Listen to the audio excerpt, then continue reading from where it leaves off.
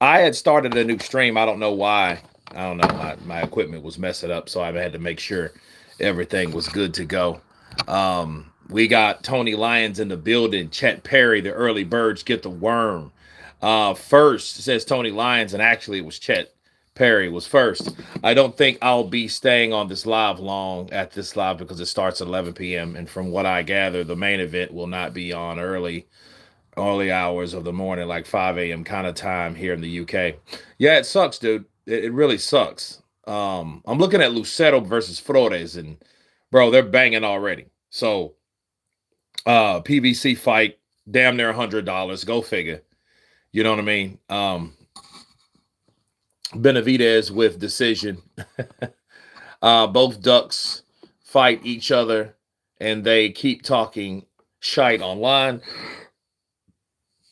If someone of this two ducks wants to be the king of the cruiserweight division, fight the king of Jaya Pattaya. Well, I'm going to stop you guys right there. There ain't going to be that. I've already seen it. You guys seen my video of how Jai responded and my counterpunch to Jai responding to David Benavidez, complaining about how fighters should fight the best or whatever. And I think it's Lucero has a busted right eye. Okay.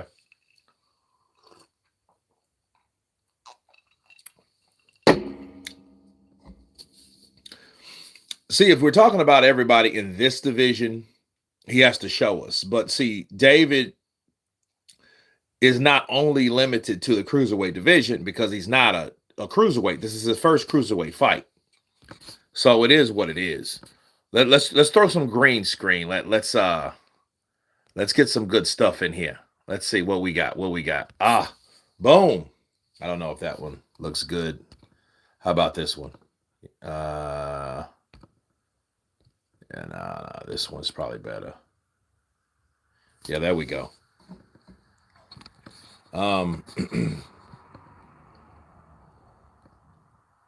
Unk is late again. Man, be calling me Unk. Ain't nobody damn Unk. I got it. Unk late again.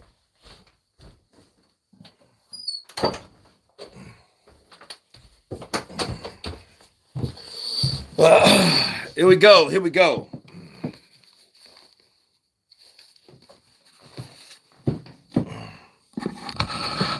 He says, "Hi, Mom. I'm home." Julian Falcon, what's up, Kurt? Counterpunch to you, brother. The pay-per-view was near $100 for you, Kurt. Damn, it's nearly only $30 for in Sweden.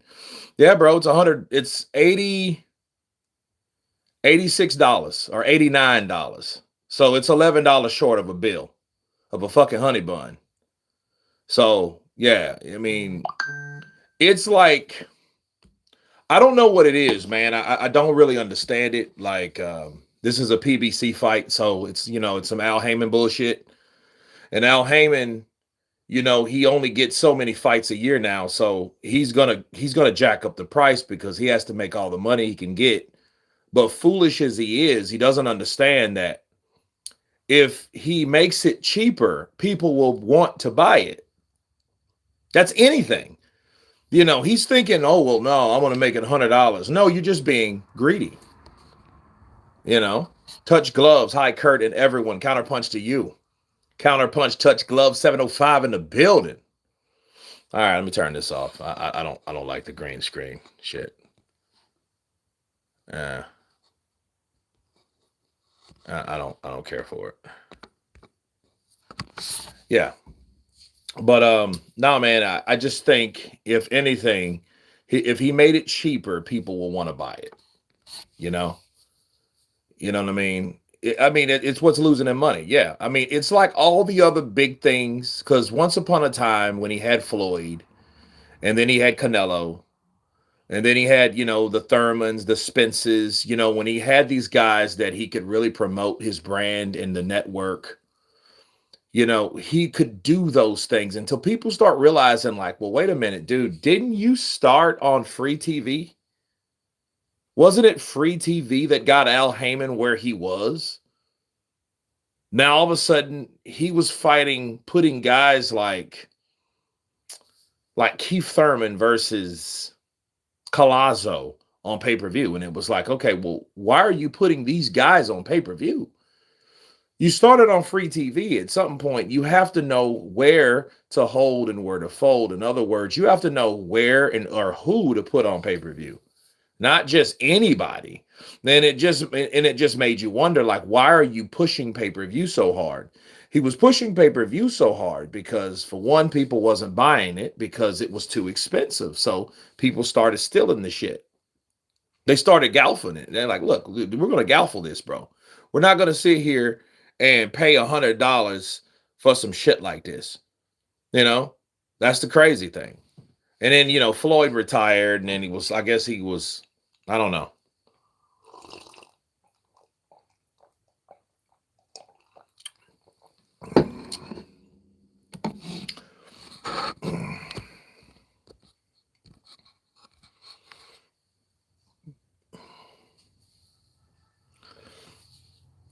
Touch gloves. Has anybody else got Kurt buffering? No, I'm not. No, I don't. How am I? Testing. How am I doing?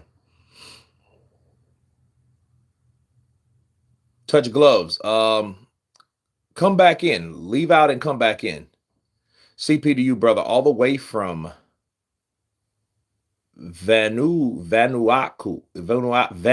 What is it? The hell? Vanuatu. You're clear to me.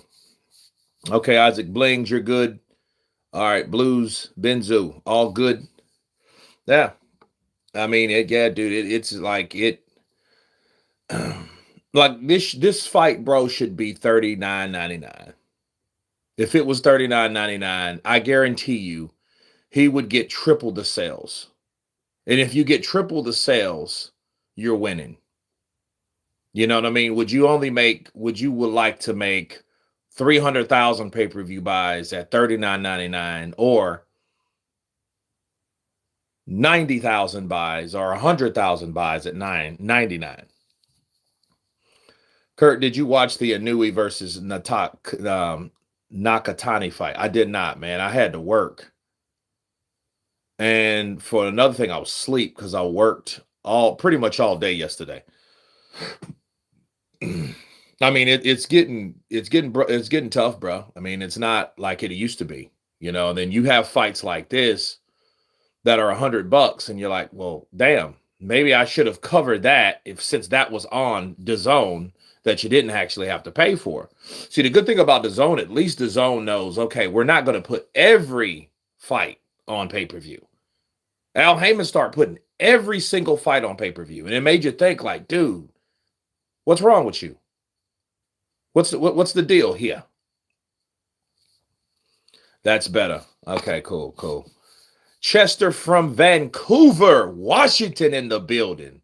What's up, Chester? Counterpunch to you, brother. Vancouver in the building. Man, I need to get to Washington, man. I really need to get to Washington.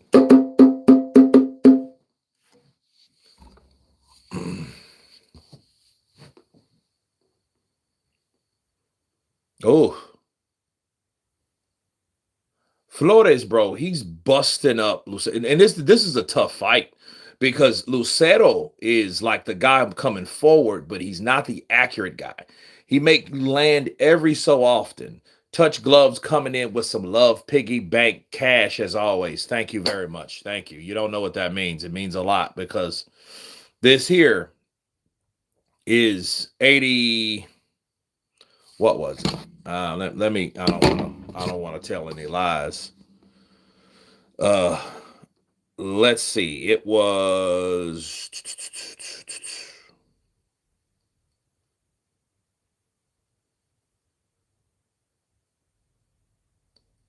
It was 86.59. But you had to pay for the limited DAZN, which I think I got ripped off, which was 33.54 because I think it comes out twice a month. So I think I have two different accounts. So 86 plus 33. That's just stupid, man. And I'm like, you guys know me. I don't want to do the fire stick. Are you watching the Benavidez and Ramirez event? Yes, the Benavidez Ramirez. Ooh, good right hand from Lucero. And a jab. And another right hand. Oh, and a left. Yeah, they're banging it out, bro. These are the type of fights that damage fighters, though. It's 25 pounds here in the UK. It's ridiculous, though. We're here. We're here. That's what I don't understand, bro.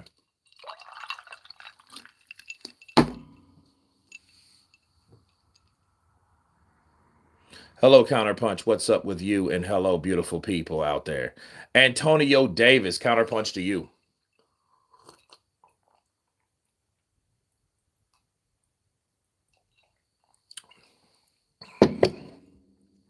I use Fire Stick, always have and always will. When you stop hearing me complaining about it, you already know what I've done. I'm just gonna be real with you because, like, basically, $130 is like that shit's. It's just that's just too much for a fight, man. You know what I mean? And like, because what I could have done was I could have just bought it on PBC. You know, it's on the Zone, so I bought it from the Zone. But it's good for the month, so you just have to pay for the package. But think about it. It's May. You know how many fights are coming on in May? We got a lot of fights coming on. Reluctant Gamer. Hey, Counter. What's up, brother? Counterpunch to you. I don't either. I don't either. It shows the U.S. prices and it doesn't make sense. No, it doesn't. But remember, I remind people of Blockbuster. How Blockbuster was a conglomerate, a highly flourishing business in the U.S. for many years, maybe at least 15 years, I know. It was the biggest thing ever. Blockbuster Video they took over everything. You know, Hollywood was kind of like the Burger King to Blockbuster, which was definitely the McDonald's, right? The Coke versus the Pepsi.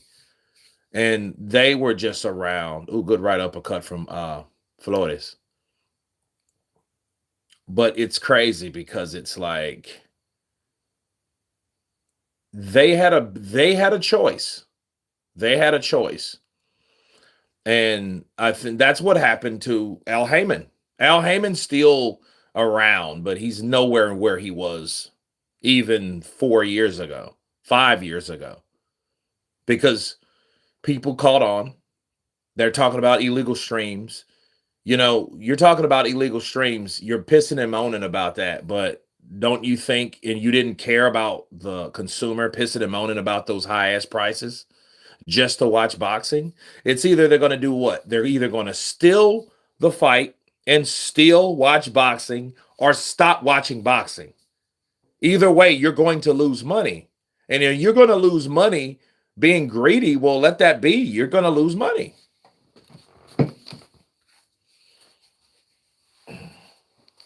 You know, so that's just what it is, man. I mean, damn. Just like Blockbuster, they had a choice. Like Netflix, I think, offered them an olive branch. Or was it Redbox? I think both of them had a hand in just destroying Blockbuster. But it happened.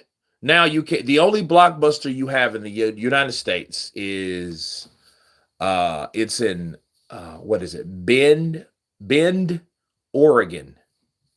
That's where it's at. Bend, B-E-N-D. Bend, Oregon. That's the only Blockbuster that's functional and working to this day. It's the only one left, and it's all the way in Oregon, or however you want to pronounce it. I'd be down with Netflix having a monopoly of boxing, honestly. I'd pay for that anyway. We pay for that anyway. I mean, I pay every fucking month for Netflix. Every month. You know what I mean? If you know, okay, I'll watch every fight on there, I would gladly pay Netflix. Because DAZN dropped the ball. I'm going to be real with you. DAZN dropped the ball. They got greedy, fucking with Canelo, and then they were only doing it for Canelo. Now they're doing it for everyone else. You know what I mean? So yeah, they're screwing themselves. They were once in a position, if they would have kept their position, they would have made more money and kept subscribers. But what they're doing now, they're just going to let Fire Stick destroy them. And who does Fire Stick belong to? Amazon. Amazon is going to initially come through and destroy them. So Al Heyman thinks he's smart. Oh, well, I'm going to go to, I'm going to start streaming on Amazon. More people on Amazon Fire Stick, dickhead, is going to watch that fight without paying Amazon and just get an Amazon device and jailbreak it. That's all they're going to really do. And again, I couldn't stand the idea of it at first, but that was when the streams were making a lot of money. They don't make money like this. It should be 300-400 people in here by now. They don't give a shit about that. I mean, honestly, my audience they're not American. I have Americans. I have thousands of Americans like audiences, but Americans don't really watch boxing primarily. They watch boxing only for certain fighters. And unfortunately, the fighters of today, they're not watching them as much. And if they are, they're watching it somewhere else, which is cool. They're at Showbiz, they're at Boxing Wave, they're at Ring IQ, they're at, other places watching that. Not here, which is cool. Because the America is not my biggest audience. The UK is. In the UK, that's London, Scotland, Ireland, right? Wales. That's my biggest. Then it's America. Then it's Australia. Hell, Australia's almost bigger than my American audience now. So I'm not like watching a fight like this. I could have just stayed at work. You know what I mean? But I can't do that because there is a reason I cover certain fights and there's a reason I don't. This is one to cover because this fight dictates who's the WBA and the WBO Cruiserweight champion of the world. Well, who should the winner of this fight? Jaya Pataya. Jaya Pataya is the man to beat at Cruiserweight. Everybody that knows boxing knows that. Okay? Everyone knows that. Scotland in the building, the angry sports fan, counterpunch to you. Real boxing fans are in the UK, counterpunch to you. And in UK, I only watch certain fights in general. Exactly. Netflix is what? Is £5 in the UK? Yeah, that's just crazy. That's just crazy. It's like that in Canada, though. Canada, everything is higher. USA is the first cousin. They're first cousins, bro. Damn, they traded shots, man. Lucero and Flores, they're banging it out. And they're leaning into the shots, bro. They're taking a lot of punishment. A lot of punishment. Lucero's eyes busted up, but they've kept it under wraps. They've kept it under wraps. This is a good fight right here. Yep, it covers everything, including films.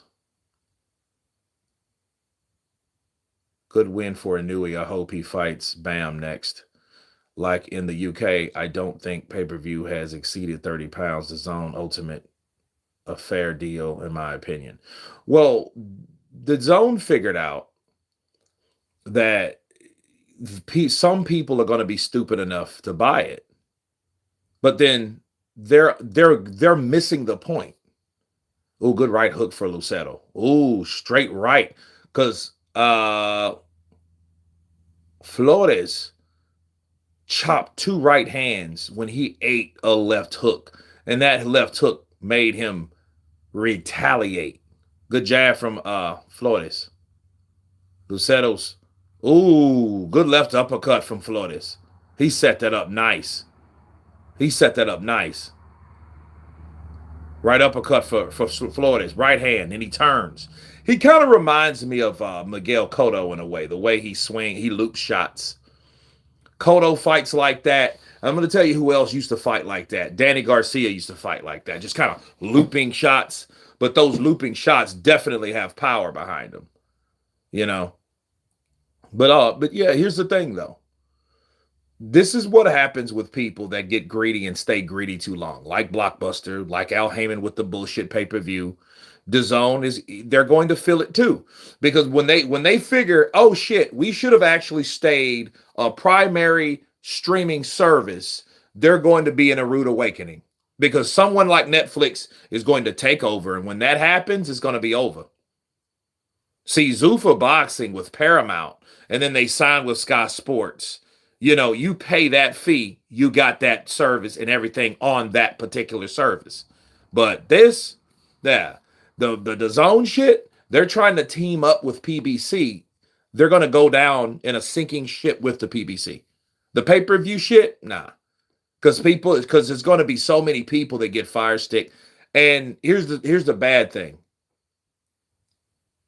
I promote it. Greed shouldn't come at a cost of ripping people off. See, it was different when people were watching it, but I get it. I get it. Why will you watch something with me that cost $100? You know what I mean? Like, that's just stupid. You know what I mean? Like those Wilder fights, you know, I mean, even Tyson didn't have fights for $100. They just started going too much. It's just too much. But they will find out when boxing stops and people, they don't get paid enough. And the reason for, good left hook from Flores. And when those fighters stop getting their money on time, that was the problem. See, Wilder, Garcia, Danny Garcia, all those guys that worked or was under that Al Heyman, they wouldn't getting paid on time. They would getting paid a little bit here and a little bit there because there was no money. Because the networks is taking the 50%. They're forking the bill. So if they're forking the bill, it is what it is. I don't know how they're going to stop it and who they're going to stop it for.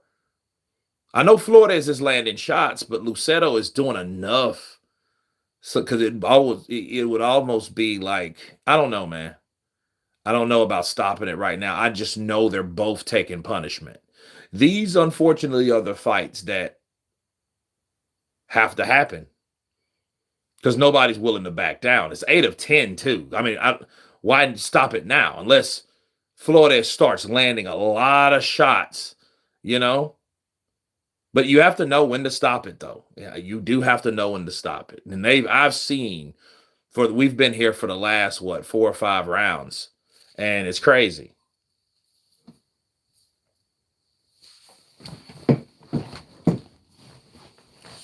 If they have anything to do with it.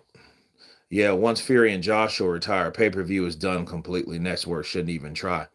Well, I mean, they're, you know, like I'm telling you guys right now, I'm going to cover Pacquiao and Floyd, but I will not. I repeat, I will not pay for that shit.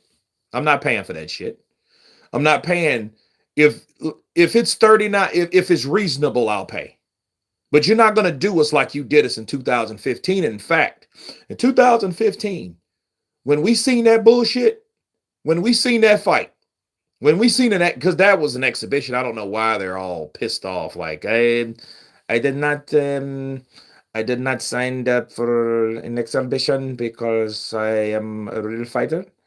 And Floyd didn't he sign to fight me in the original way. So I do not want to fight an exhibition. Dude, you're fighting an exhibition anyway. You're fighting an exhibition anyway. Oh, yeah. Oh, man. Oh, that's a right hand. Oh, 1, 2, 3, 4. Oh, he buckled Lucero. He buckled him with that, bro. He hit him with every shot. Back. And then, look, it's rocking him. It's rocking Lucero, yeah. Yeah, oh, left hook lands. Right hand lands.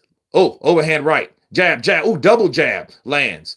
He misses with his retaliation, with his counter. Lucero does. He goes to the body. He eats another right hand. He scrapes over the top with an uppercut and a left hook. Flores throws a right uppercut, misses with a right uppercut.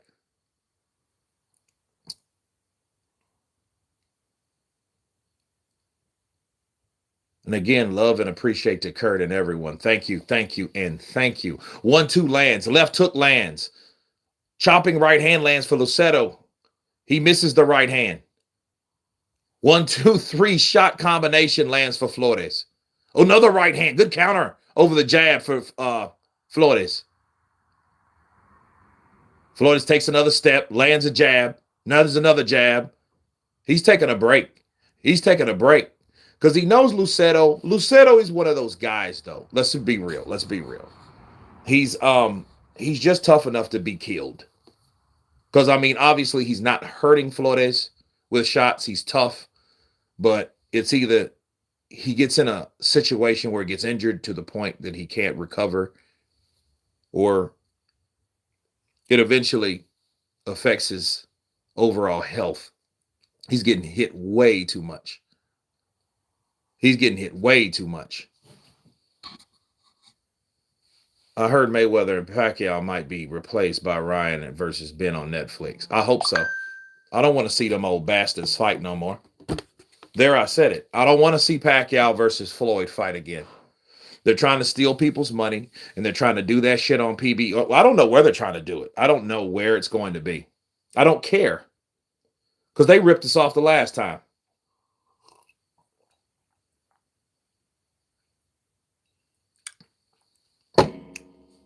But what happened? I mean, really, what happened after they fought? Like, what was the aftermath? My shoulder was not working. I could not, it was hurt, it was injured. And then everybody was like, you injured your shoulder after throwing hundreds of punches, but you injured your shoulder. It was injured before you got there. Bullshit. They had to fork over all that money. They made a lot of money. And I think that kind of kept them in that groove of wanting to make pay-per-views and stuff like that. You know, but all in all, boxing went down for a minute, you know, because that was the same year. I mean, we had no follow-up. We had nothing to really bank on. We had some decent welterweights. Because in 2015, who was still fighting at that time? You know, Keith Thurman, he was trying. Floyd wouldn't pass him the torch. You know what I mean? He fought Zurdo, then he retires. Well, who else was there? I mean, you had a lot of these new guys, but they weren't stars. Let's just be real. They weren't stars. None of them were. And the ones that could be stars, again, they didn't get the exposure. They didn't get the opportunities. Do you guys understand how big Keith Thurman would have been if Floyd would have gave him an opportunity to fight him? He didn't want to do that. He wanted to keep all the glory for himself, the dickhead. That's what Floyd wanted. Floyd did not. He wanted to bottle all the fame, all the respect, all the juice, everything that he could have gave someone else. He didn't want to do that. He fought Zurdo because he knew Zurdo had no snowball's chance in hell of beating him. Not with 4 or 5 losses. He skipped over all those undefeated guys because he knew I might get my old ass whooped at 38. So guess what I'm going to do? I'm going to fight someone that I know that's been beaten time and time again and go out on top and never give anybody the opportunity to be another me. He could have, you know what? He could have done that. Everybody talks about Adrian Broner, and everybody talks about how crazy he is, and he is off the chain. But I'm going to tell you something, and I mean this from the bottom of my heart. Adrian Broner was right. Adrian Broner was absolutely right. And you're like, what do you mean, Kurt? Al Heyman had these guys. He had Adrian Broner. Adrian Broner had everything. Adrian Broner had the cocky attitude. He had the skill. He had the ambition. He had the talent. He had these things. And he made a statement like years later, it was a few years ago. But he was like, Floyd Mayweather, if he really cared about the people that he managed, he would have gave him an opportunity, would have shared the ring with him. Not pull that bullshit he did. Floyd turned into a business, but Floyd turned into a business bitch. Yeah, he turned into a business bitch. He didn't fight anyone that could beat him. He only wanted to fight the fighters that made him the most money. And he justified that is because He didn't feel that he got the best recognition when everybody else was around. You know what I mean? He had to fight too hard. He had to do too much. He had to compete with these guys, the Zab Judas, the Sean Bay Mitchells, the Daryl Chop Chop Corleys. He had to fight these dudes, the Chico Corraleses. You know what I mean? Because he felt I'm not getting the recognition. I'm not getting the recognition that I need, that I deserve, right? Because he was with the wrong promoter. But that don't mean you got to be a business bitch, you know, because everyone that has been someone has gave an opportunity by fighting the best, because they were the best. They fight the next best dude. They fight the next guy. They fight that dude that shows you potential or promise. They fight that guy. They get in the ring with that particular person. And don't get me wrong, Floyd gave birth to some bitches, because they all did the same thing. When Floyd started practicing the cherry pick, being the best, right? Sure, he was the cash cow, but what made him the cash cow? What made Floyd the cash cow was Floyd was regarded as the best. But Floyd did not fight the best. He didn't fight the Winky Wrights. He didn't fight the Edislandi Latas. He didn't fight the Keith Thurmans. He didn't fight the Paul Williams. He didn't fight those guys because he knew there's a chance that I may get my ass beat. You know? What did he do? He fought flat-footed fighters that he knew that he could dance around and outbox. That he really didn't, he wasn't in any real danger. Okay? He didn't get in there with someone that was, he may be better than, but then again, is more athletic because they're younger. Nah, like Keith Thurman probably was, because Keith Thurman could punch you from his damn waists. He could throw hooks and overhand rights from here. Not here, but here. That's hard to detect. You know, that's hard to decipher where these punches are coming from. That's why guys like Marcos Maidana, surprisingly, was a bit tricky for him. That was it. That was so challenging. But even that was a projected fight. Okay, another awkward Latino fighter from Argentina. He can hit hard. He beat Adrian Broner, but we all know Adrian Broner was cashing checks and having sex. You know what I mean? I'm not going to give him the opportunity again. Nah. I'm going to jump in the way. I'm going to be the big avenging brother, the big billy goat that crossed the bridge, right? And come to find out, he got into it with a guy that he ended up rematching because it was so challenging or so competitive. But again, I mean, that's Floyd. But when Floyd did that, people, when Floyd did that, Floyd taught that, because monkey see, monkey do. He taught it to Cotto. He taught it to Canelo. He taught it to Tyson Fury. You guys see where I'm going with this? That all came from Floyd, because they seen what Floyd did. Floyd was their Sugar Ray Leonard. Okay? They looked at him like, oh, this is the guy that we look up to.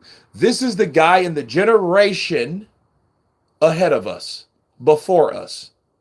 So what is that guy doing? Oh, he ain't fighting the best. Why should we? Why should we fight the best if he's not fighting the best? Yep, his influence in these new boxing divas. Yep. Why do you think that Gervonta Tank Davis had the career that he had? Because he was influenced by another guy that pretty much steered it.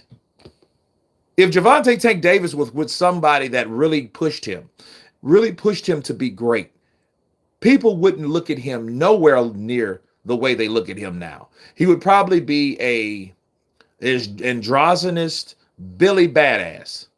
Androgynous, am I saying that right? Androgynous Billy Badass. He could wear all the purses, paint all the nails, right? Wear all the fucking permed hair, all he wanted to. But as long as he was fighting the best, nobody would really care. He would have been the Dennis Rodman of boxing. Seriously. They wouldn't look at him like a woman beating punk that doesn't fight the best. That's what they're looking at him as. Had all that talent, who cares? You know? Who influenced him? Floyd. Floyd influenced him. Hey, Kurt, what up? All good? Thomas Verse, everything's good. Everything's good. Ishmael Solis, record 18-1-1-12. Counterpunch to you. He wins by unanimous decision after a hard-fought fight with Mr. Lucero. Prince's little reject son, Blank Davis. He's about the same height as Prince, too, man. Prince is a whole nother story, though. I love Prince, man. You know, Prince he passed away 10 years ago. Should have did a live stream about it, but I didn't. I kept it private, you know. I just kind of chilled that day. And then on top of that, he died on one of my good friends' birthday. The same friend that's on the Facebook page, Miss Counterpunch, I call her, right? Because she's always doing stuff for me. Well, she used to do a lot of stuff for me. Let's put it that way. But he died that same day. And Prince and Gervonta Tank Davis they are the same height, or, you know, Prince was. Because Prince was like 5'2", really, really tiny. So when Bob says, and should I make a fight with Tank and lose control of a belt? No, I didn't watch the Nakatani fight. I should have. I should have covered that fight. And you know what? I should have skipped this one. You know what I mean? That's a fact. I'm dead serious. That is a fact. Like, I should have, like, this one, I should have done a fight prediction and then a recap for tomorrow and work today. Because as far as films go, everything's slow. It was a good fight. Nice. I heard it was a good fight. I heard it was kind of controversial. Jose Tito Sanchez. Okay.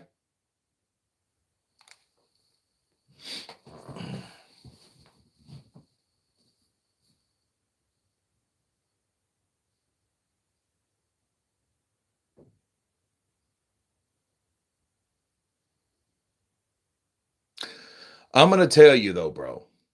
If it, like David Benavidez, and here's the thing. I'm watching this. I'm getting this fight for David, bro. I'm getting this fight for David Benavidez because I support David Benavidez. I think there's potential in David. I do think, though, that him and Al Heyman, I think Al Heyman is bad for boxing. I used to think he was good for boxing, and he might have been good for boxing once upon a time, but I think his model is outdated, and I do believe that he is no longer good for boxing. You know, and he proves it with these sales and these particular charges that for like $86.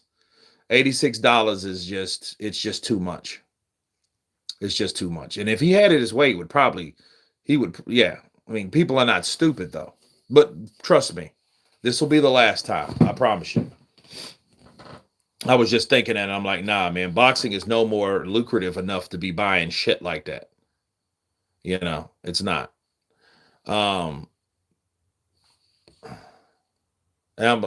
Let's see. Whoa. I hit 40th club today. Thomas Verse, happy birthday!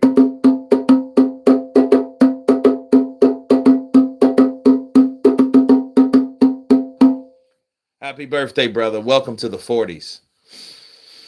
When I turned 40, man, I ain't gonna lie, I was depressed. Because the 30s was gone. It's like, oh. I was depressed as shit, I ain't gonna lie.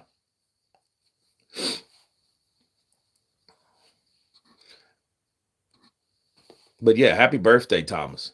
Thomas Verse turns 40. Hey. Lordy, look who's 40. Al Heyman is, let's see, it was this.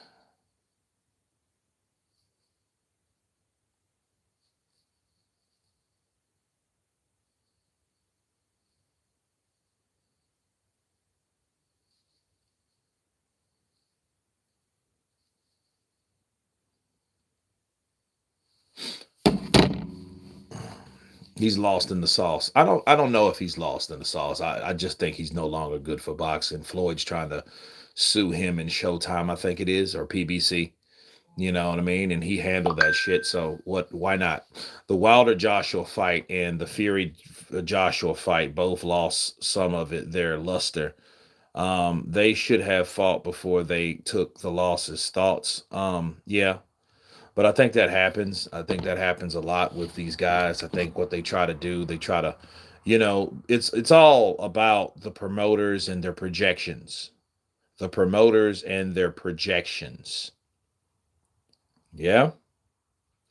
The promoters and their projections. They project a certain dollar amount, or and um they want certain things to take place before that dollar amount could be met based on the strategy.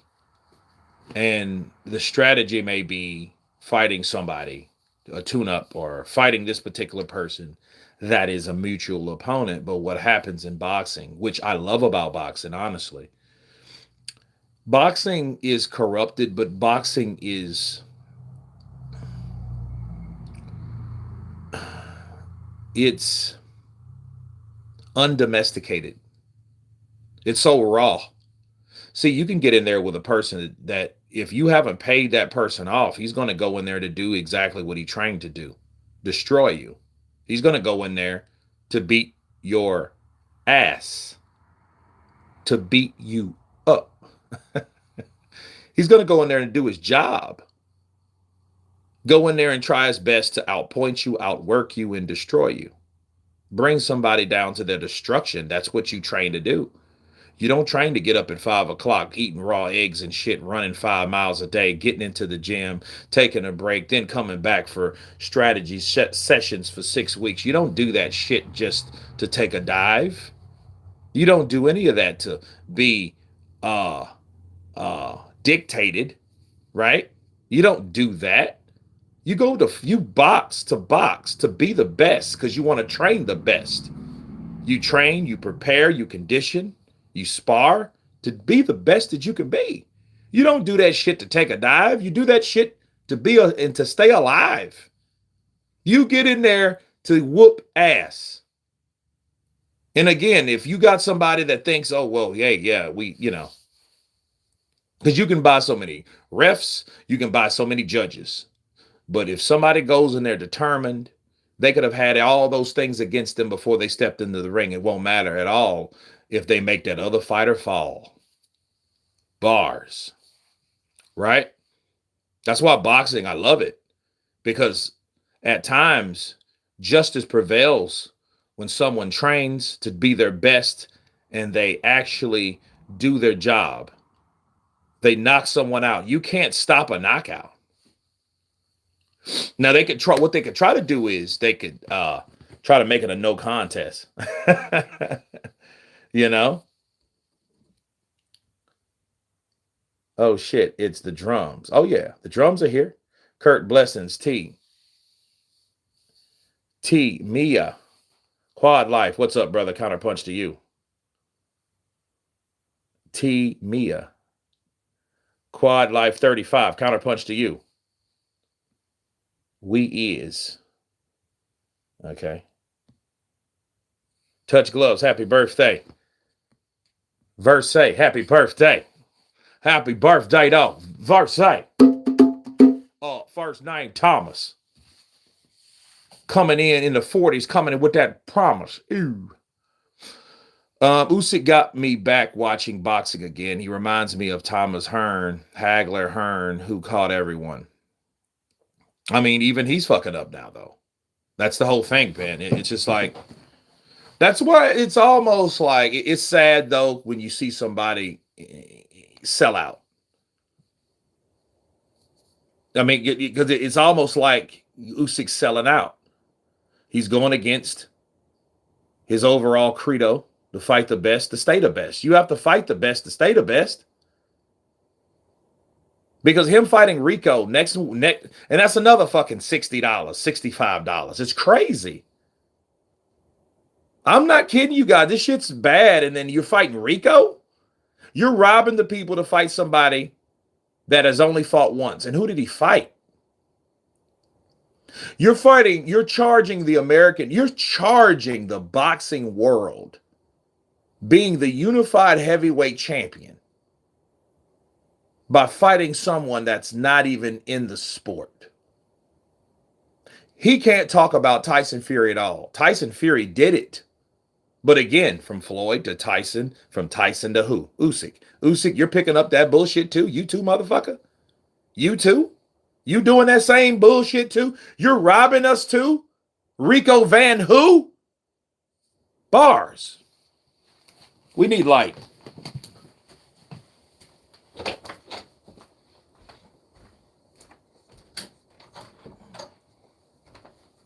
I mean,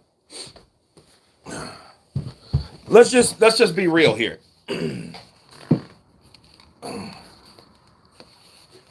Because if you think about dollar amount, you think about bills, you think about gas. Gas is expensive. Things are messed up, bro. We're on the verge of World War III, and we need boxing to be a distraction. That's how it normally is. Sports distracts us from other bullshit that's going on around us, right? So why can't we get Usyk fighting Fabio? We already know Daniel has fought, he has achieved, he has lost, and he has lost. Now we're seeing Daniel Dubois fight Fabio Wardley. He's only fighting Fabio because Alexander Usyk was not fighting Fabio. Usyk should be fighting Fabio next. But he's fighting Rico. And I have to tell you, people, that's not what I'm for.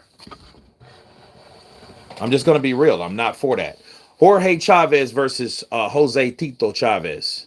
Both undefeated. Both 15-0. One 15-0, 1-8. The other, Sanchez, is 15-0 and 9 KOs. Okay? Only one fight's difference. Age 26 for Chavez, 27 for Sanchez. Height at 122 pounds. Okay. 5'6". This is an even fight. So this is going to be an all-night thing here. You got two undefeated guys, both 15-0. You know. It's crazy, man. Nope, Usyk should be fighting Caballo next. I mean, no. He should be fighting Caballo next after the bullshit fight that he's not fighting. See, the fight that he's fighting, it should be Fabio. The next fight should be Caballo, if he was doing it right. Too legit. Ajit.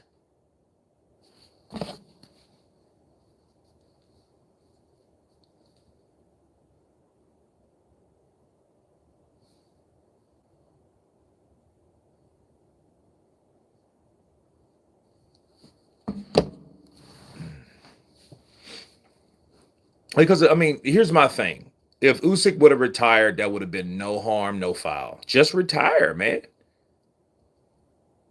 Retire like your good friend, Terrence Crawford. Terrence Crawford retired at 38 years of age. Who is also 38 years of age?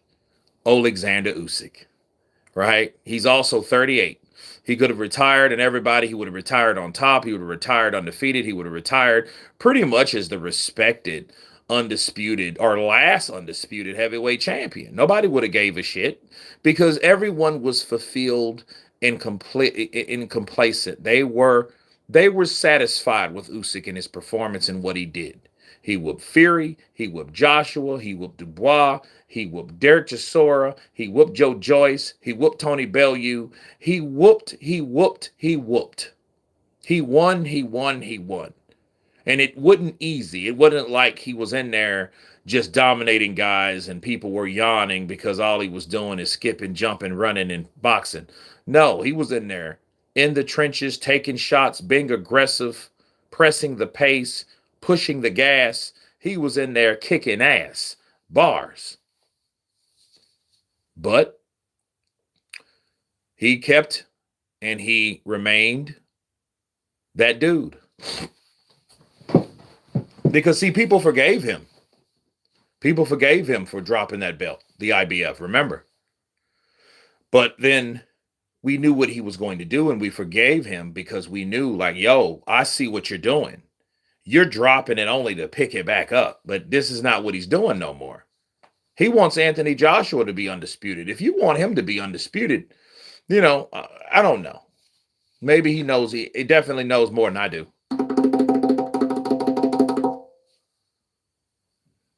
I just don't want Usyk to be caught up in all the BS either. All the bull jive. I think Usyk will need to beat Caballo, and then he has no one else to better Caballo. No one else better. Caballo is better opponent than Fabio. Well, see, I don't know. It's hard. I think Caballo would beat Fabio. I do think. I think he would beat him. I think they're on two different levels. I'm just going to be real. I think they're on two different levels. I think that Fabio Wardley is a good fighter. Fabio Wardley, he went to war. He took an ass whooping from Justice Hooney until he landed one shot. Everybody knows this, right? Then he fights Joseph Parker. He fights Joseph Parker, and Joseph Parker, comes in a bit heavy, in my opinion, just like he was against Bakali. But we know that Daniel stepped out just to get the undefeated or undisputed opportunity, which he received.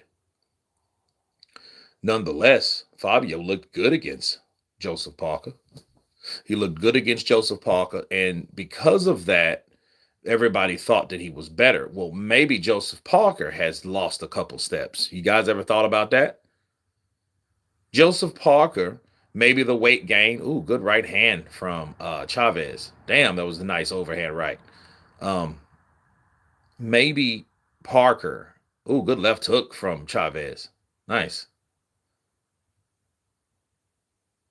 But maybe Parker is not the same. Maybe he's not the same fighter at all. You know what I'm saying? He may be. Parker was way too heavy. Yeah, but Parker may be, I've told people, I don't know if you guys remember the short that I made. I'm trying to make more shorts now because I'm trying to get 100,000 subs. Okay, I'm almost there, but I'm trying to get that number. And, good friends have told me do more shorts. So I'm doing more shorts. Shout out to the good friends that I have. They know who they are. Nonetheless, man, it's like, ooh, good left uppercut to the body from Chavez. I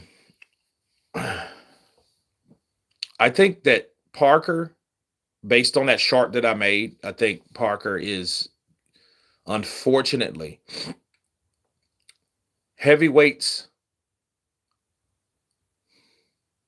My brothers from Polynesia, my brothers from Micronesia, my brothers from the South Pacific, you guys know that you guys like to eat. You guys know you get comfortable. We've seen it time and time again, from Jimmy Thunder to David Tua. You know what I mean? Now to Joseph Parker. Joseph Parker, bro. I've watched boxing for a long time. No jokes. Seriously.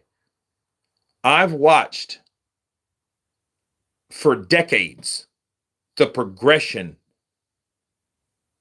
I've seen it firsthand, bro. My daughter's first mom from Guam. She's Micronesian.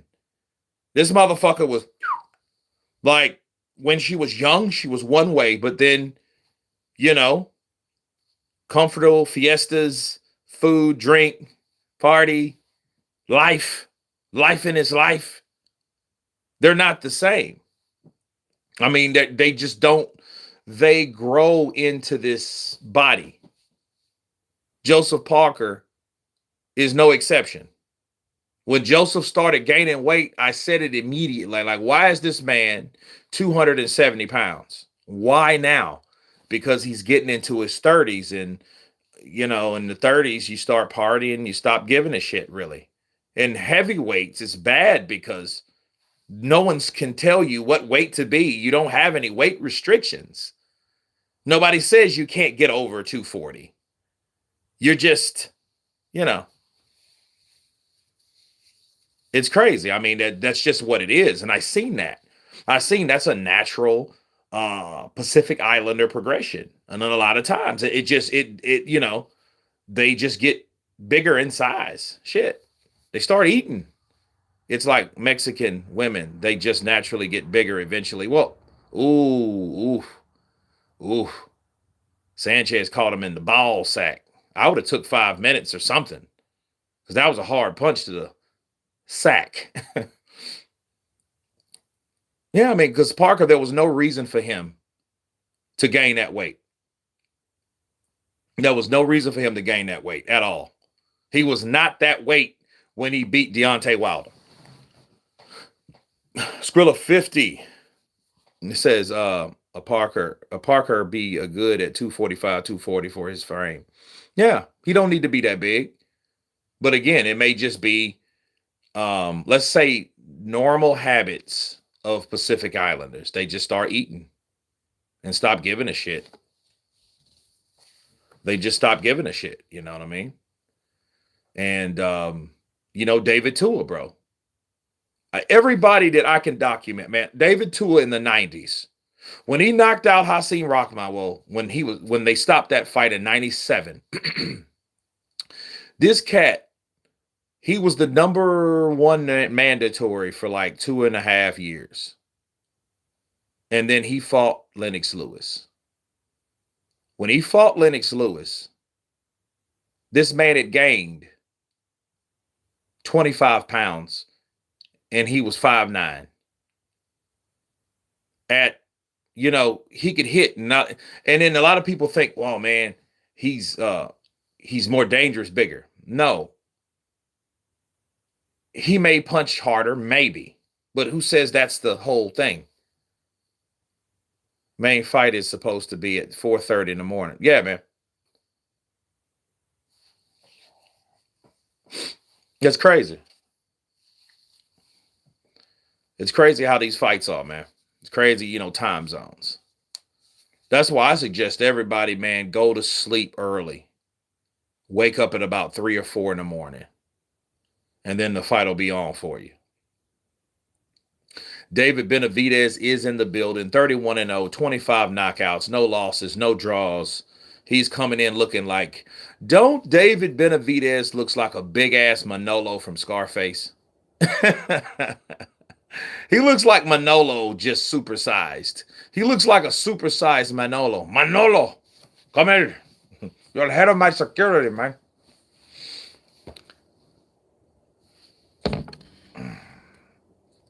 I'd give you a test.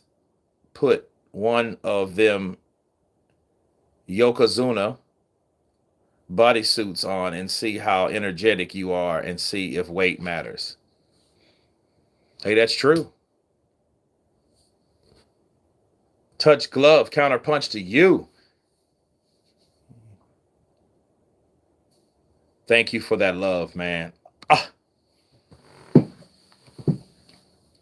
Tua was 224 when he almost killed Rahman and weighed 245 when they had a draw. But you see what I'm saying? But I mean, he had a lot of fights in between that. He fought Lennox Lewis fat as hell like that with that damn kid and play high top fade he had on. That fucking bird's nest he had on his head. And then the shit started dripping into his face. I'm like, dude, cut that. I would have tie that shit up. Tie it up. I was so angry that fight, man. I don't think I've ever been, well, yeah, I was also equally, I was upset when Lennox beat the shit out of Mike Tyson. I was hurt. I ain't gonna lie, I was hurt, people. But with David Tua, I was mad. I was mad because David Tua, like, I just seen David knock out Lennox. You know how you can see it? Like, you remember like Wilder, speak it, believe it, receive it, speak it, believe it, receive it.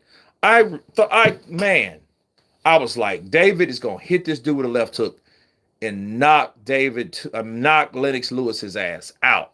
That stale motherfucker, knock him out. I couldn't stand Lennox Lewis. Now, here's the thing. I don't think it had anything really to do with AJ. You know, I just never liked Lennox Lewis's attitude. His boxing ability, yeah, it was stellar. You know, he was one of the best, but he was a fucking prick. I'm just like, here's my thing, man. And you call me biased, probably so. You know what I mean? I was mad when Chris Bird beat Tua. Me too. But at that time, I understood David Tua was an underachieving fool. He was a guy with all the power in the world, but he had no drive. And I don't think there's anybody that can make you vicious or mad. It's like this. Put it this way. Who can make Shakur Stevenson a dog?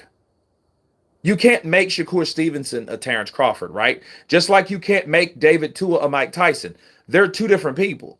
David Tua will eat punches for 11, 12 rounds before landing a punch that knocks him out. But then you're thinking to yourself like, David, do you know you could have landed that shit 7, 8 rounds ago? If you would have actually done the work, worked the body?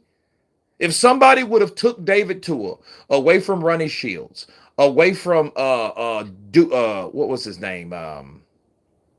What's the guy that trained Ryan last? The guy from California.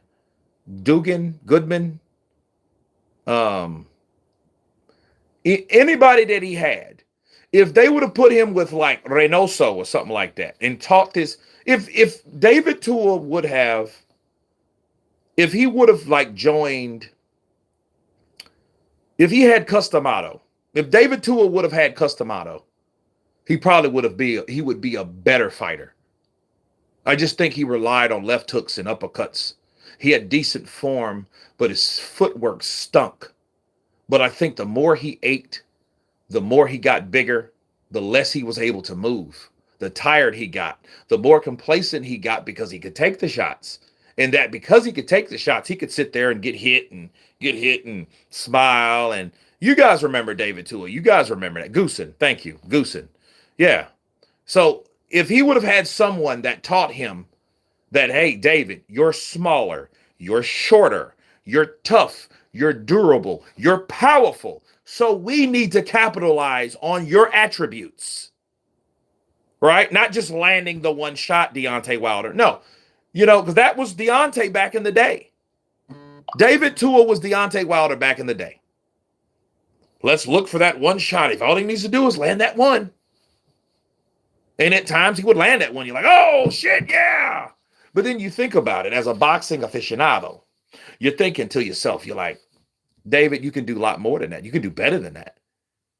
Mike Tyson beat guys. Yeah, he caught you with one punch sometimes, but a lot of those were set up shots based on repetition, training, style, and commitment. I mean, before the drugs and the booze and the broads, right? I mean, he was this guy that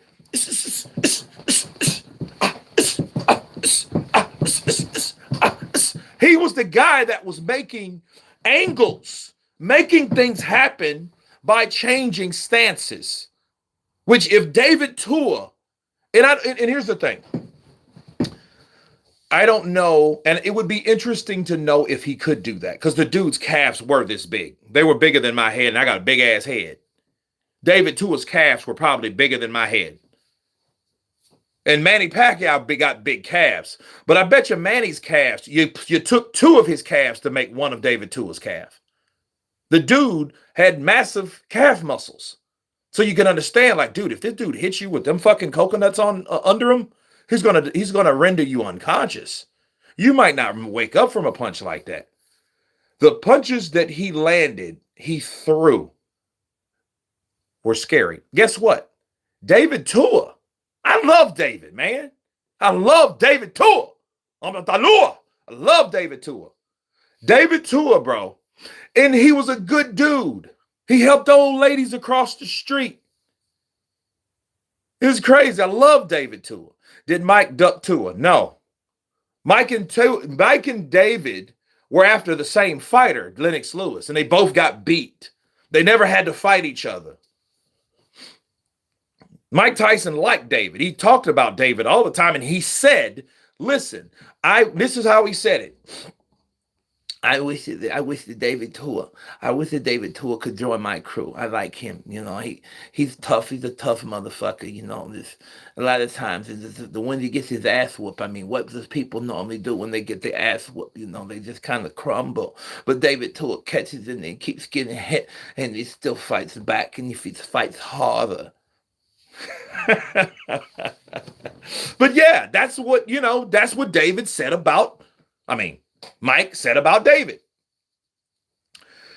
And I thought about it. I'm like, damn, imagine if because Tua could land his punches. I wish he was better with his jab, because I mean, his jab was bullshit.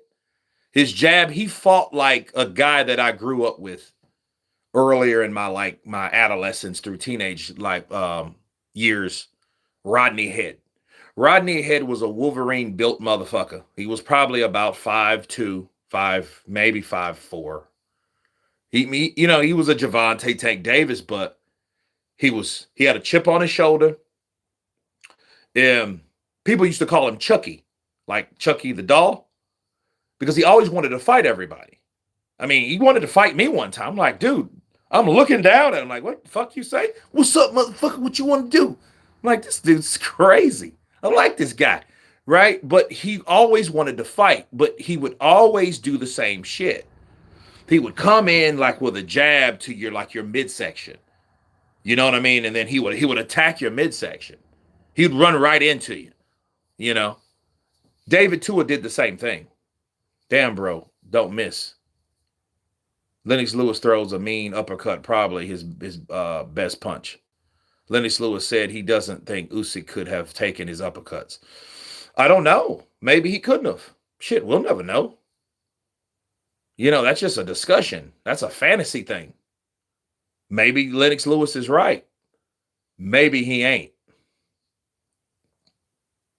I think these footages of Holyfield sparring Tua in preparation for Tyson. Yeah, I think he did. I think he did bring in Tua, but who else better to bring in to train for Tyson than Tua? And yeah, these dudes are banging too. These are those gritty fights, bro. They're hard to score. And, the fighters are just, they're equally matched, and they haven't been defeated. But no, man, I just think that David Tua, bro, I feel bad for him. And he made a lot of money, he pissed it away, booze and broads and, Vegas. Because here's the thing, man, what people don't tell you about Vegas.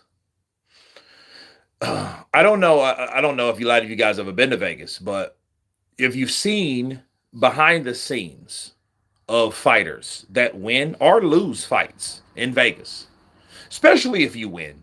If you win, you got a black eye, you're sweating, you got a check for double, single, triple digits. You know what I mean? You've made money think about it. You're in Vegas. So you have money to burn. You've just won. Let's say it's something small. Let's say it's $50,000. You made $50,000. You can cash that $50,000, right? You can cash that check at the casino. Yes, casinos cash checks. They cash checks so people could play. So I guess you guys don't realize that. Tua probably wants Jake Paul. I wouldn't want Jake. I wouldn't. If I'm Jake Paul, I wouldn't fight David Tua. That would be stupid. Fighting David Tua would be dumb. He thinks AJ hit him. If Tua hits him, no, I don't know. But anyway, you've made your fight purse is $50,000. You fought 10 rounds. You got a victory decision. You got a check for $50,000. You're in Vegas. You with your boys. You with your brother. You with your cousins. You with your entourage. You with that home. You're with that guy that you grew up with that did a lot of little Coca-Cola here and there. You're in Vegas, for Christ's sake. Do you guys understand what I'm saying? You can get off Get out of that ring, go shower, hit the casinos, blow 30 grand gambling, booze, broads, blow. Yeah. Those things happen in Vegas to these fighters. And then when they come home, what? Damn, dude, I only got $20,000 left. Now think of it this way. What if it's 2 or 3 million? Things get a little bit more tricky. What fight we on? We're on the second fight here. Bakali versus Zhang. That would be good. That would be a good fight, actually. That's a fight I was rooting for, I would, two big dudes like that. I think Zhang punches harder than Bakali. I just think Bakali has more in the tank. I think he's younger, and I think I think he's more dangerous farther on. Hey, Kurt, did you get a 50 afterwards off Schooler? What the hell is that?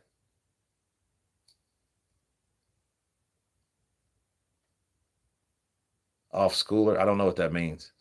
Imagine Super Jizzer Wilder in Vegas. Hotel full of jizz rags. Yeah.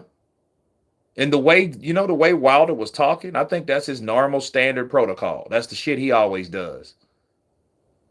That's why he got so many kids. You think somebody with that many kids likes prophylactics, condoms?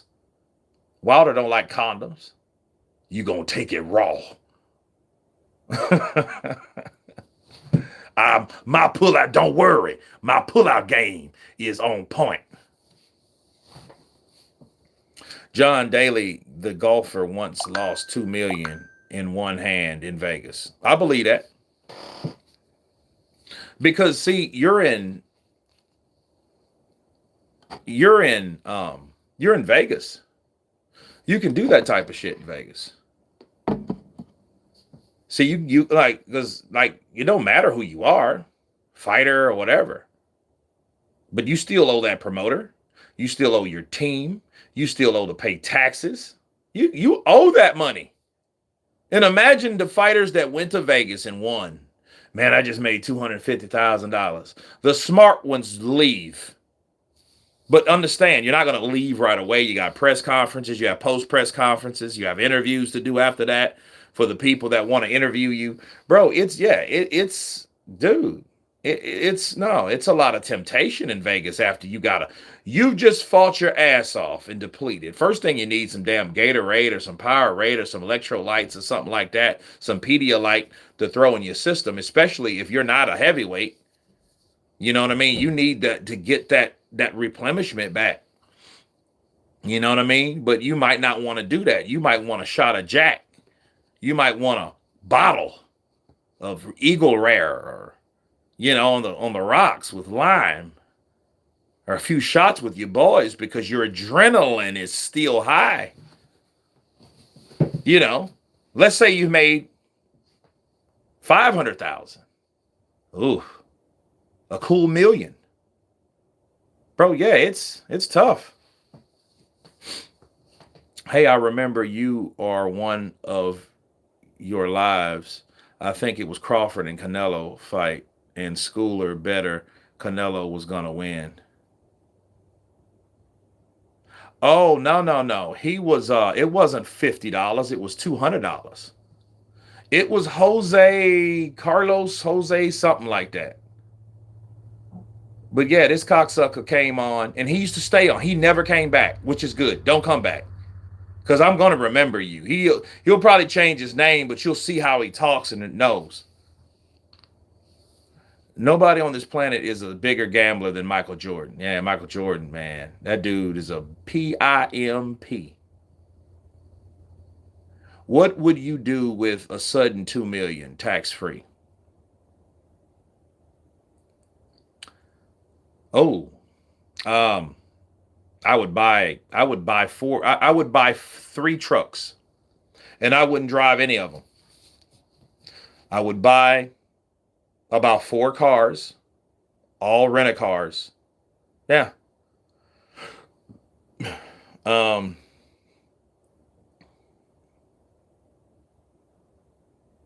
I mean, tax free.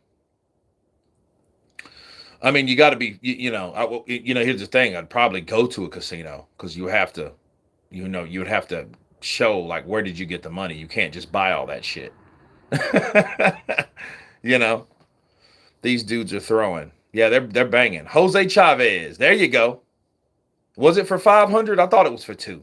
I don't think it was for 5. I don't think I would have asked for that much. But I think it was $200. It might have been 500. You're right. It might have been 500 because that was Canelo. Canelo Alvarez got his ass whooped. He got his ass whooped again. And everybody that he got his ass whooped, none of those guys were really just known to be just these Billy badasses. See, one thing about Canelo, he could whoop dudes like that because in that case, he's no longer the bull. He's the matador. But with guys with skill, Lotta, Crawford, Floyd, Bivol, those guys know how to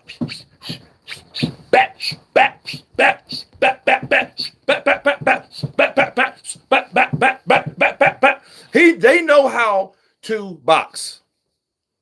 Use footwork. Side to side. Catch and shoot. Dip and dap. Pull and counter.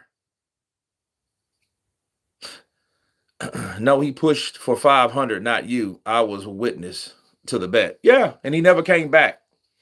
And he said a bunch of shit like, oh, Crawford ran the whole fight. I'm like, dude, get the fuck on. Just go. I don't even think, I don't even know what happened. I don't know. For some reason, YouTube's banning people that are subscribed to me. I don't know how to ban people.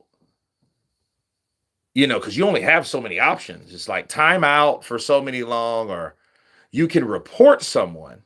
But I haven't reported. I don't think I've reported. I used to report a lot of those. You remember those bots, those sex bots used to come on? Yeah.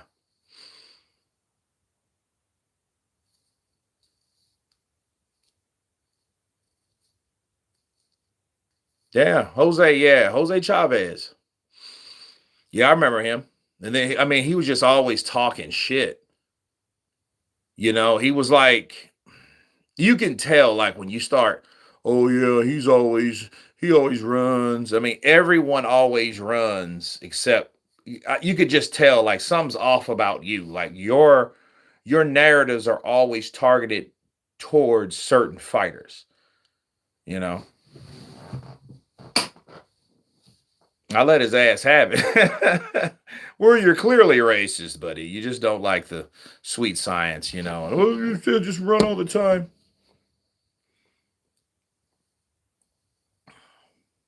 I get there on TikTok on my channel. TikTok automatically deletes them.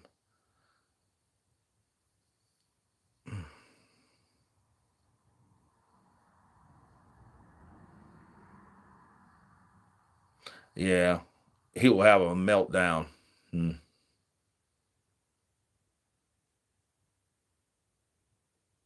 It's crazy. This weather is stupid. Now it's hot as shit today. It was cold yesterday. It was like, it didn't get out of the 50s yesterday. Now it's like in the 90s because I'm sweating. And it's nighttime.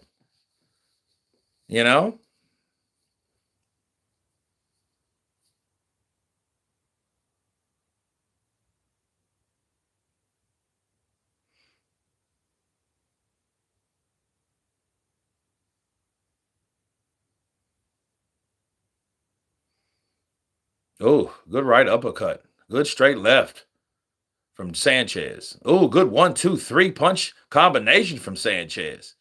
Right uppercut from Chavez. Left hook from Chavez. He eats a jab in return.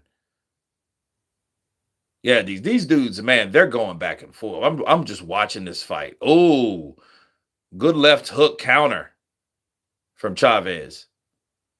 Oh, but he eats a nasty right uppercut to the body. I mean, it dug down like that. That was sick. Dude, yeah, this fight here is and then here's the thing. These are good fights, though. I ain't mad at it, dude. These are very good fights. These aren't those bullshit fights where, You got one guy trying to fight one style and another guy trying to fight another style, but the guy that's fighting doesn't know how to adapt to the guy that's moving. That's where you get shitty fights, because you may say, well, the dude needs to stop running. Well, that's his style. Okay, so you can't just only fault him, right? You have to also realize, yo, it takes two to tangle, but at the same time, if you know you're a guy that you like to throw punches, you like to have what's the word? Unhindered punches. You like to throw punches without being grabbed or what's the word I'm looking for?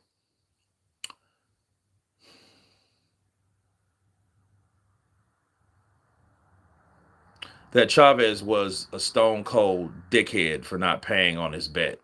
Yeah, he was. But I mean, if you're a guy though, like back what I'm saying, if you're a guy that likes to punch without being interrupted, if you don't like interrupted punches on your own progress, and you got a guy that doesn't like to get hit, he's going to grab you. Well, there's ways on stopping guys like that, because you do have fighters that they either run, and if they're not running, they're holding. You have to learn how to deal with those type of fighters. You can't just get frustrated, because that's just showing that the guys' antics are getting the best of you, and you're not adapting to it. You're not doing anything about it because you don't know how. So therefore you get frustrated, start headbutting, start doing things that you don't supposed to do, right? So, so you have to understand, like, a lot of these guys, you have to know how to fight certain guys that fight like that, and you can look, and they're easily knocked out, because a lot of them try to hold on, and you just have to know where to use distance to where to be when they come in, because eventually one thing about someone that's going to grab you, clinch you, hold you to stay alive, or they want to smother the action right then because you're doing too much. There's things or should know and should learn about guys like that. They're going to do that. So if they're going to come in, or they're just going to come up under you, like they're a part of the fucking jiu-jitsu team, trying to sprawl you, right? Yeah, you know what to do. Unfamiliar territory. If my opponent tried to grab me, I'd move out of the way.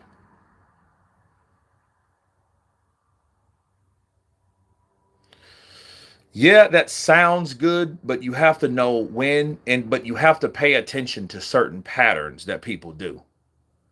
Because a lot of times they won't grab you the same way. A lot of times you catch them, like you hit somebody to the body, they may then grab that elbow to stop you from hitting them again. You know what I mean? Bow! Oh shit, that hurt. So let me grab him closer. I want you closer to me so you wouldn't hit me. I'm safe here. See, a lot of those guys that grab, they're looking for a safe place, a temporary safe place that they try to make permanent throughout the fight, round after round. So when they're doing that type of shit, ooh, good right hook from Sanchez. Damn, they're banging. Damn, they're banging. Oh my goodness. Oh, good right uppercut from Sanchez. Straight left and a right hook. Overhand left from Chavez. Damn.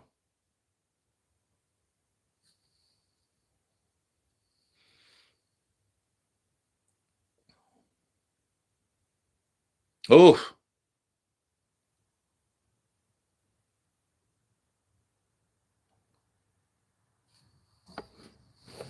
Oh, man. Oh, 1, 2, 3. Shot combination. Oh, shit. Sanchez's face is bloody, but he's opened up a can of ass whooping, like he knows the blood is affecting it. And they're going toe to toe. They're going toe to freaking toe. That's all I know. They're going toe to toe in the middle of the ring. They ain't in the middle. They're not in the corners. They're not on the ropes. They're in the middle. Now they fight to the corner. 11 seconds left. Oh, straight left. What is it? Okay, this is 9 of 10. I'm like, dude, why are they fighting so damn hard? This is crazy. You would think this is the last round. This is crazy, dude. This is crazy.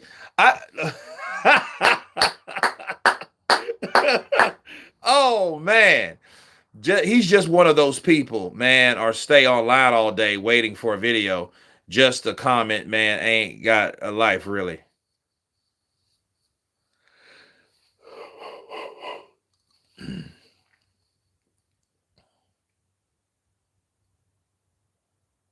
That's crazy. That's crazy, man.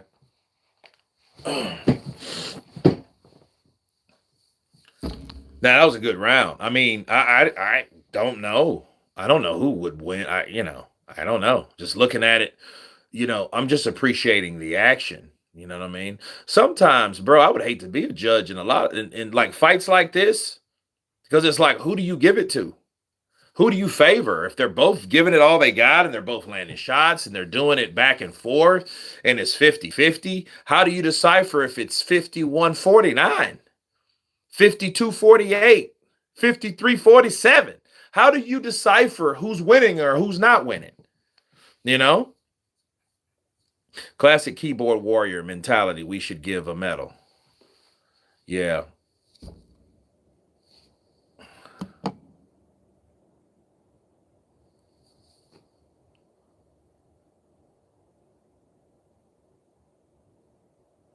Now, this is 10 of 10. And you know something crazy, though? We've been sitting here for 10 rounds. You haven't seen a yawn from me. None of that lethargic, narcoleptic bullshit that I do when I get bored. You haven't seen any of that. Why? Because as long as you see motivation, passion, effort, desire, kick ass, you'll never see that from me. You know what I mean? You can look like my meter goes, like my toleration meter goes like, if it's boring and you're just looking at a bunch of bullshit, somebody's trying to hold and survive and, no drum. Yeah, that's right. I forgot all about the drum, dude. I was like, oh, crazy.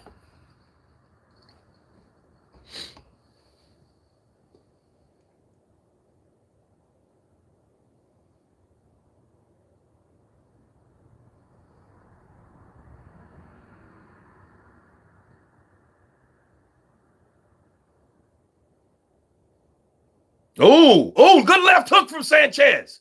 Oh, that hurt him. That hurt him. Down goes Sanchez. Oh, they didn't ruin it, a knockdown. Oh, here comes Sanchez. He knows he got him. He knows. Now, because he's holding. There you go. Left, right, left. Down he goes again. He ain't getting up. He been fighting too hard. He been fighting 6, 7, 8, 9. Up. Did he make it? 42 seconds left. Sanchez is going in for the kill. Boom. Left hand. Left hook lands. Right uppercut. He's going into the ropes. Fight's over. 10 rounds of ass kicking.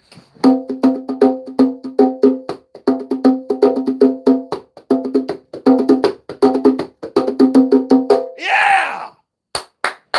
That's what I'm talking about, baby. That's what I'm talking about.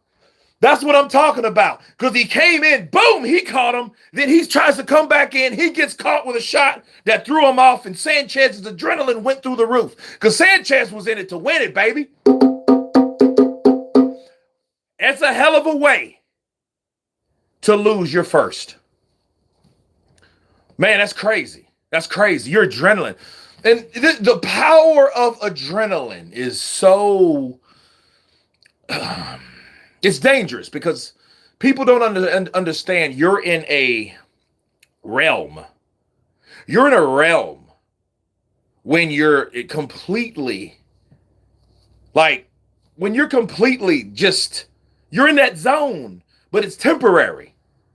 Because your adrenaline starts going down eventually. Your heart stops pumping as fast. And things start swelling, things start hurting. You start feeling shit you ain't felt. You know what I mean? You didn't feel that in the zone. Not in that temporary, you know. It's crazy. It's crazy. Bow! Right hand lands. Oh, left hook. Right hand, left. Ooh, down he went. Really, that was 3, to be fair. That was 3. Because he tried to hold. That's what happens, though. That's what you do when you hold. He's took a little small step to the right. Landed. Boop! Boop! Oh. Oh. Oh, man. Oh. Nice. Nice. Dude, that was a good fight right there. Action all the way through with a knockout at the very end. Go figure. Wow. Yeah. It was over with. It was over with. See, he couldn't. Yeah, he was done. He was done. Joey Smith counterpunch to you. Maker 707. Let's get it. Let's go. Let's do it. Let's do it. Formerly _ Chucks. Man, it's crazy, though. It's like, for me, I look at a fight like this that went all the way. And see, and I like it because they're interviewing both guys at the same time. That shows you, though, the dedication in what we saw in the. Hold on. We gotta. Hold on. I have to see this. I have to see what they have to say. You got to be careful with PBC because PBC's kind of iffy. You know, bro, that was a good fight, bro. Jose Tito Sanchez. What's your prediction for Benavidez? Prediction? Pain. That's my prediction. That's my prediction. Okay, so this is fight 3, bro. Oscar Duarte! Here we go. Here we go. Here we go. Oh, God, hold on. Oh. Oh. Oh. Oh.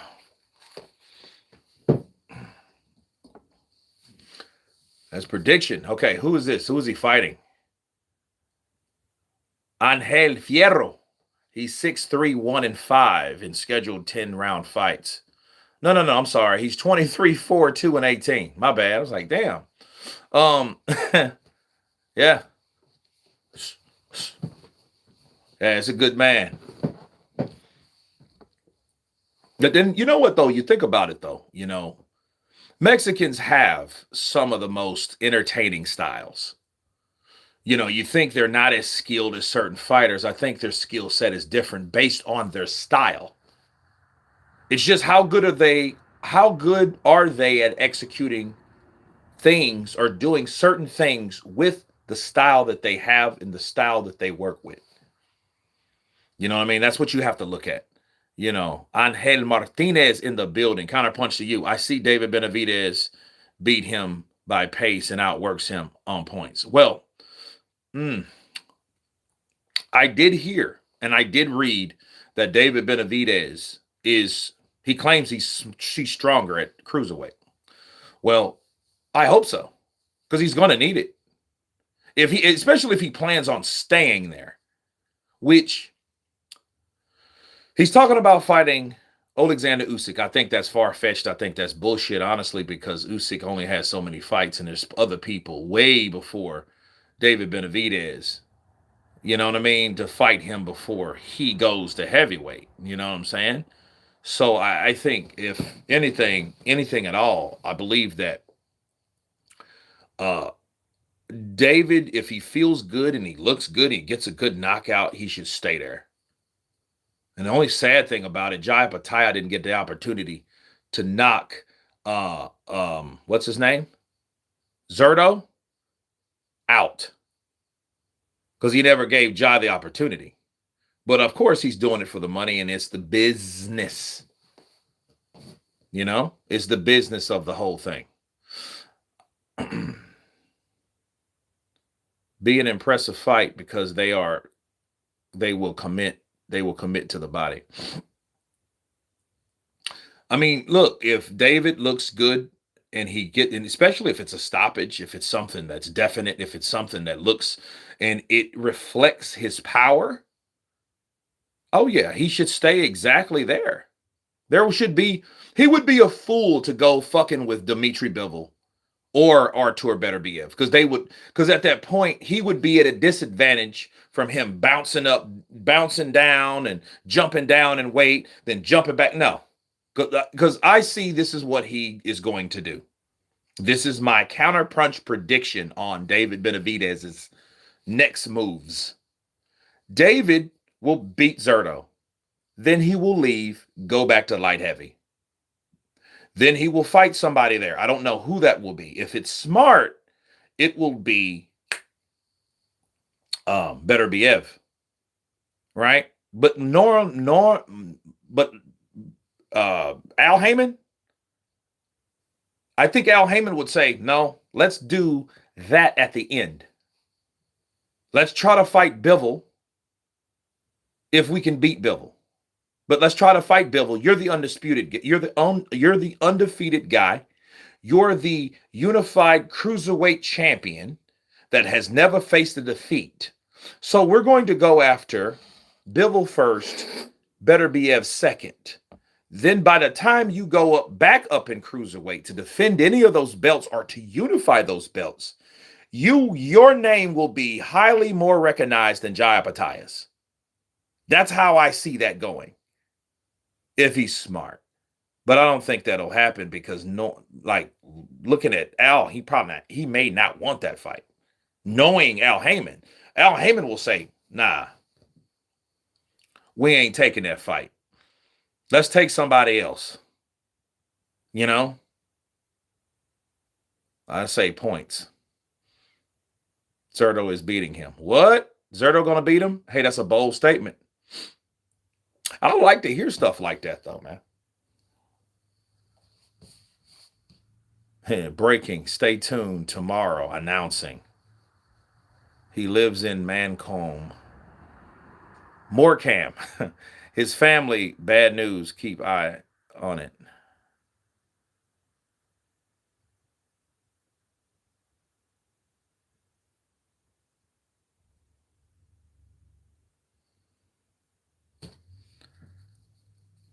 But then here's the thing about Zurdo. Zurdo is a big boy, though. He's a big dude.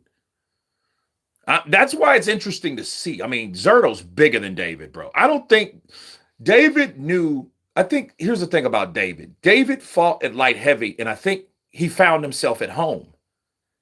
Because he was like, okay, well, wait a minute. These guys are my size now. You couldn't say that at 168. But you can say that at 175 because, let's face it, everybody at 175, they're really fighting at 180, 180, 182, 183. They're fighting at a weight class, but they're actually bigger, in reality. And since they're bigger in reality, you're looking at guys that are 190 anyway. Now you're fighting Zurdo. Zurdo's bigger, taller, maybe stronger, not faster. But, Zurdo, bro, he's tough, man. That dude, and he's not a guy that you're going to have to know what you're doing. And I see David beating him on the speed. But then here's the thing. This guy his levels, he jabs to the body, he commits to he goes to the body, goes upstairs. You know what I mean? He reminds me of a bigger, slower version of someone like Juan Manuel Marquez. Marquez is back, you know what I mean? And he's experienced, but he's 34. 34 don't mean 36. He's 34. He's big. He's durable. He's in that weight class. He's established. He's champion. He's unified champion. Shout out to Angel Martinez in the building for that $2 love. Thank you, brother. I appreciate you. Much love from above. Bars. Thank you. Zurdo does commit to the body, too. So do David Benavidez. So be interesting. Yeah, I mean, they're going to go to the body. And the thing is, David throws combinations. If you look at him, he throws them in more of a stationary position. Whereas Zurdo is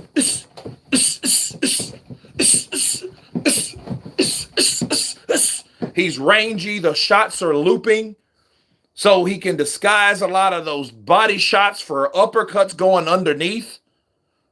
So we may get we will more than likely we will see where David's chin is at cruiserweight. Now imagine, here's my question to you all. Imagine if David gets knocked out. He just can't handle the weight. They projected something that was just too much for him. The weight was too much for him. He was just too big for David. What does David do at that point? What does he do at that point? Zurdo takes the late rounds, could be bad for David. Benavidez walking out with 5 copies of the same world title. Zurdo likes to spin off from the southpaw angle. That he does. That he does. Jaime Munguia's fighting tonight. Yeah, that's right. Jaime, he's fighting, isn't he? Oscar Duarte, Jaime Munguia, David Benavidez. Man, nice. $100 bet pays you $957? Damn. It can happen. Go back down to light heavy and fight Bivol or Beterbiev. I mean, if he gets knocked out, you can't blame nobody else but himself. You know what I mean? He should talk to Roy Jones Jr. about that. Because Roy did that silly shit. In fact, Roy went from heavyweight to light heavy, which I think was stupid. But, I mean, sometimes you have to learn that it doesn't matter about your skill. If you make the wrong decision, you're going to make the wrong decision, period.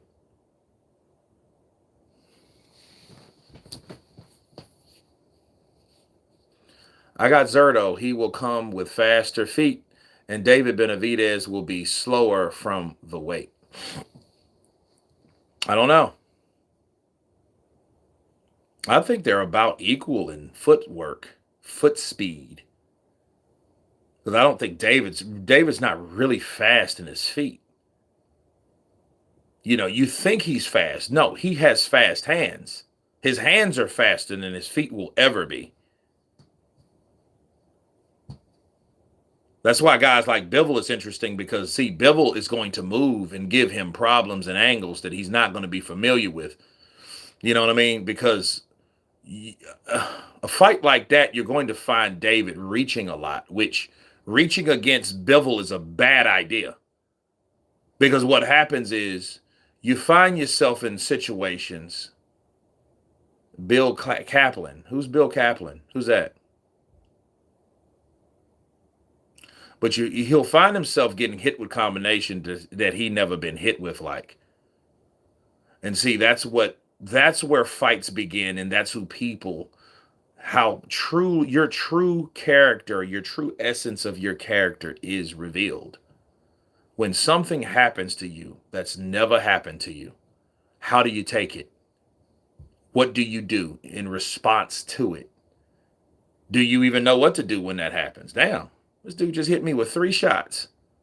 3 quick-ass shots. What do I do?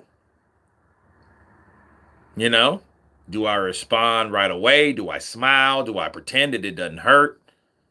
Because them shits hurt. You know? Fast hands, slow feet like McCauley. Not necessarily like McCauley, but in the same ballpark. David can move, but David's just not as fast as guys like Bivol. Duarte versus Fierro. Here we go. Mexico versus Mexico.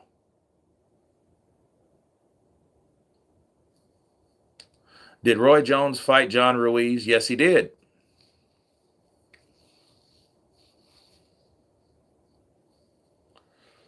And John Ruiz, man, say what you want. John was a good fighter.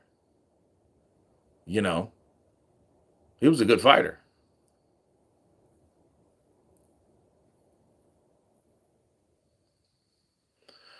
Rod 1147. There are weight classes for a reason.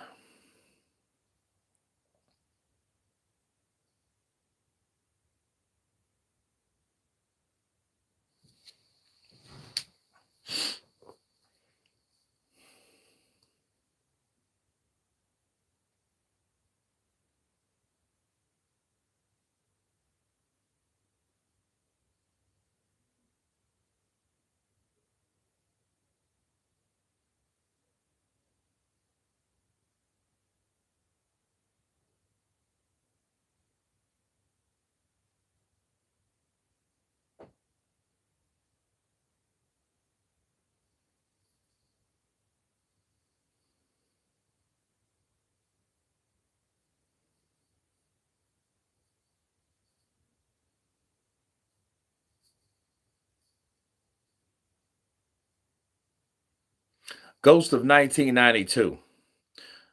Um, does the asymmetry of slow feet but fast hands slow off timing of an opponent's psychologically?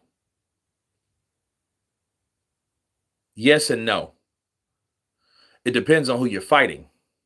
Because if you have fast hands and slower feet, but you're in there with somebody that has faster feet, and they don't have to have faster hands at that point, it will throw you off because the footwork is what changes position, which changes distance. Once that happens, when you're trying to fight a guy that's not no longer there, yeah, it will throw you off psychologically, because what's going to happen, you're going to get that guy that's trying to throw those fast hands, and he's throwing at air because the guy's footwork is so much better than his. He's going to get pissed off. He's going to start being frustrated, right? And because of that, that's what you're going to get, you know? Skrilla 50, absolutely. Just see, it depends. Know exactly how it depends on the opponent.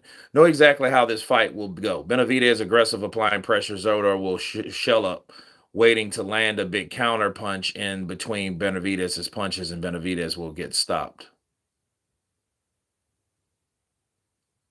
Oh, wow. If he takes a good shot, I wonder how he will take it at cruiserweight.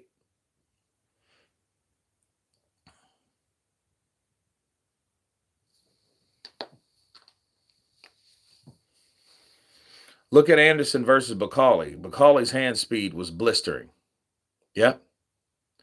But Anderson stayed in front of him like a fool. He knew better than that. He knew better than that. He knew better than that. I mean, I bet you he knows better than that now. He knows better than to go in there with somebody that big and didn't understand what what that guy could do. He thought his elusiveness meant he didn't have to use his elusiveness. Does that make sense? Jared Anderson thought, hey, I have these fast hands. I can move. I'm mobile. I can box. He thought, I can play around with the shit. Yeah. Oh, he thought that he could play around with it. Since he thought he could play around with it, he thought I could stand there and throw caution to the wind. That's stupid. That's how he was able to. That's why he was looking up without wanting to look up, because his ass was getting hit with an uppercut. Bars. Benavidez's defense is extremely underrated. He parries so many shots.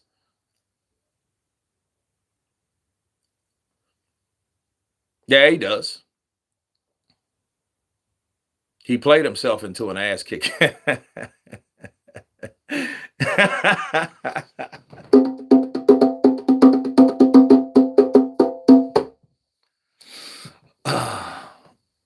Offset the hands by distance control of the feet. That makes sense. So Bivol likely beats Benavidez or gives David problems. Yeah.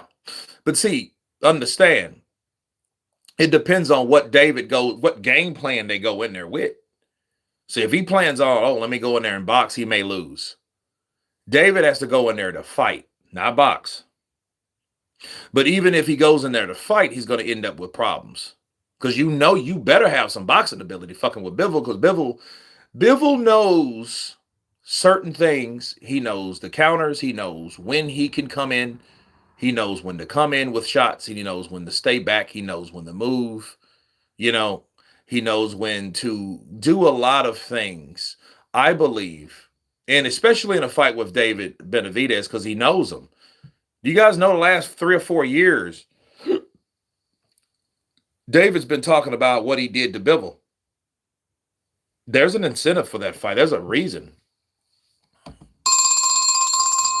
There's a reason for that fight.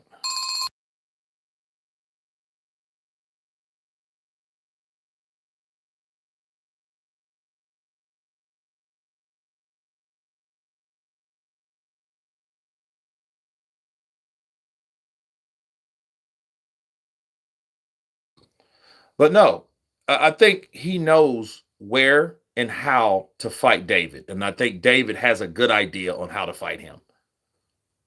You know what I mean? I think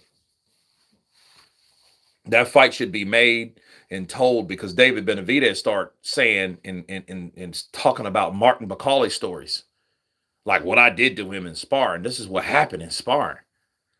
Man, David Benavidez, man, oh man, I think I got a best of him in sparring.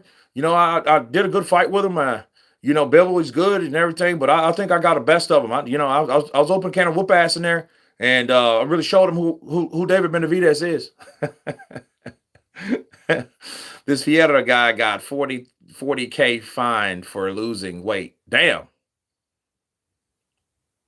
Oh, you mean for missing weight? Yeah. Yeah, David was talking shit. He was feeling a little cocky, talking about his war stories, his sparring wars with who?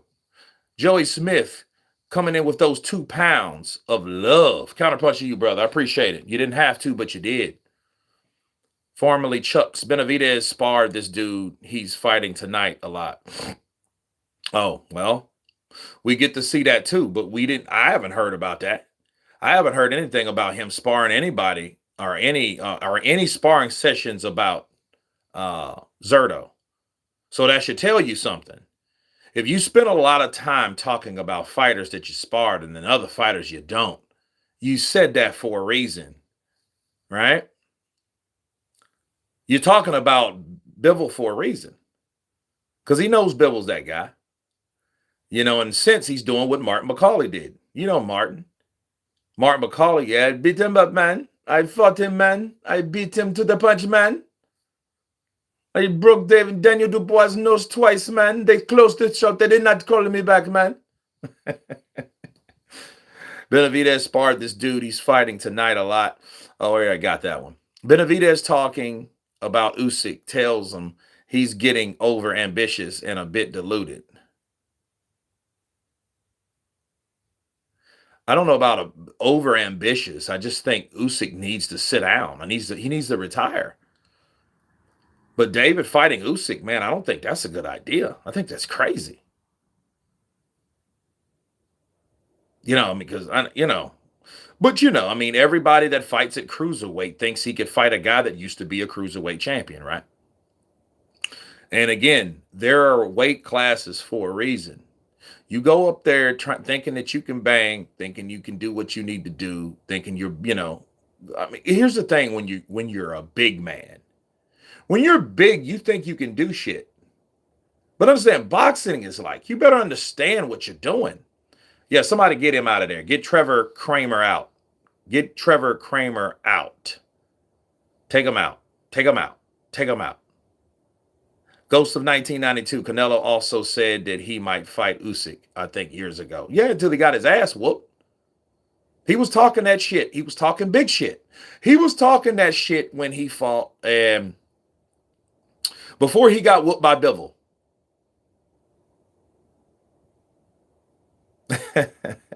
Rod 1147. All right, super chats are needed. Here's Andy Ruiz impersonation. Here we go. Canelo, we've worked out at the same gym. We've We've laughed together. I've helped you with the pads when Eddie's hands were sore. I helped you train from all these fuckers. I ask you for an opportunity.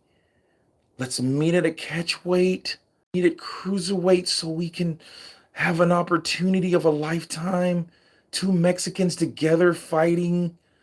I'm the first heavyweight Mexican champion. You're the only 4 weight class champion ever that fights and to win at light heavy. I'm heavy, you're light heavy. Please give me the opportunity. I know God wants this for both of us. I think Eddie Reynoso, I know Chepo would be proud. Please. Canelo says, no. I don't fight him, man. Fight this. Go looking for payday. When they call Joshua, call Joshua. Don't call me. Okay, don't call me. Don't call me. Touch Glove 705. Thank you for the love. Usyk beats Canelo. Benavidez. She says, just because. Thank you. Get the fuck out of here, man. Get out of here.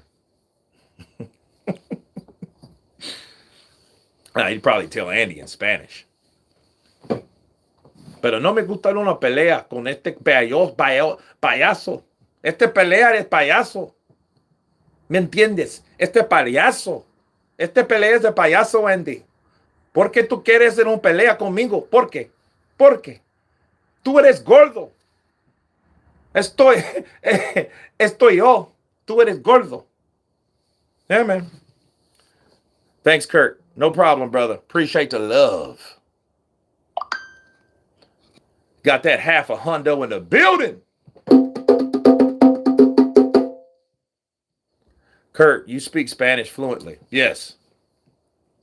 I speak Caribbean Spanish, though. I've been practicing Mexican Spanish. You hear them talk, you know. Vivo vatos locos, forever para siempre. Viva México. 5 de mayo. Es 5 de mayo todos los días aquí en México. Yeah, man. But yeah, Andy be calling out them fights, man. Andy be begging with humble sincerity. Please give me the opportunity. I just thank God that someone would help me show my greatness. I want $10 million. It's crazy. Yes, then Bivol whipped his ass. Yeah, man. Andy should fight Moses. He ain't going to do it because Moses, bro, he's the upcoming dude. He's the guy. Moses is the guy. We all know Moses is the guy. You know what I mean? It's just, we all know we want to see him punched in the face. We want to see him take a good punch. We want to see him if he is shootable. We know what he can do with his gun, but it ain't no fun when the rabbit got the gun, right?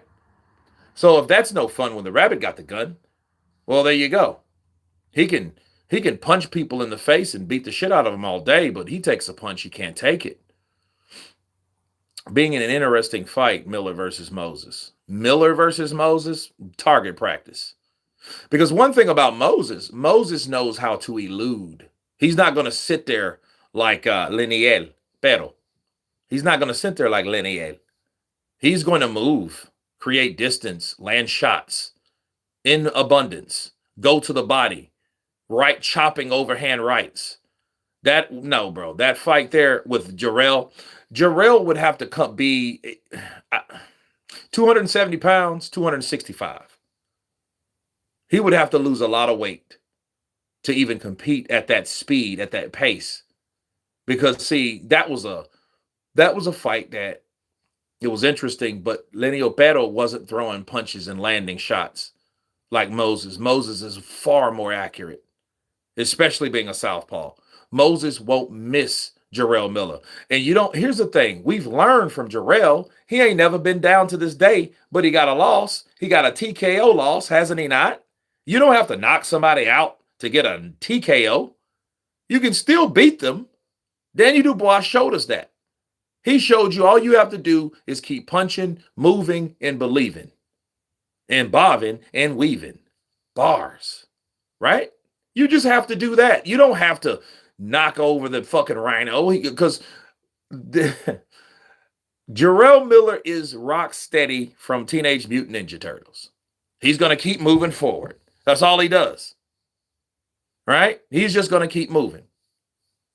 All you got to do is keep landing shots. And God forbids, all you need is a cut, you know, or a tear above the eye, you know. Miller is a pressure fighter because of his weight. Yeah. But who says he will effectively pressure someone like Moses? Now, if Moses is dumb enough to sit there and let Jarrell Miller lean on him and throw uppercuts to the body and upstairs, he needs his ass whooped.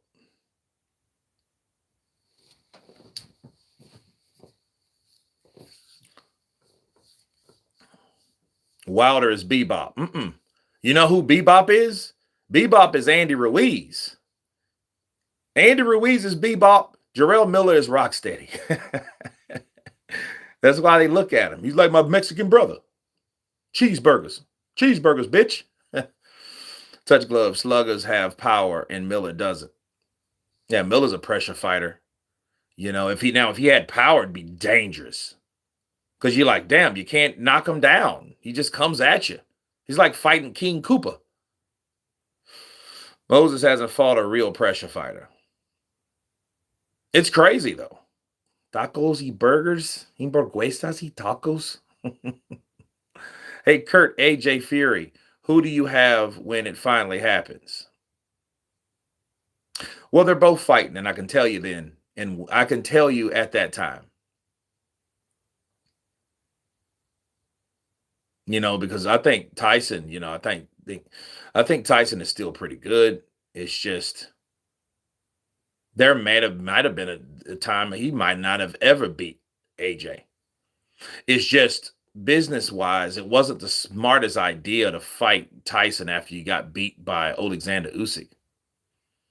Because, you know, Tyson wanted that fight right after that.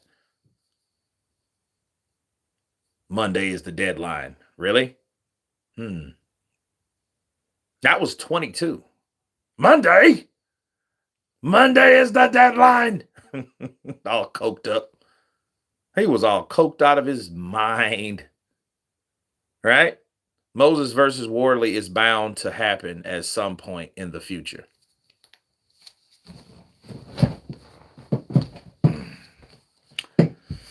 Yeah, well, I mean, it could happen, but, you know, yeah, you're right, in the future. In the future.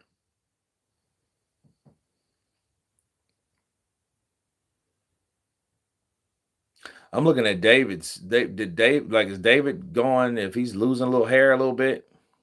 He's looking like my shit when. That's why I start combing my shit back. Anyway, people need to chill on Moses. Look at who he's beat. Franklin, Washed White, McKean, and Washed Wack.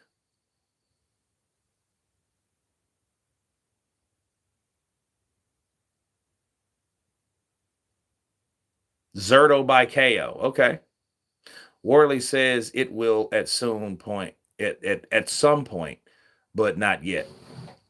But I mean, Fabio's waiting. That's after Usyk leaves. Usyk has to go. So I think we should wish for Usyk to leave because he's not doing anything progressive in the sport no more.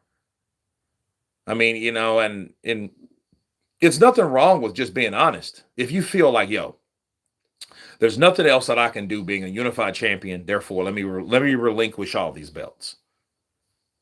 You know what I mean? That's keeping it real. And that's everyone else's opportunity.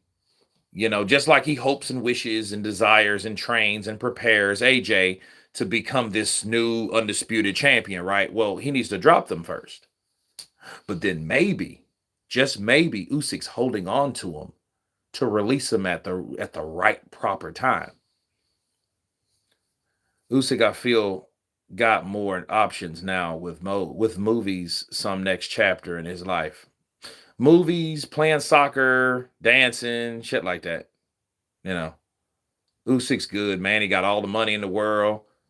He got a very attractive wife with children that he's bared with her. He's good. He's feel. He is very feel, right? You know, as high as Fury was, he will never be higher than Miller's blood pressure and cholesterol. Don't talk about Miller like that, man. He's just a big guy. I heard Usyk likes to take up bare knuckle boxing. Yeah, I believe that. He looks like one of them dudes like to get all bloody and fight club ready and shit. No, I like bare knuckle fighting because it's powerful. I can show my Ivan punch. You know, Ivan. Yeah. No war for Usyk. I watched Usyk live once. Usyk will retire this year. One more fight after the next one. AJ being undisputed in 2027 is not comparable with Usyk still around. Why do Mexicans love pressure boxing? Oh, down he goes. Because of that right there. Because of that right there. Uh-oh, there's Mark Nelson. There's Mark Nelson.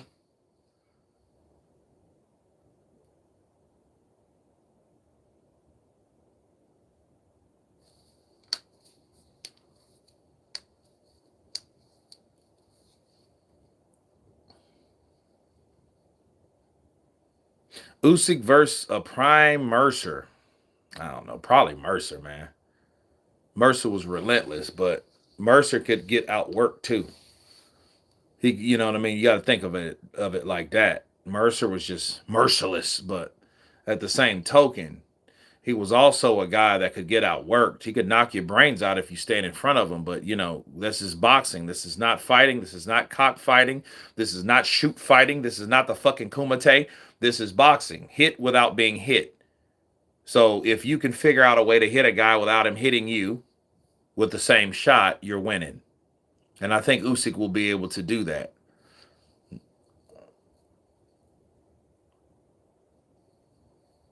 Oh shit! The ref and the fighter went down.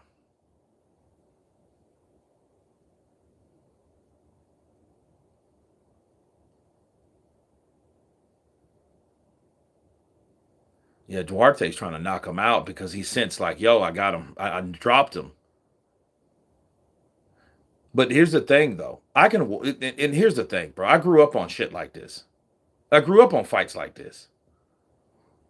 Oscar De La Hoya versus Julio Cesar Chavez. The second fight was a lot like this right here, which we're watching right now. It was just like that, going down, dip into the body, ripping shots, left hooks, uppercuts, body shots, repeating the process, back and forth, head, body, head, right? And you're looking at it like, okay, you know, until De La Hoya ripped his lip. De La Hoya caught him with a shot, split all this up. Julio Cesar Chavez's lip was bust like it was just hanging like a piece of bologna with ketchup hanging out of it. It was nasty. It was merciless. It was graphic. It's good stuff, man. They just stepped up 30, 25 pounds.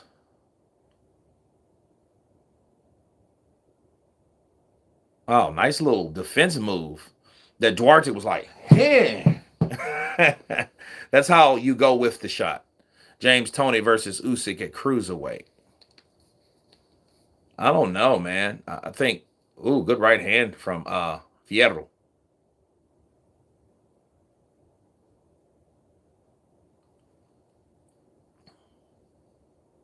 Michael Fuller, Ray Mercer stops Usyk. If he hits him with the right shots, because I mean, if he hurts Usyk, it's crazy.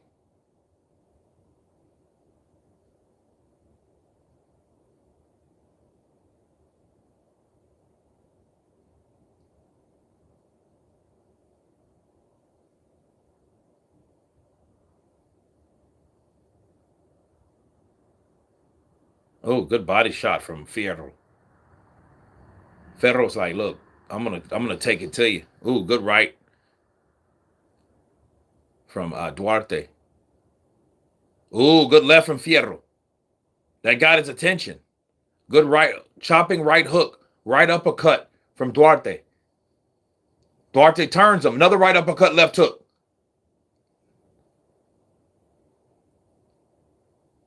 Oh man, these dudes are banging, bro. These dudes are banging. Pause. Right? Okay. No chance, Michael. Says Mark. It will be Ray Mercer versus Tommy Morrison. Oh man. Look at Ryan Garcia and Mike Tyson. Ryan looks high. Why you got them damn glasses on? Then he got the glove on like he Michael Jackson or somebody. They're sitting there talking. Yeah, like Mike. I hung out with Michael Jackson a lot of times. He had this chimp named Bubbles, and he wouldn't let anybody fuck with Bubbles at the time, Ryan. So if you went in there, Bubbles will fucking rip your face off and snatch off your balls.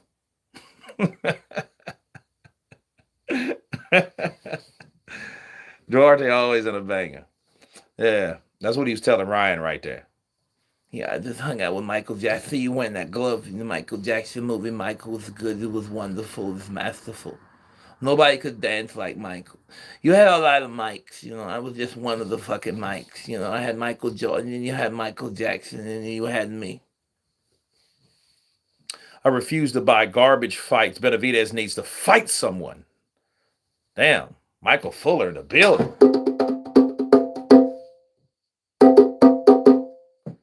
Michael definitely had fentanyl tonight. Nah, I don't know about that. I ain't wishing that on nobody.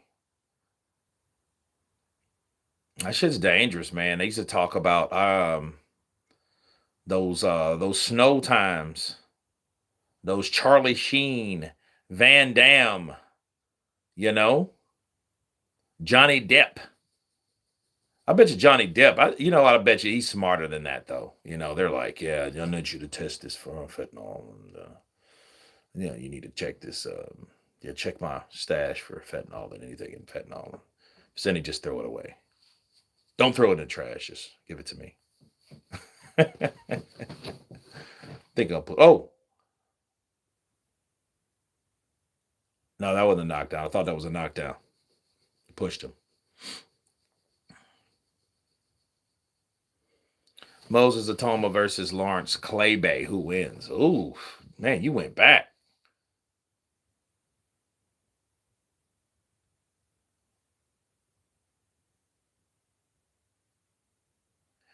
Fierro's getting low, bro. He's getting low. Why is he getting so low?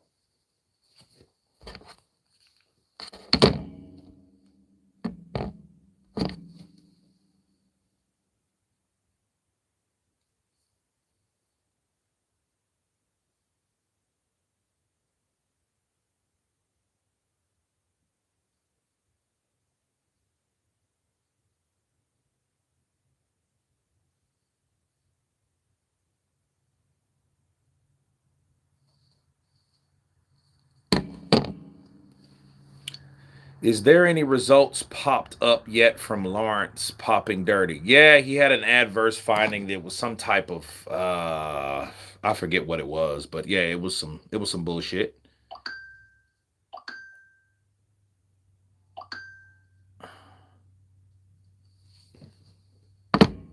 Yeah.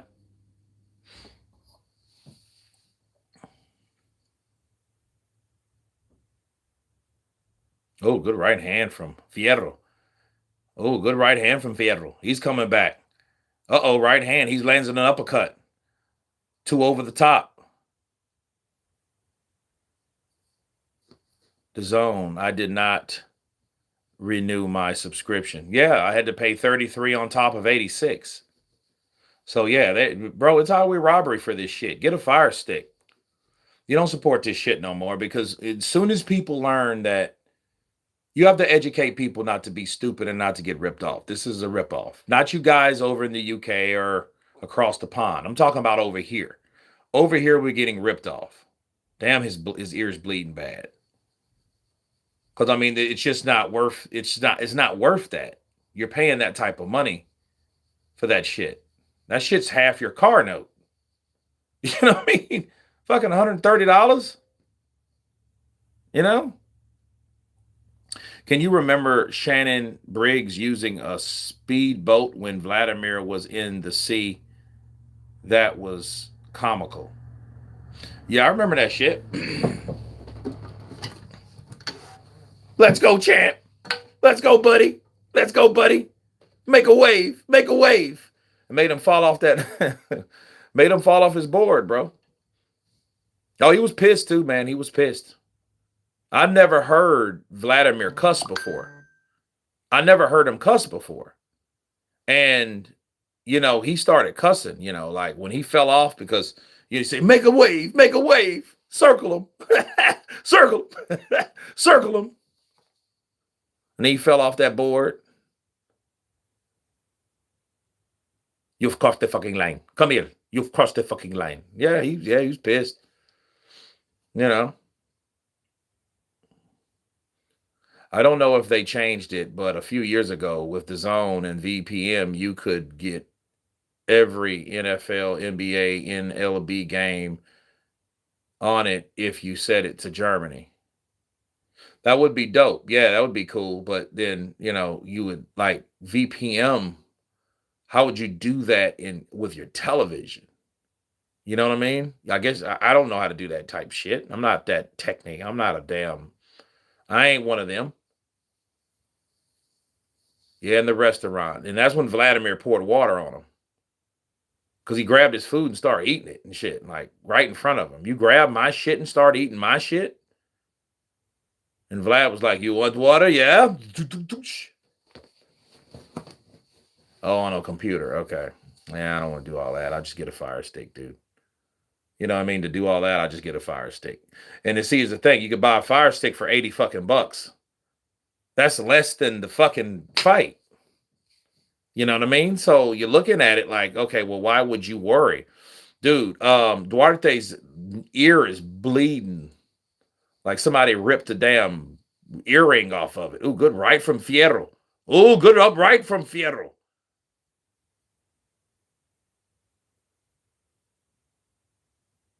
Look at Oscar De La Hoya back there with his fucking mannequin. And here's the sad thing about her. The girl that he's with, she was actually quite beautiful. Now she looks like a mannequin.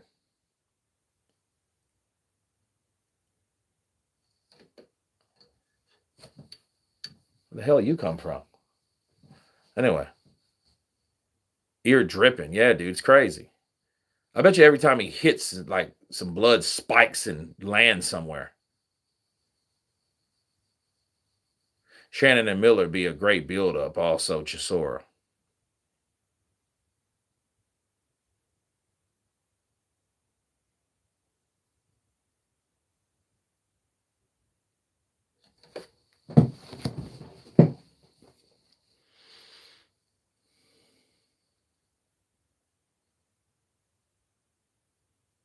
Nah, it's not his ear. No, it's not. It's outside. It's outside his shit. It's behind his ear. How the fuck did he get a cut behind his ear, though? Because it's not coming out of his earlobe. Because that's where the old boy got his finger. He has his finger here. It's behind it.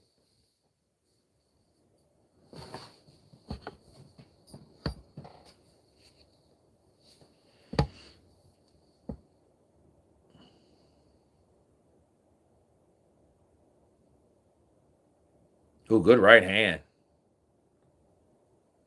So that came from a punch. Boom. He caught him in the chin. He eats a good right hand, bro. He eats that, bro. Duarte eats that right hand like a Big Mac. Like a Big Mac sandwich.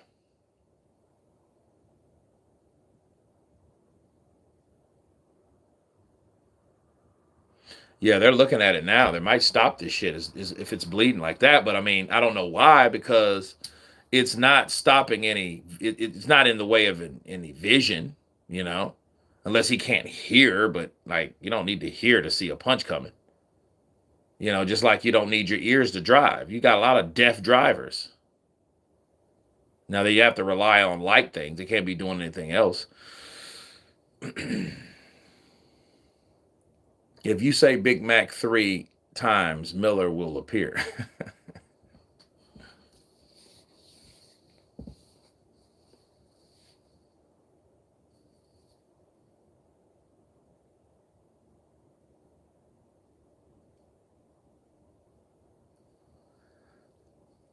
Heart been taken, not his ear.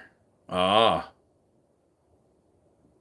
Oh, good right hand. Good right hand from Fierro. Fierro's like, look, he's like, get him, jab. Oh, good overhand right. He found a home for that right hand. And see, Duarte's bending over like De La Hoya used to. De La Hoya used to do that shit a lot. He used to like fight crouched over and shit like this.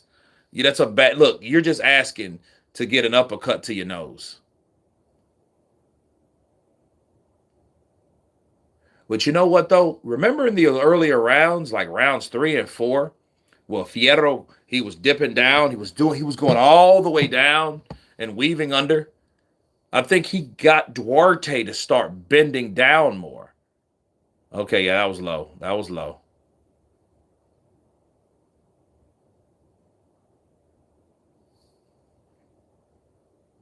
Ah, okay. I see what Duarte's doing.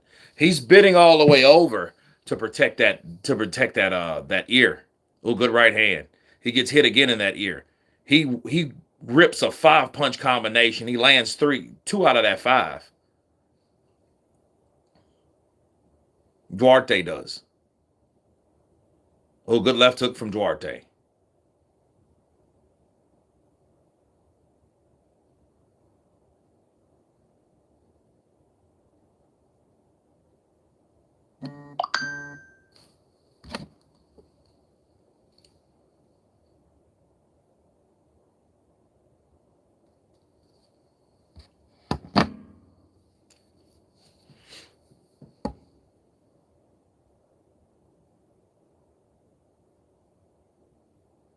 Oh, good right hand from Duarte.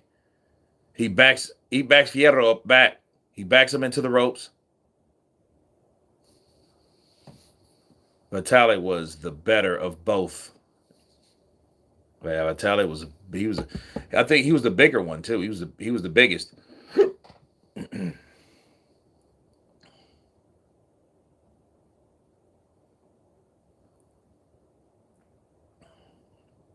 Do you like the Klitschko's, Kurt? Yeah, they're all right. Look at Roy Jones. Roy Jones chilling. 2022 Boxing Hall of Fame inductee. Look at Roy. Yeah, man. Roy was one of the baddest men on the planet back in the day. Yeah, he suffered the fate. But I think, you know what? Floyd seen guys like OGs like Roy and was like, oh, I ain't going to be that way. That ain't going to be me. I ain't going to be like Roy Jones. I ain't going to be like Roy Jones.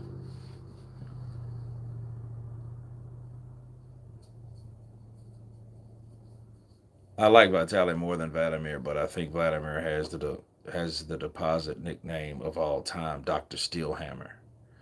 I think it's what, Iron Fist and Steelhammer, right? They're both like nicknamed, huh?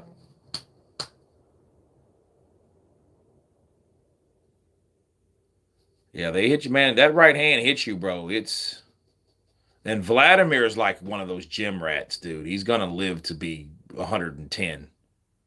Like Vladimir, unless he dies in some tragic shit. Vitali, bro. I wish I could hang out with Vitali for 6 months and just train with him, just like do all the fucking shit he does. And you'll come back and like, damn, Kurt. Yeah, this is Kurt DeVille with Counterpunch Boxing News, and I've been in Germany training with Vladimir Klitschko, and I've learned been eating cleaner, all alkaline water, no BS, you know. Yeah, you see my 6 pack. It's ripped. you know, I've grown another inch and a half. Yeah, Klitschko. Yeah, I've been with Kegel exercises and stuff. I've been learning a lot.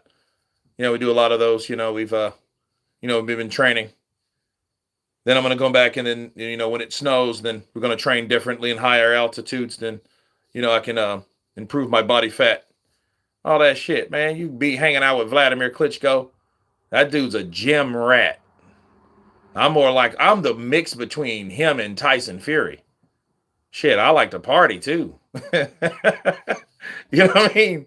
I like to have a drink. Hell, Vitaly probably don't even drink. No, I don't. I don't. I don't mess with my body like that. I don't drink. No, I don't.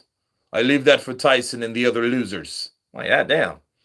Then out of nowhere you hear, you like turn around. There's AJ. Yeah, you got to, yeah, work on my body. It's like a temple, isn't it? So, I hang out with Vladimir, and he teaches me, I've been learning, you've been learning a lot of things that helps you, get in better shape. And I'm thinking to myself, like, dude, how about let's have a drink? You want water? Water with lemon, alkaline. Yeah.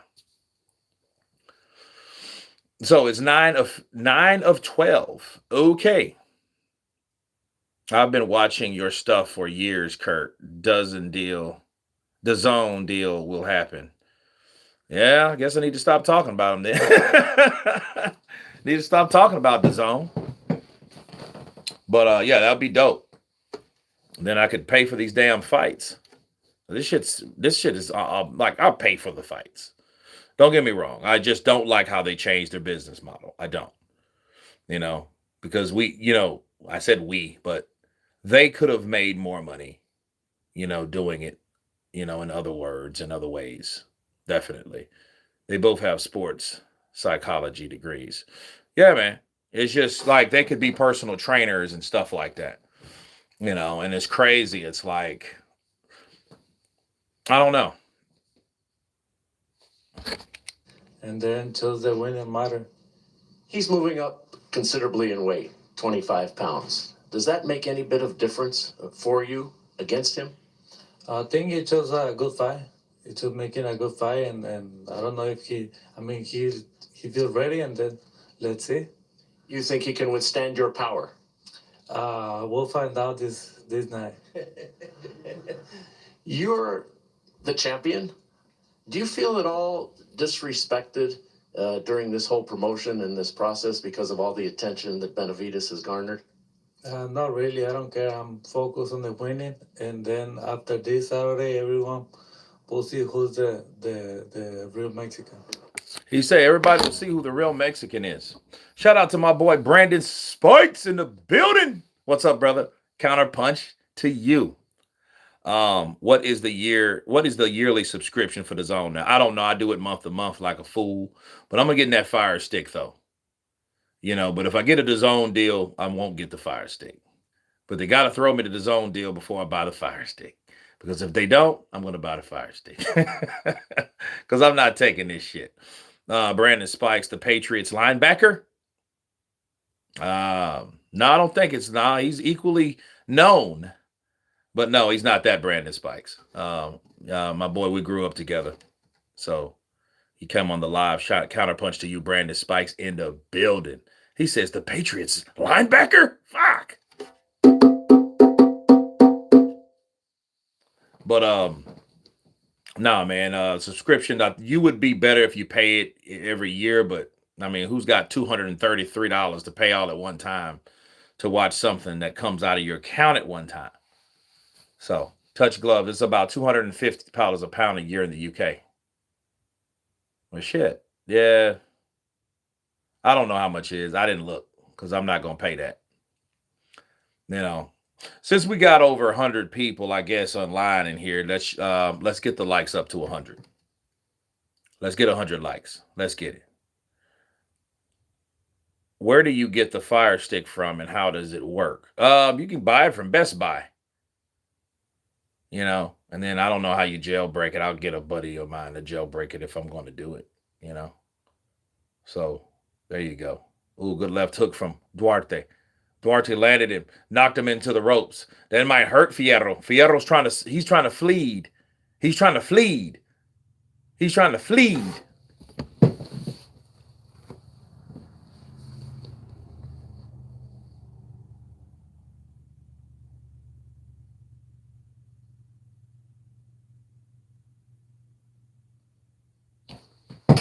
Duarte's coming back. Amazon is the best place to get it. Yeah, you can get it online. Shit, just order it. You don't have to go nowhere nowadays. You know, people are so afraid to go in places. You know, I don't know if you guys know, but in Louisiana, we've had some of the craziest shit happen lately. Like last month, like 3, 4 incidents, maybe 5 that people just got shot. You know, right here in Shreveport. So it's crazy. You know, and that shit's like, I know you guys have heard, like, damn, Shreveport, Louisiana, where the hell is that? Is that anywhere near New Orleans? No, the fuck it ain't.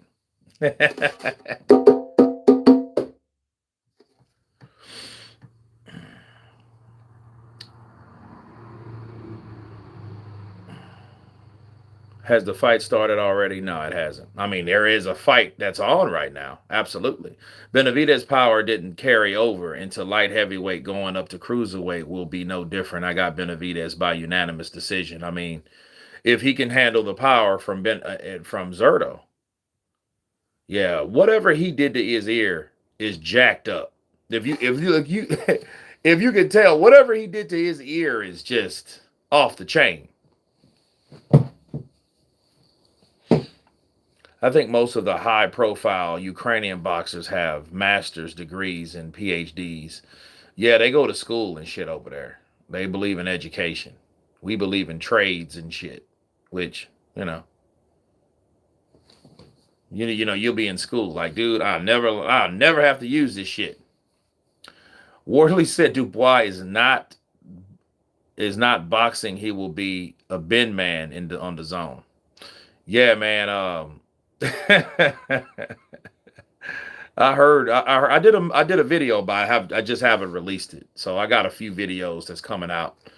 Where Don Charles, he's hyping up the buzz, and Don,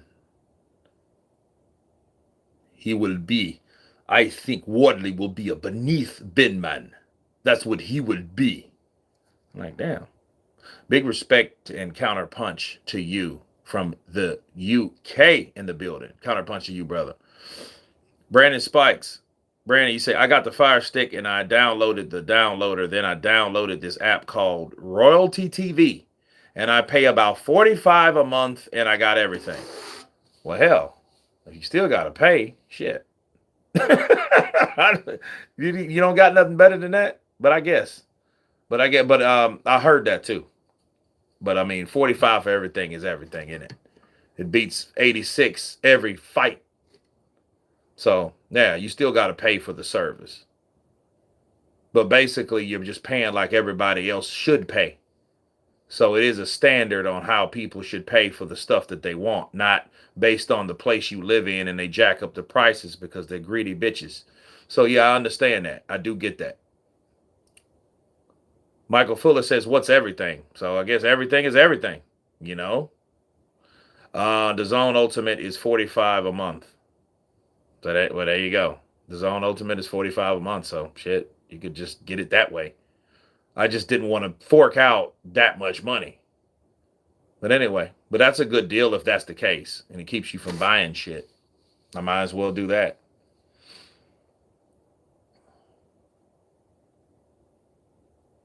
It's all the pay-per-view movie channels and NBC, ABC, CBS. Diddy Squat. Hey, Kurt, big ups to you from Melbourne, Australia. Counterpunch from Australia. Appreciate you, brother. Australia, London, UK, Ireland, USA in the building. Counterpunch to you. Don Charles talks like he's reading from a scroll. Yeah, he sounds like he sounds similar to James Earl Jones. He told Usyk, you said you're a Christian. You said you shall not lie. But you lied. Christians don't lie. That means you are fraud. Right now. Counterpunch from Maine. Everybody give me a shout out to where the hell you are. We got over 100 people in here, so we got some people. Let's get the writing.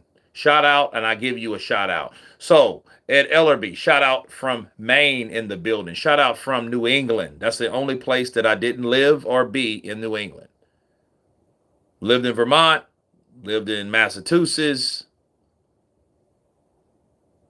UK, Uganda in the building, UK, London, UK in the building, Ireland in the building, says Joey.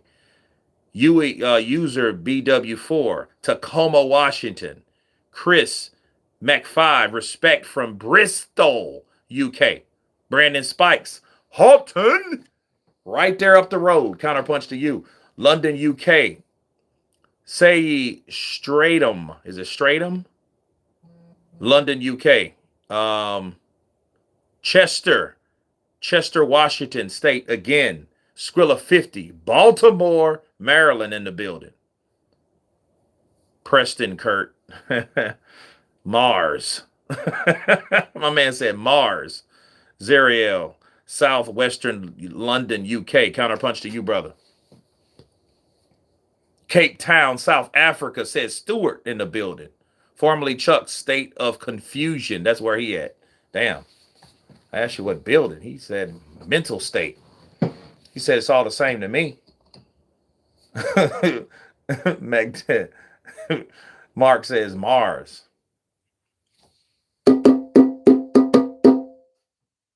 Yeah, man. Damn, it's 12 or 12. You know something crazy though?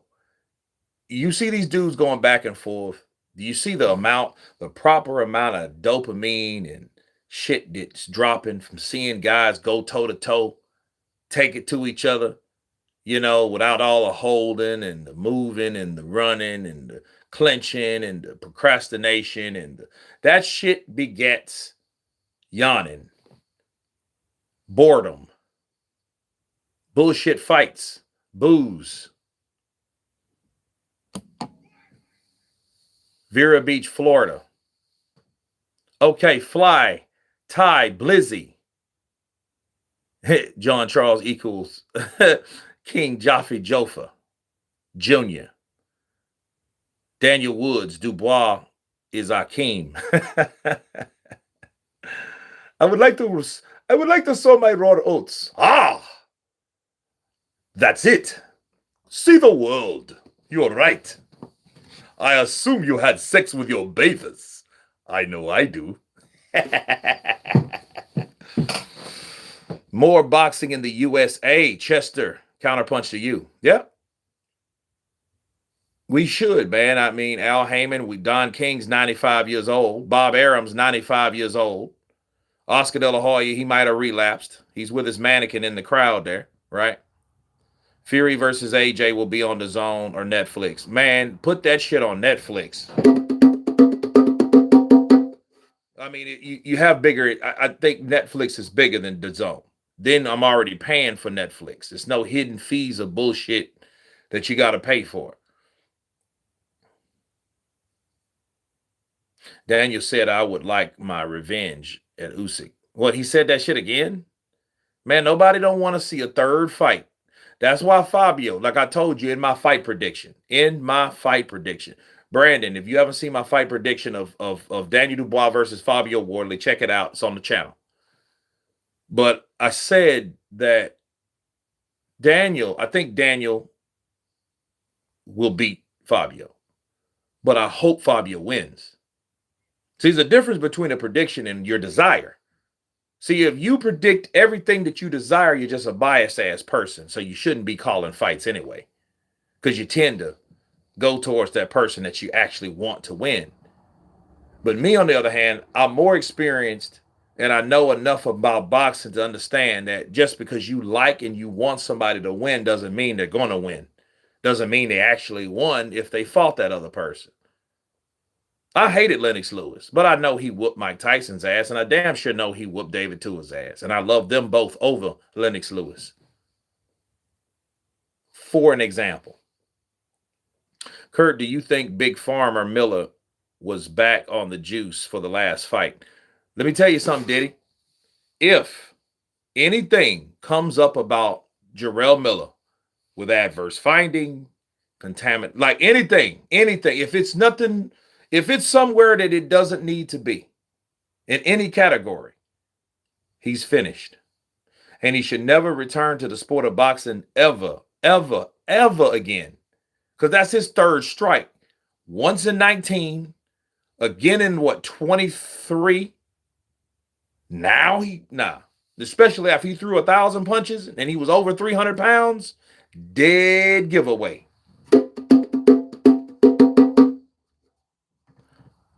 Nope, I just have an elevated sense of humor that exudes from an elevated consciousness. Okay. King and Aram made his history in the caveman era by going into the first bidding war over Luis Ortiz. Aram won by offering a club and a wheel. Man, y'all, let's see. Scores the action 116 to 112 in favor of the winner of the WBC Silver and NABO Super Lightweight title, La Migraña Oscar Duarte. He got it. I just like watching Daniel say that to Usyk. I want my revenge. Aren't you entertained? I say, man, Daniel. That's Daniel, man. We need to get Daniel back to Brazil. I think Daniel, all he needs to learn Portuguese and move to Brazil. He can move to a place called, he should move to Barra Tijuca. Barra Tijuca. They got a place, you know, that's an area over there in Rio. Most beautiful beach. Man, he'll see so many chicks. He'll be smiling ear to ear all the time. He should buy him a house, get him a helicopter, because they got helicopters that, yeah, they got a little platform. They got their backyards for their helicopters. They got the houses over there worth $1.5 million. It's like the rich part of Brazil, really. That's why the beaches are so clear. You in Barra Tijuca, you know, Copacabana, that's that big beach you always see in Rio. That's the dirty ass beach. It's big. You know, you got Lima, Ipanema, Copacabana, right? You got all that stretched out around amongst the coast. But Barra Tijuca is on the other side of Rio de Janeiro. It's on the other side of the reefs. That's the good shit. It's about an hour from Copacabana. I'd love to see Benavidez versus Jai Pataya. Me too. Me too. Wardley in the last 2 fights been outboxed by non-punchers. He can't go 9 rounds getting outboxed and priced up by someone with Dubois' power. Well, we'll see if he can take that power when it happens. You know, Daniel says he got lucky. But in essence, honestly, if he goes in there and beats Fabio's ass, everybody's going to realize that, ain't it? Think about it. You think about Fabio's last 2 fights. They ended in fights like the results of those fights weren't devastating knockouts. They weren't. There were some ref that did some bullshit that stopped some fight too early. It was some controversy behind them. Let's just be real. So if he gets beat by Daniel, his whole legacy or his narrative of being who he is, his whole resume will then be started to be reevaluated. And then they'll start to recheck those fights and start, you know what, he really wasn't all that good anyway. And the fights that he did fight, they were like kind of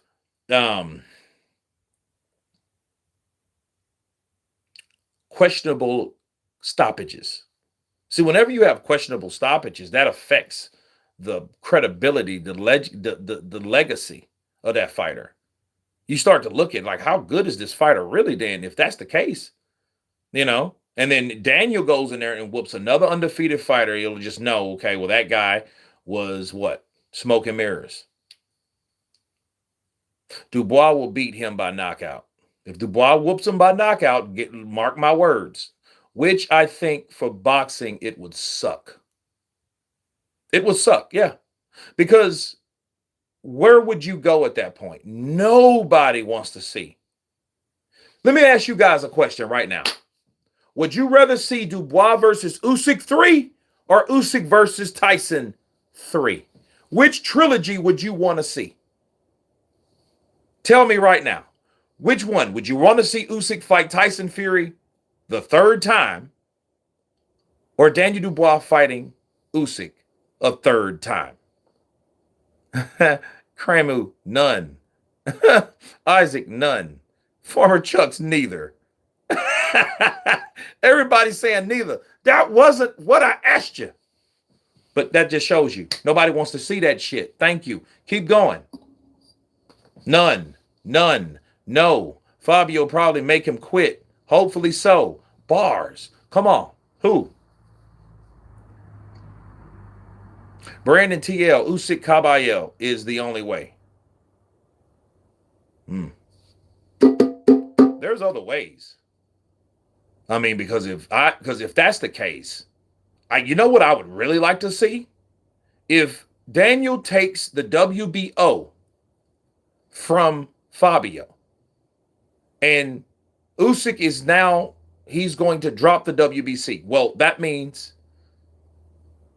Ajay Caballero and Daniel Dubois need to fight. That's what that means. They need to fight. That needs to be the next fight for Daniel Dubois, being a 3-time heavyweight champion. Daniel Dubois then needs to give the opportunity when the opportunities due. I don't give a shit who it is and what belt it is. Ajay Caballero needs to now fight Daniel Dubois.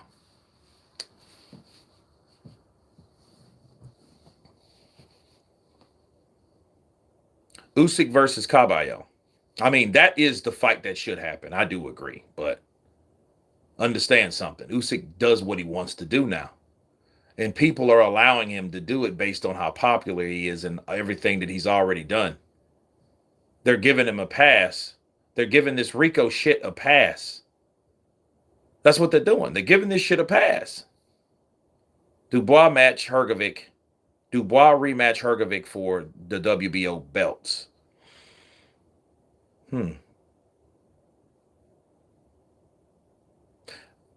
I would agree to that only if we get Caballero versus Usyk.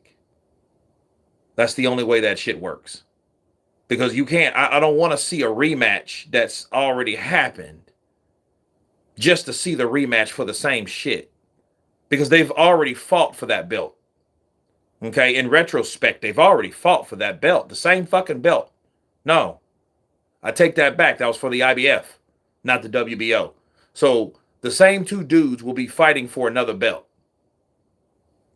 The only way I would accept that is if Usyk steps up and fights Caballero on the WBC end. Because that fight is not really important to me because we've seen it happen. I've seen the capabilities of Filip Hrgovic. I'm not impressed. I seen Daniel take it to him. I seen how tough Filip Hrgovic is in the David Adelaide fight too, right? We've seen all that. But that doesn't mean that he could beat Daniel Dubois. All Daniel Dubois has to do is keep boxing him, stay in there. Get on the inside, bust him up. His skin will open just like the last one. And guess what? They'll stop it the same way. Shout out to the UK. Right? So I don't want to see a fight between Filip Hrgovic versus Daniel Dubois. I don't really want to see that shit. I don't want to see that again. How about let's mix and match that shit up, will we?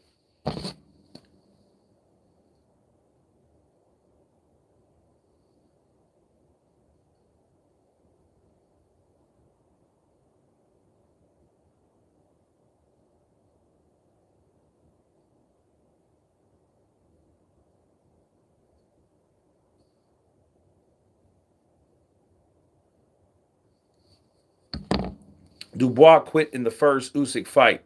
He got knocked the F out in the second fight. Let's get those likes to 100. Yeah, let's get those to 100. And everyone donate $10. Let's do it. Everybody donate $10. Make this fight fucking affordable. Let's let pay-per-view great again. Shit. Let's see pay-per-view cheap again. Let's see it. Do you Terramona gives Atoma issues? Do you think Terramona does? Yeah, absolutely. Absolutely he does. He's tall, he's rangy, he's quick, he's powerful. It's just that Tim Tszyu, you guys know Tim Tszyu versus Errol Spence has just been announced. So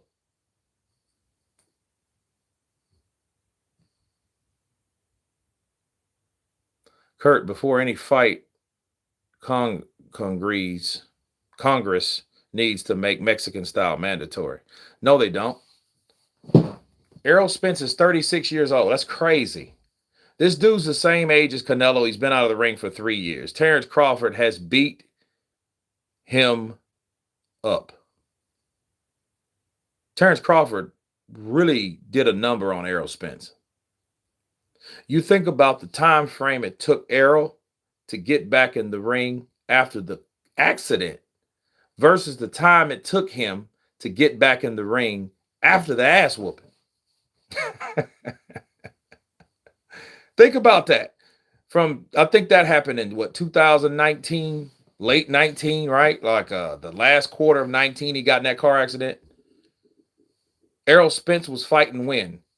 I think he was fighting, what was it? Danny? The following year? Spence still sounds concussed. Errol Spence, man, I just think, I just think everything was happening for a reason. So, I try to give it all I got. And, I was just taking my time and make sure I'm 100%. So if anything, I think I'm 100%. So I'm just going to show everybody what I can do. So, he's kind of sounding like a country ass version of Mike Tyson. Because his words are slowing a bit. He ain't because remember when he was calling out guys like Canelo and guys like Golovkin? I mean, when he was earlier, before, any losses or anything. I mean, he only lost once. Tim's had a couple of bad losses. Philip Hrgovic versus Andy Ruiz. Okay. There you go. I don't know the exchange rate today, but every little bit helps. Thank you for the love from above. Touch gloves. Bars. You didn't have to, but you did. Thank you. Everybody get like touch gloves in the building. Uga's after still wondering if that fight was fixed. Yeah, that was crazy. Canelo Alvarez is there. Look at him. Canelo Alvarez is in the building. I don't know where they're just now showing him. David took an easy fight to avoid Jai. He took the easier fight in the division, but it was a smart move. That was a classic Al Heyman decision. You know that, right? That was a classic Al Heyman decision. Well, Australia's good. Got some good heavyweights. Spence will probably smoke him. David took an easy fight. Okay, we already got that one. Andy Ruiz would beat the nuts and balls out of Hrgovic. I don't know. I think Hrgovic's big enough to avoid the onslaught. He's Anthony Joshua's size, and what Anthony found out about Andy, all you got to do is stay away from Andy. You're going to have to keep Andy turning and keep Andy moving, and when you do that, Andy's short. He can't throw. He swings literally up at you to land. You have to commit to him to give him the leverage and the distance to land his shots. If you don't give it to him, if you stand tall, keep him long, you can beat Andy Ruiz all day long. Bars. Seriously. If you've seen Andy punches upward at someone like Joshua, someone like Hrgovic. Them guys are the same height, 6'5", 6'6". Andy ain't but 6 foot tall. Andy has short arms. T-Rex arms in the building. Fast, but they're short. Hell, they should be short if they're that damn. They should be fast if they're that damn short, right? How many replica belts will Benavidez walk out with? I don't know. Turkey needs to pay Canelo $200 million for the Benavidez fight. I wouldn't pay Canelo shit. Canelo's made enough money, man. Stop getting these dudes double and triple and quadruple rich over a fight that expired 4 or 5 years ago. Where he gonna fight him at? Okay, if Canelo says, I want to fight David Benavidez, where the hell they gonna fight at? Some bullshit clause, 169, 170. Canelo gonna come in at 170.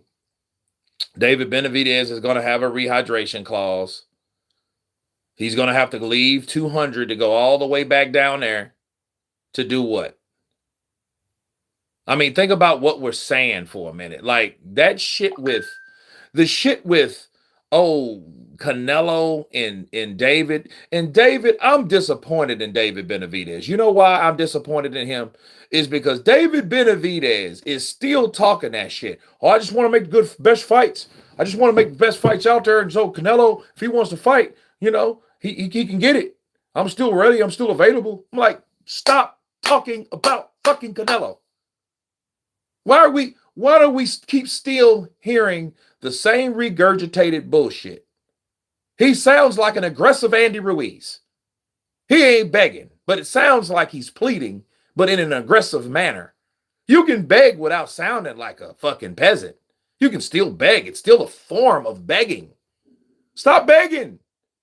Stop begging for a fight with Canelo. Like he said, I'm going to make my own lane. I ain't going to wait for nobody. I ain't got time for that shit. You know, I'm a good fighter, believe in my own ability, right? But then you get him in front of Turkey. Oh, well, when is Canelo going to fight? Don't worry about Canelo. Canelo is on his way out the door.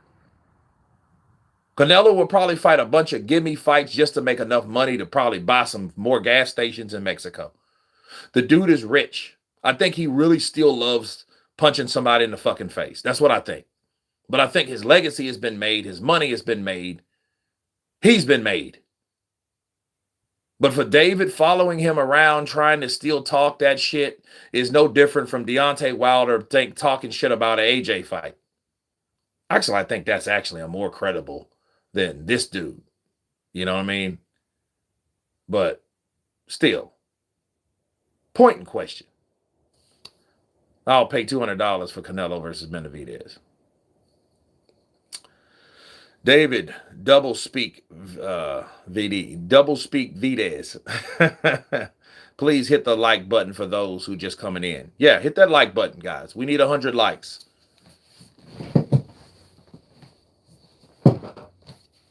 Who win? Terrence Crawford versus David Benavidez. Terrence has said, look, bro, it ain't that Terrence is afraid of him. But he was like, man, I ain't going to fight that dude, no 200 pounds. It's like, you have to know where you're at. He already went up 3 weight classes, and now you want him to keep going? Why do you want Terrence to keep going?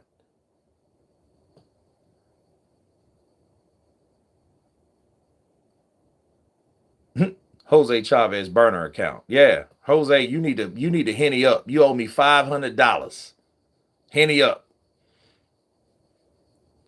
If Canelo Alvarez is there, sounds like he will be the next if Benavidez wins at 175.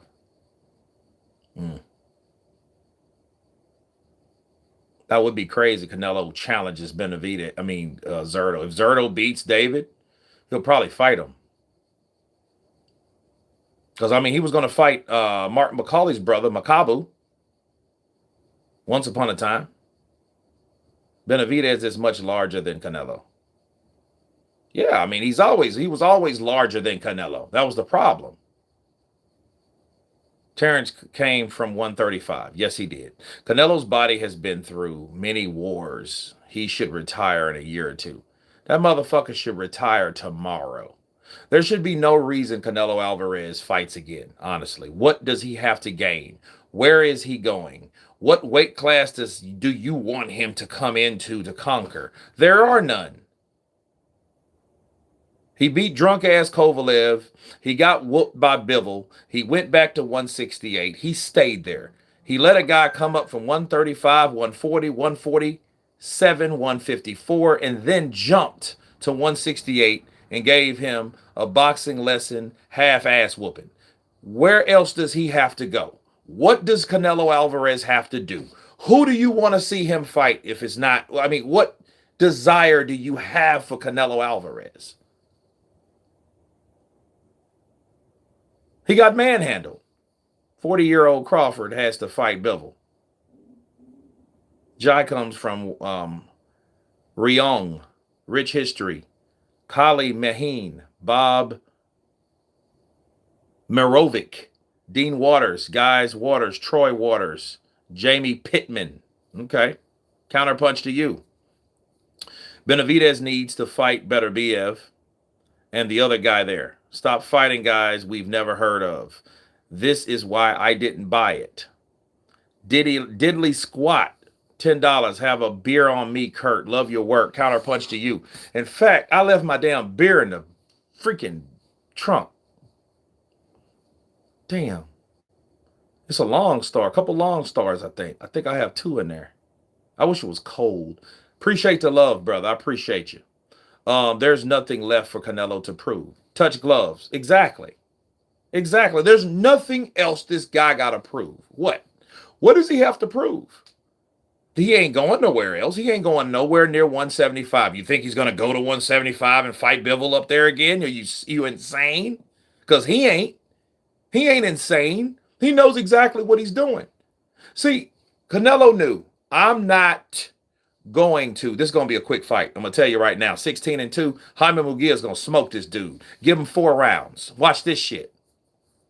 Watch this. Then we're going to start watching the main event here soon. Then I'm going to start pouring because it's Cinco de Mayo. Almost, anyway. My rule, if Crawford fights again, he's got to fight Lara. If he's going to go at 160, I would like that. You know, you guys know me. Cuban heritage, Cuban background. I support Cuban fighters. Afro-Cuban fighters. Cuban fighters. Because that's really what you see. You don't see any other Cubans fighting, really.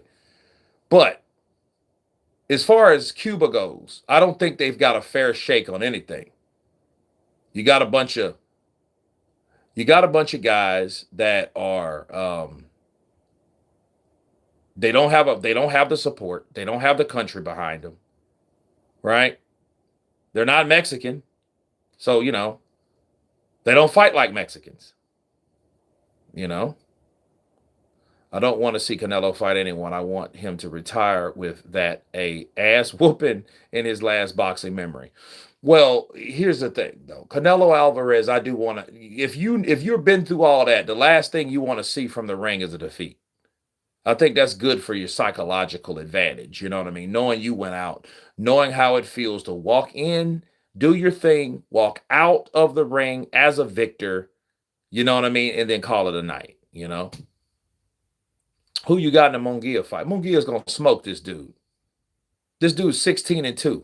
He's now soon to be 16-3. Watch. 4 rounds, maybe less. That's my prediction. Telephone booth. Yeah, well, here we go. 27 years old, 5'10", 167 pounds, 16-2 with 11 KOs. Armando Resendiz. Resendiz. Not Resendiz. Resendiz. That's his name. Resendiz. I got Munguia points. No. I got Munguia knockout. Dubois takes Ben Man personal. He should not, because it's just a job.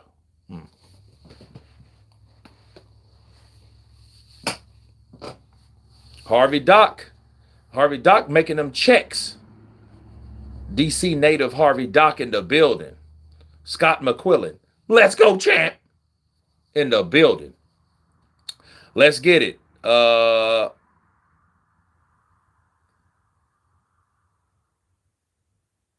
And ding, ding. Here we go.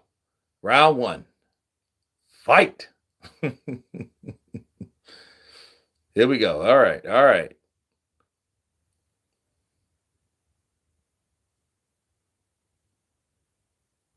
I think Zurdo wins today. KO in the 7th round. Ooh. Ooh.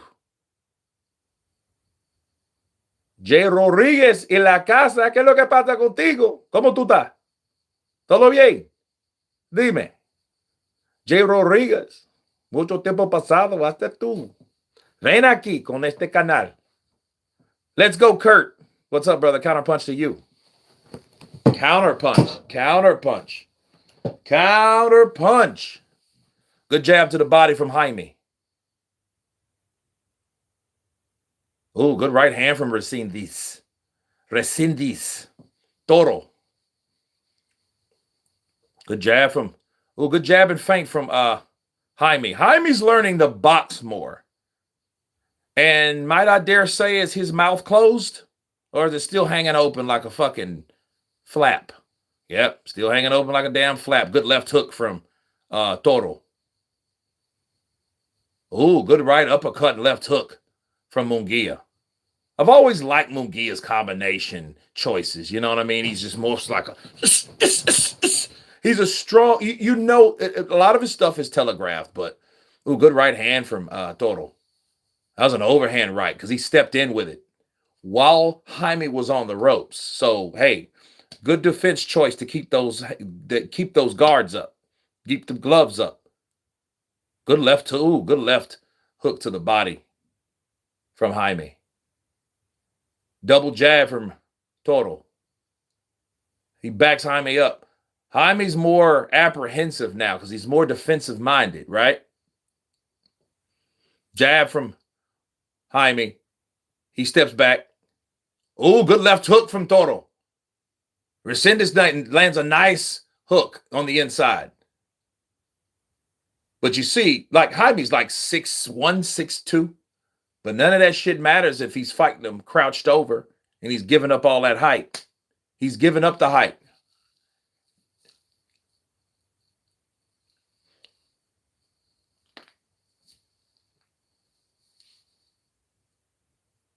Oh, good left hook to the body from Munguia. He stuck that left hook to the body. That was nice. That was nice. Now, Toro, he needs to get him back. He needs to land something effective. He needs to land something effective. Oh, good overhand right from Munguia. Round one done. Round one done.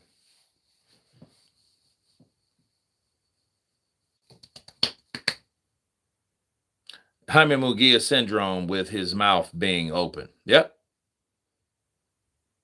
You know what that means, though? Jaime Munguia is a mouth breather. He's a mouth breather. He's one of them dudes. You know, yeah, definitely. Definitely. John Swanson. Keep up the great work, Kurt, watching from Essex. Thank you, my brother. I appreciate you. Didn't have to, but you did. Everybody get like John in the building. Thank you, brother. I appreciate you. I got a bet on Munguia to win on points. Web by Kurt from Philly. Junto Coro in the building. Counterpunch to you, brother. Philly in the building. Usyk would box circles around David and then stop him.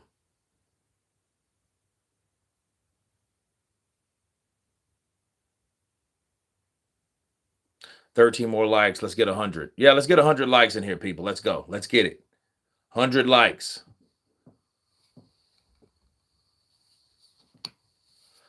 Let's show YouTube where YouTube needs to go. We need to get this out. Because, I mean, it's Instagram. I've sent it to Instagram. I've sent the invite to Facebook. So, hey, it is where it needs to be. Munguia going for it.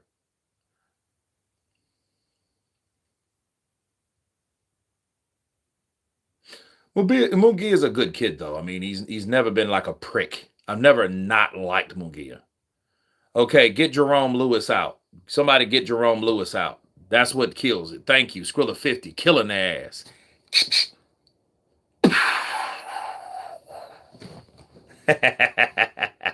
Hey, thanks for doing the live. Been a subscriber on the channel for many years, sir. Thank you. Mr. Is it T.I. Peno? Counterpunch to you, brother. I wonder if Opataya is there. Nah, I don't. That would be dope. That would be dope if he is. But I mean, guy like Jai, you know, from the goal, over in Australia, that's a long commute, bro, to be flying over to see a fight. Now, if he was in the UK, that ain't shit. That's 4 or 5 hours. But Australia, dude, come on. Now, the brother of mine just come back from Thailand, dude. He was talking about 19 hours. Crazy. Ooh, good left hook to the body. Good left hook to the body. Now, he signaled it hit him on the hip. Harvey Doc was on the opposite side, so I don't know if that was the case. Because he didn't see it. Good jab from Toro. Ooh, good left hook to the body. Ooh, good right hand from Mugia. Another right hand from Mugia. Here he goes. He's starting to open up. The guard's starting to break. Right hand lands from Mugia. He's breaking guards now. He wants to break bones when he hits. He steps back to reload. He turns. He's on the opposite side. Jab from Toro. Jab from Toro.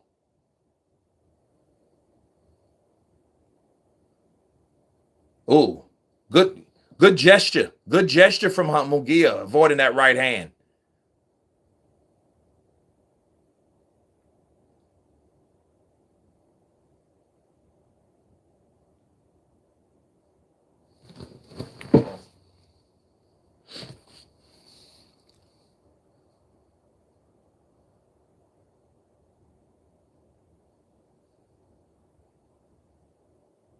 That was a good round. Good round from Munguia. Munguia opened up on him, but he backed off a bit. He slacked off a bit. Battle Tiger. Is that wait. What is that, my boy? Battle Tiger Network. Big Kurt, what's good? Always great vibes on this channel. Absolutely, bro. Absolutely. Counterpunch to you. It's been a long time, man. Been a long time. I'm seeing some familiar names in the chat. Counterpunch to you. We got 9 more until we get 100 likes. Let's get 100 likes. Let's go. Zurdo's so much bigger, but he's a bit one-dimensional. That's a big boy, though, bro. You know what I mean? That's a big boy, though, man. I ain't gonna lie to you. The dude's huge. Zurdo's my, Zurdo, if he's Zurdo seen me, I've been talking shit. Tú hablas mucho. Tú quieres pelea. ¿Quieres? ¿Tú quieres? Entonces, ¿tú quieres? This is a great fight so far. That's pretty good. It's pretty good. Zurdo is slower than a sloth. He ain't that slow. He's just slower than most of those guys. He's not like Jai Apataya fast or anything like that. He's just slower than those dudes. I'm sure Apataya will be keeping a close eye on things wherever he's at. Yeah, he's looking. He's somewhere like, man, come on, man. Fuck. Jai says, fuck. Ooh, good right to the body from Munguia. Ooh, good left hook good left hook right to the body from Zurdo. Ooh, chopping right hand on the inside. Now it's a phone booth. Here's a phone booth right now. He catches Munguia with a nice jab. Remember, this is 168. This ain't 160. Ooh, good right hand from Toro. Ooh, good right hand from Toro. Jab upstairs, jab downstairs from Toro. Double jab comes back from Munguia. Good right hand. Left hook grazes the body from Munguia. Jab to the body from Toro. Munguia comes back with a jab. 1, 2, 3, 4 combination. Come back from Munguia. Right hand to the body. He signals it hit him in the hip. I don't think it hit or landed that low. Maybe the body shots are hurting Toro. Right hand. Ooh, good right hand from Toro. He rubbernecks a right hand. Ooh, good right hand from Toro. He turns Jaime. Ooh, left hook to the body. Now that was low. Harvey, he signals that from Jaime. Jaime went low there. He did go low. He's going low still. Right and the left blocked from Toro. Toro comes back with a jab. Jab to the body misses from Toro. Toro's right, his whole forehead is red. That's from catching shots from a taller guy, leaning in.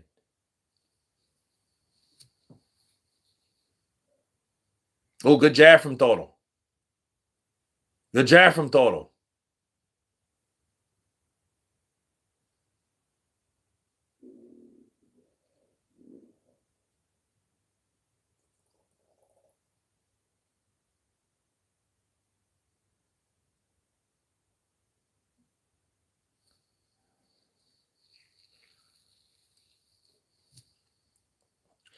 Double jab, right hand misses from, Jaime. Toro misses with a big right hand. Man, if that shot would have landed, that would have been a game changer.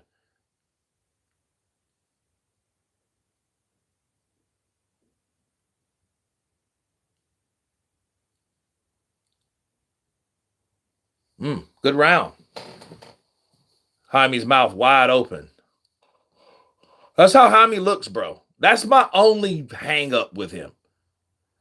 Look at Harvey Doc. He's already warning him. He's warning him in that corner. Ling Chung comes in with 10 pounds of love. Big up yourself, Kurt. Love the channel. Love your interest in the UK boxing scene.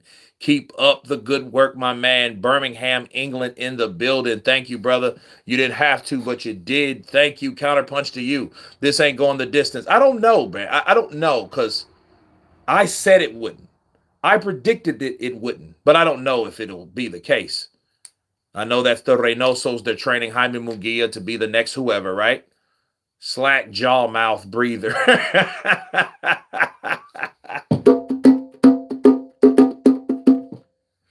That is Canelo. Look at Canelo.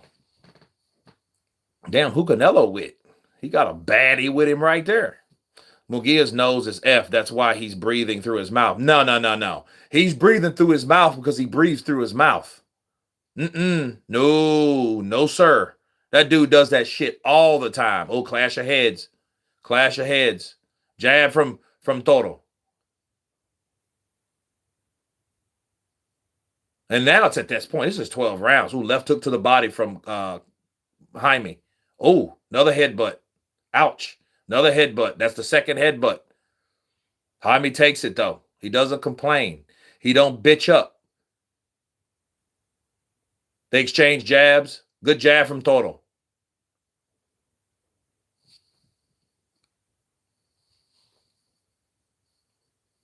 Yeah. Zurdo versus Benavidez is next, bro. So we're almost there. We got, this fight, which is a good fight. So I would implore you guys to stick around. Yeah, let's get 5 more likes. Let's go, guys. Let's get it. Jaime Munguia, double jab, right hand.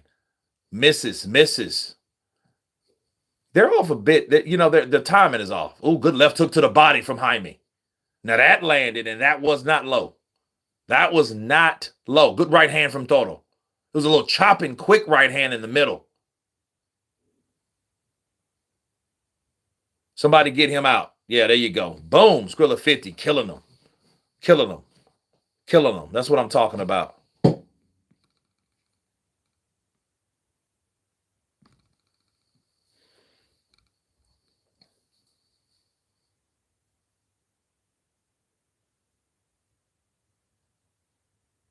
Oh, good left hook upstairs from Jaime. Oh, good right to the body from Jaime. Chopping left hook. Partially lands. Jab misses from Toro. He tries to come in to engage. Right uppercut. Chopping right hand lands from Toro. If you got the distance and you can punch, make it count. That's what it's about. Let's go. They trade jabs. Jab to the body from Toro. Jaime Munguia steps back. His guard's down. I wonder why. I think he's safe. See, Toro kind of walks in a bit. If he could find a way with his footwork to come in, he could use that to his advantage, because Jaime's guard is down here. His guard is low. Ooh, good left to the body from Toro. He throws a right hand, is rubbernecked by Jaime. Jaime eats a jab with that open mouth. Oh, good left hook from Jaime. He eats a jab. Jaime comes back with a 1-2, and that round's through.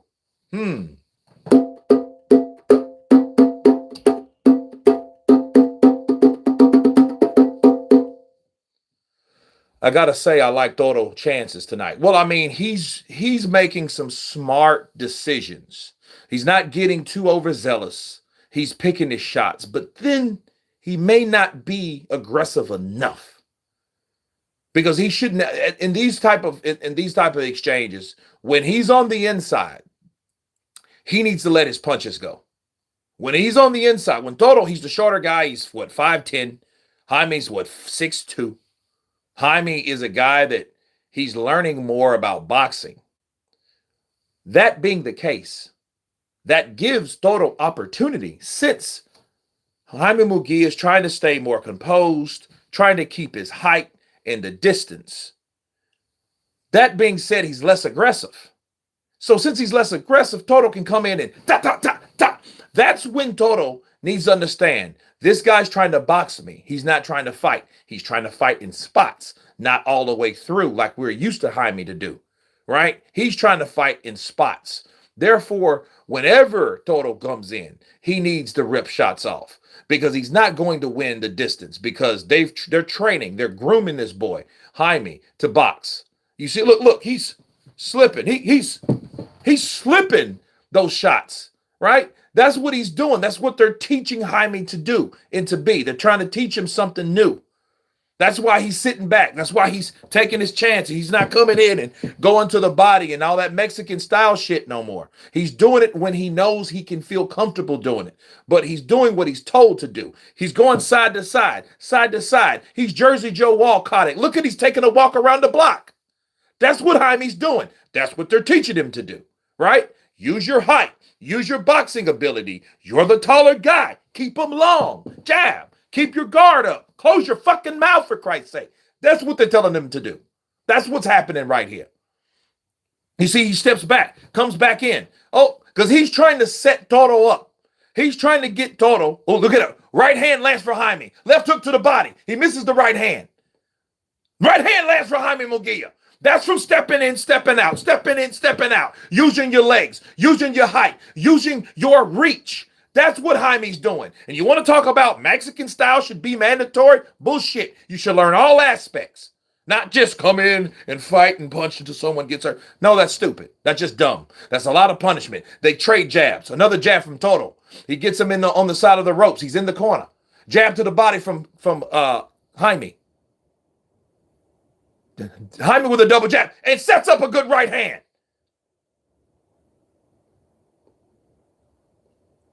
That catches Toro right in the face. But that's due to... That's how you do it.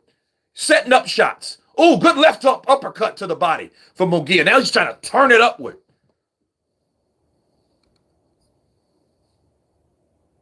Like what just happened? What just happened? Oh!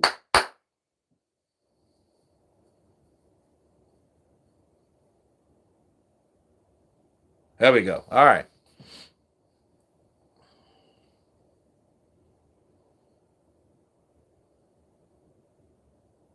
Oh, good jab from Toro. Good jab from Toro. Toro's using the jab and he's scoring with the jab, but he needs more. Toro's doing good. He needs more. Because, see, look, Jaime's turning it on and turning it off. When he turns it off, that's when the distance begins. That's when he creates distance. He turns it on when he's close enough to turn it on. Look at it, right to the body. Nice shot. Nice shot to the body. See, Jaime is boxing, but he's aggressively boxing using combinations in between. That's what's happening. Get out of the way. That's step in. That's step out, MF, if you know what. If you know. He's winning on points, but I am worried, not gonna lie. How's Munguia's stamina when it gets late? I'm not sure. I don't think a guy that young has to worry about stamina issues. If so, they need to, they got another problem. Toro is too tough. Okay.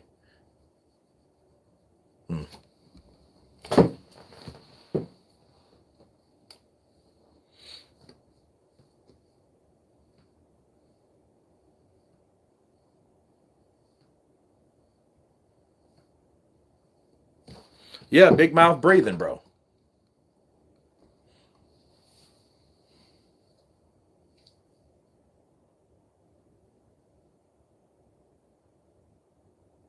Toro comes in and pops him with a right hand and then smothers him. Ooh, good double jab from Toro. Munguia lands a right uppercut. I don't know how flush it was, but it did land. Ooh, good roll, good right uppercut.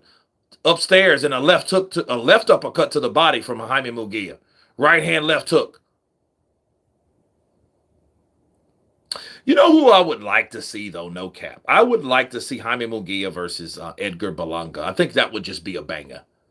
Mexico versus Puerto Rico that way.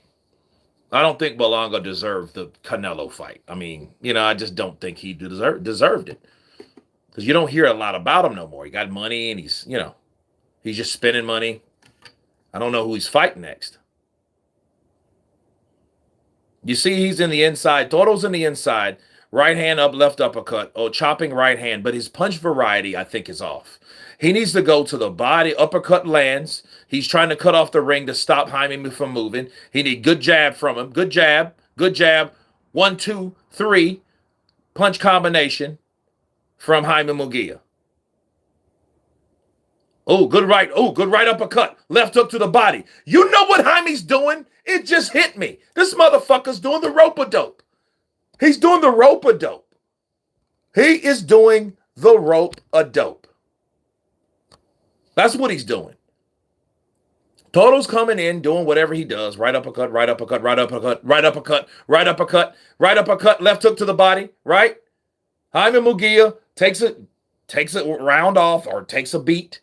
He comes back. He lays on the ropes. He comes right off the ropes with ripping combinations. Who does that sound like? What does that sound like? Rope-a-dope. Good right uppercut to the body. Good chopping right over the top by Jaime Munguia. Left uppercut, right uppercut by Jaime. Oh, good right uppercut from Jaime. Jaime slips. He slips the jab and comes off the counter with a right uppercut and a left hook to the body. Nice. Nice. That's how you do it, baby. That's how it's done. That's how it's done. Overhand right misses. I know he expected that to land. Sell Blue Arrow coming in with that $10. Much love, brother. Counterpunch to you. Thank you. Guys, get like Sale Blue in the building. Look at Jaime. Look at Jaime. He's trying to smother him. He's sitting down on the ropes. I don't know, man. He kind of took a while to get out. What's up with that? What's up with that? Left hook to the body.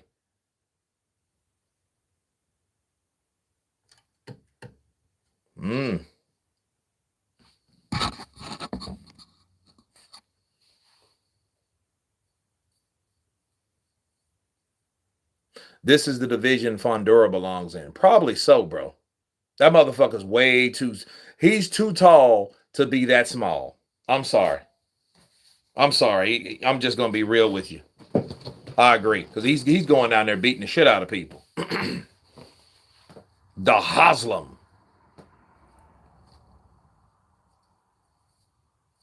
And if you guys haven't subscribed to the channel, subscribe to the channel. I'm trying to get 100,000 likes by this year. Definitely by this year. It's just like everything went to slow-mo. This division, let's see. Fondura rehydrates to 175 during the fight. That means he doesn't need to be fighting at 154, sir. That's what that means. If he rehydrates that fucking much from 154 to 175, that means he shouldn't be fighting at 154. I'm sorry. Nobody should rehydrate that fucking much. He's in the wrong weight class. See, that's how he's beating the shit out of guys like Keith Thurman and, poor Tim Tszyu. Poor bastard, bro. Because they can't handle somebody that big. They didn't sign up for that shit. They signed up to fight someone that's 154 pounds. He may hydrate to 164, sure. 175, hell to the no. That is no way he should rehydrate that much, being that big in a fight against a 154 pounder. No. Hell no. That means he needs to be there. He needs to be up there with these guys, Belangas and the Jaime Munguias and, the Billies and the Martinezes and them. That's where he needs to be. I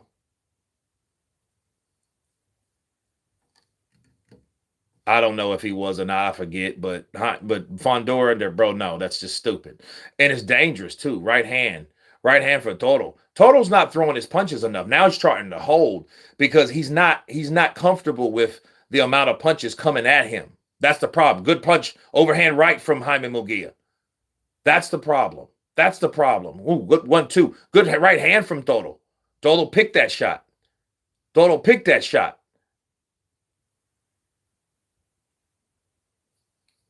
Super middleweight, I mean. Yeah, he needs to be a super middleweight. Super middleweight, definitely. That's his weight class. You know what I mean? 154, nah, he doesn't belong there. He does not belong there. And he's going to make people shit a brick if he goes to 160. You think about the, the Giannollis and the Lottas and the, who else is there? Damn, Charlo retired. What the hell does he think he's going to do? Sell dope? The hell's wrong with Jamal? What's wrong with Jamal Charlo? What's up, my good brother from Chicago? Michael Robinson in the building. Counterpunch to you.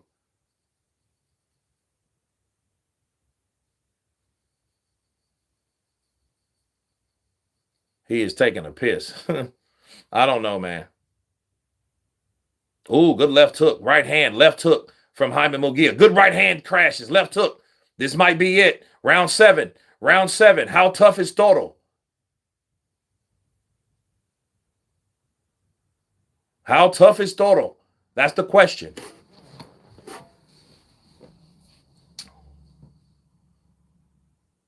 Yeah, see, Toro has his punch varieties. I don't. It could be better. That's the problem. You know what I mean? He knows that he needs to know how to let his hands go, and I don't think he's doing that. And if he is, he's not as aggressive or not as effective as Jaime Munguia. Let's just be real. This is what it is. Who's fighting? Arwu. Jaime Munguia is fighting. Damn, what's his name? I'm been calling him Toro, but his name is Resendiz. I forget his first name. Did he beat Plant? I don't know. Did he? Shit. If he beat Plant, he probably hurt him to stop him or something. Because Jaime's face is getting busted up. I mean, he's landing on Jaime, but it's like, oh, good right hand. Oh, wait a minute. That's a clash of heads. Oh, and the right hand lands from Resendiz. Toro. Yeah, I think it's decision. Oh, it's decision? Okay. Well, Plant, bro. Plant's made his money. He made the Canelo money. He's been fighting. He had a good career. He fought David Benavidez. He fought Canelo.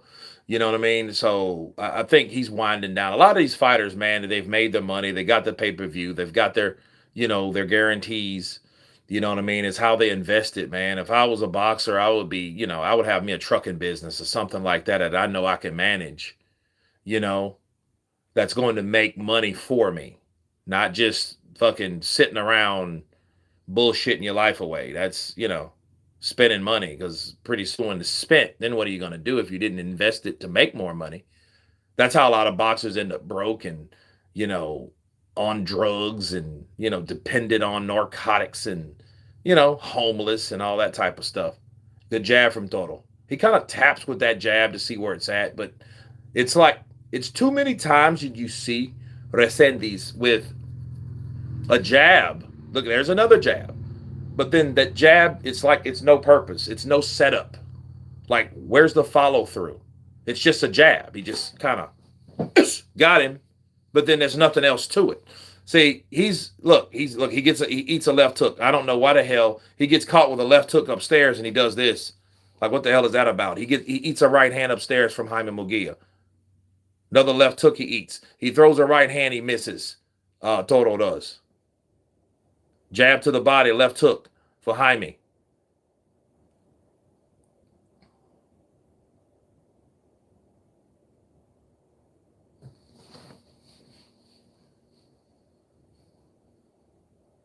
He's trying to gas Munguia out. Well, good right hand to the body.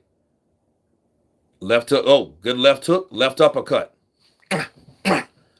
Nice from Jaime Munguia. Jaime eats a right hand from Toro. Then Jaime comes back with a 1-2-3 shot combination upstairs. Ripping uppercuts, left uppercuts. I think that got Toro off balance a bit. Left hook from Jaime. He eats a shot to the body. He counters with a right hand upstairs. Jab. Double jab back from Jaime. If you notice, that one jab from Toro gets me. That's one jab. There's no follow through. It's just, look at that. Jab. He goes with the overhand right, another overhand right, left uppercut, left hook, right uppercut, right uppercut. He's doing the Yori Boy Campus. He needs to double up like, you know, when Jaime is like that, he needs to let those shots go. He needs to let those shots go. He's trying to do too much pinpointing instead of just letting his hands go. That's his problem. Jab to the body from Toro. He eats a right hand and a left hook. Why? Because he's not throwing. Another right hand. He misses from Jaime. Jaime's scoring, but Jaime's winning the rounds because he's winning the exchanges. You see what I'm saying? That's how you win fights. You win the exchanges. Not by picking jabs and, oh, see, I got him. And then I might jab, then right hand, and then right uppercut, then right uppercut. I might throw a left hook in there, then right uppercut, right uppercut. No. Bop, bop, bop, bop, bop, bop, bop, bop, bop, bop. That's how you get it in there. Start throwing shots. Let your hands go. He's not doing that. He's picking. Okay, I got him with a jab. So if I can, he's thinking too much. Toro's thinking too much. Yeah, he's really improved because they're taking time with him. This is Manny's fighter right here. This is Manny Robles' fighter right here. Let me see what he's telling him. But he need to let his hands go. Let his hands go.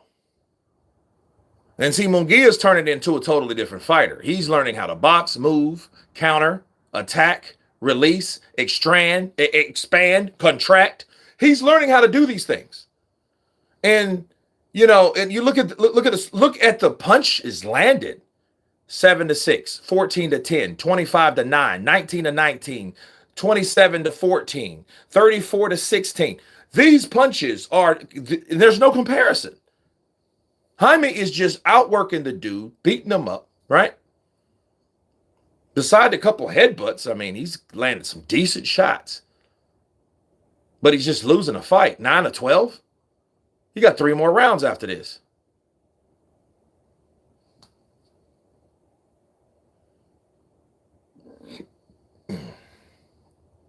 Now, keep in mind, I thought my prediction is off. My prediction was wrong, right? I thought that Jaime was going to kill this guy in 4 rounds.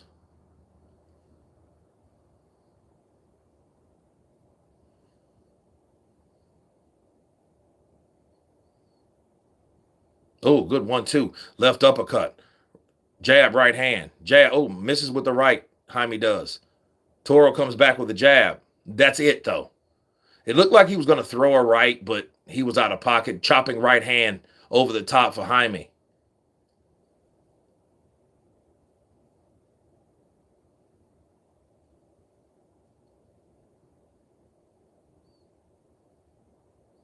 Good, clever move from Toro there. He knew that Jaime was throwing certain shots.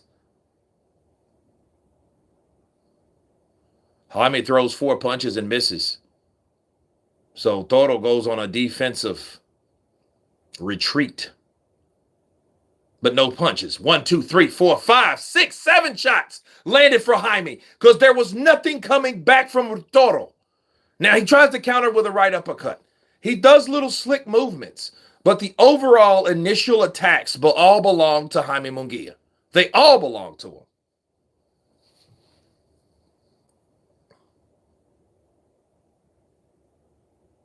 Jaime's, he's complaining about a rabbit punch. He's like, yo.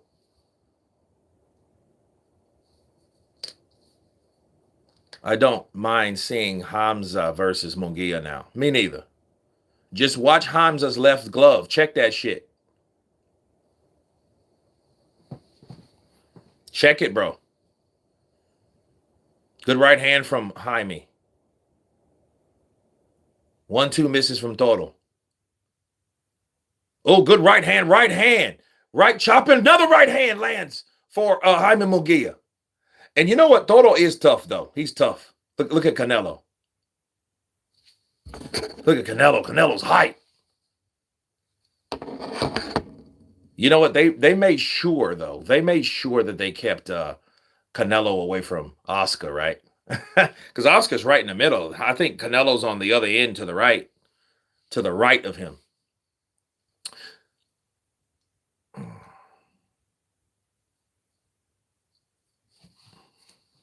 And I'm glad to be here to see all what he learned in the gym doing here in the fight.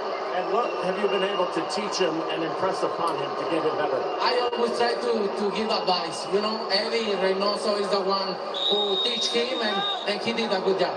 Thank you, Canelo. Appreciate it. Thank you.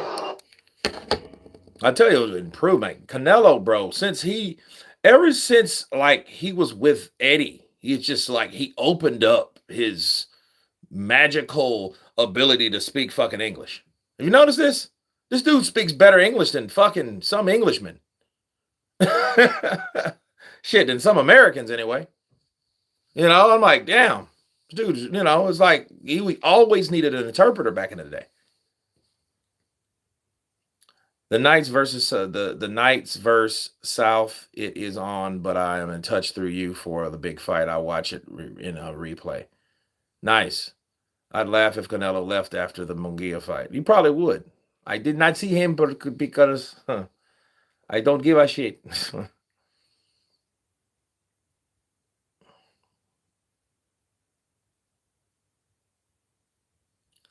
Dude, I don't know what it is. Jaime with that mouth open, bro. I don't know why nobody's told him, bro, breathe through your nose. Because here's the secret. As long as you're moving like that, your nostrils are going to be open. You know what I mean? And if you can't breathe, that means your nose is broken. Maybe you should stop the fight. But as long as you're moving up and down, your body is in motion. You're breathing. You know what I mean? So, I mean, that's not going to bother his breathing ability. But that's just a badass habit. His mouth is wide open. Shut that shit. Muted. Who's muted?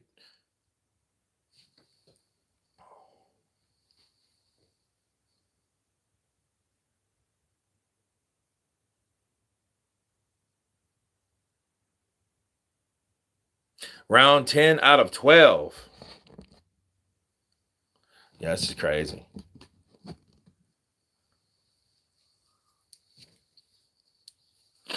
Oh, go overhand right from Jaime and a left hook.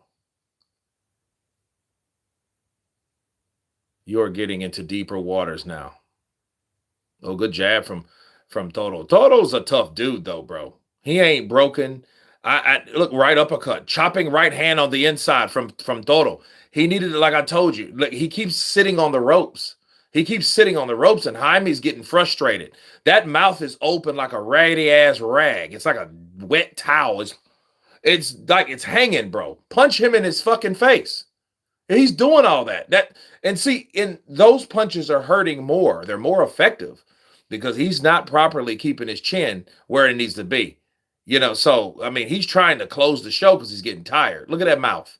Look at his mouth is wide open. It's retarded. He's moving around because he's tired of punching. Now, Toto, there we go. Round, 11? Yeah, he's tired, bro. Jaime's tired. His mouth has been like that the whole time. Recover, get some air. Really good round. Catch some air. Catch him air. Breathe in first. You got 6 minutes. He's going to do what he's been trying to do all fight, just to catch him with one shot. All you have to do is what you've been doing 10 rounds. Long distance, jab, right hand.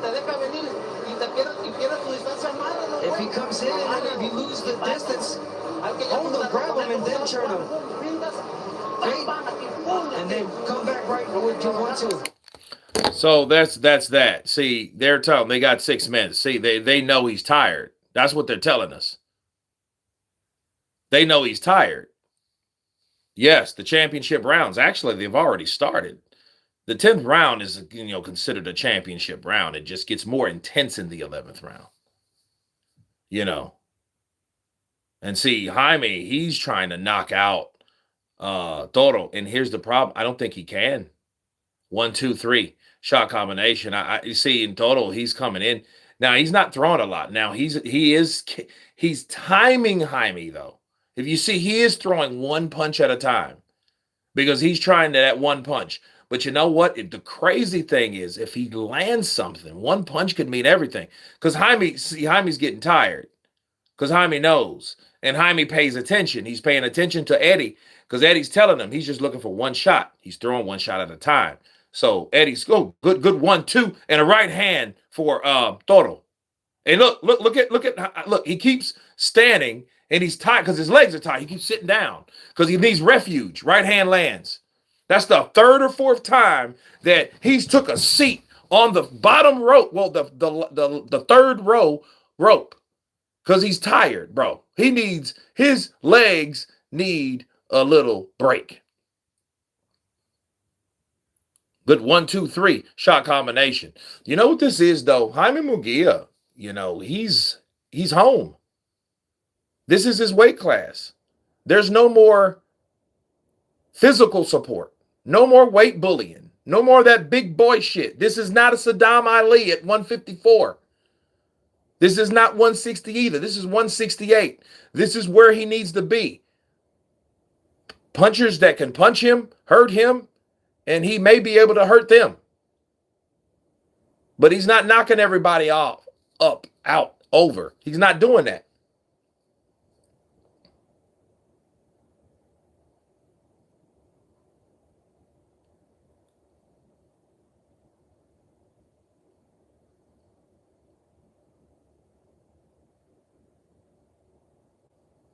But I like how Jaime is using what he's learned throughout the fight.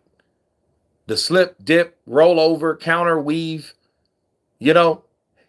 upper body movement, head movement. A lot of times people get tired, they resort to the same shit that they're accustomed to. The old habits start to creep back in. I'm not seeing that with Jaime. But what I am seeing is he's getting tired. And Toro is getting to the point where he's just trying to load up on a shot. So he's just giving Munguia more time. Now, if he was in better shape, if he had better fight punch variety, he probably would have stopped Munguia. And especially if he starts landing downstairs, if he starts going to the body.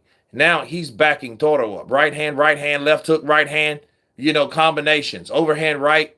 See, he's trying to knock him out. One last round left. We got 3 minutes, people. 3 minutes for Jaime Munguia. Mouth hanging open, tired, sitting on the bottom rope when he can. He's gasping for air. Toro letting him do the shit.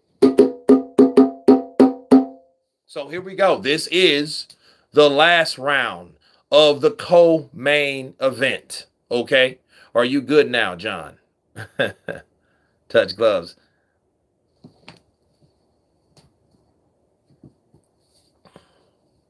Got my cake and custard ready. Nice. Nice.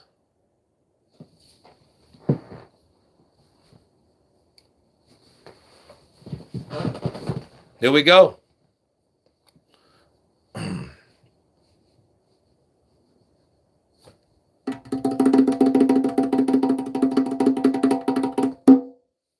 Let's go. Last round. Right, left hook misses for Toro. Right uppercut misses for Toro. Jab. See, only one jab. Nothing behind that jab.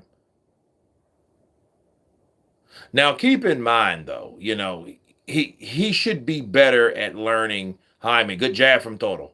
He backs Jaime up. Oh, good jab and a right hand to the body. That's what he should have been throwing right there. Jab, bow, right hand downstairs. Find home. Look at that. Body shots from Toro. Where have they been? Because I haven't seen much of those.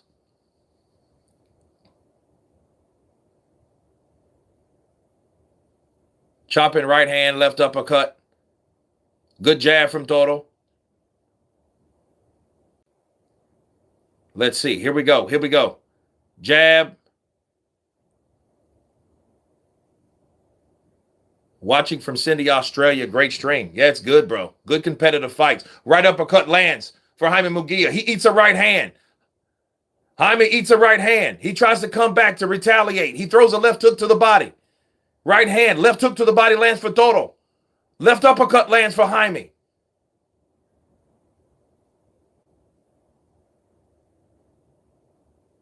Jaime's on the ropes because he's tired. That's why. Right uppercut on the inside for Jaime. Jaime eats a jab. Right uppercut for Resendez. Another right uppercut for Resendez. Right uppercut, left uppercut, right hand, left hook, right hand from Jaime. He turns him. Right hand, left hook. He turns him. He gets himself back on the ropes. He eats a right hand. Did that hurt? Oh, that hurt Toro. Hurt Toro. Here comes Jaime. Jaime said, I finally got this mother sucker. Get him. Look, Toro's moving more. You know he's hurt. He grabs onto him.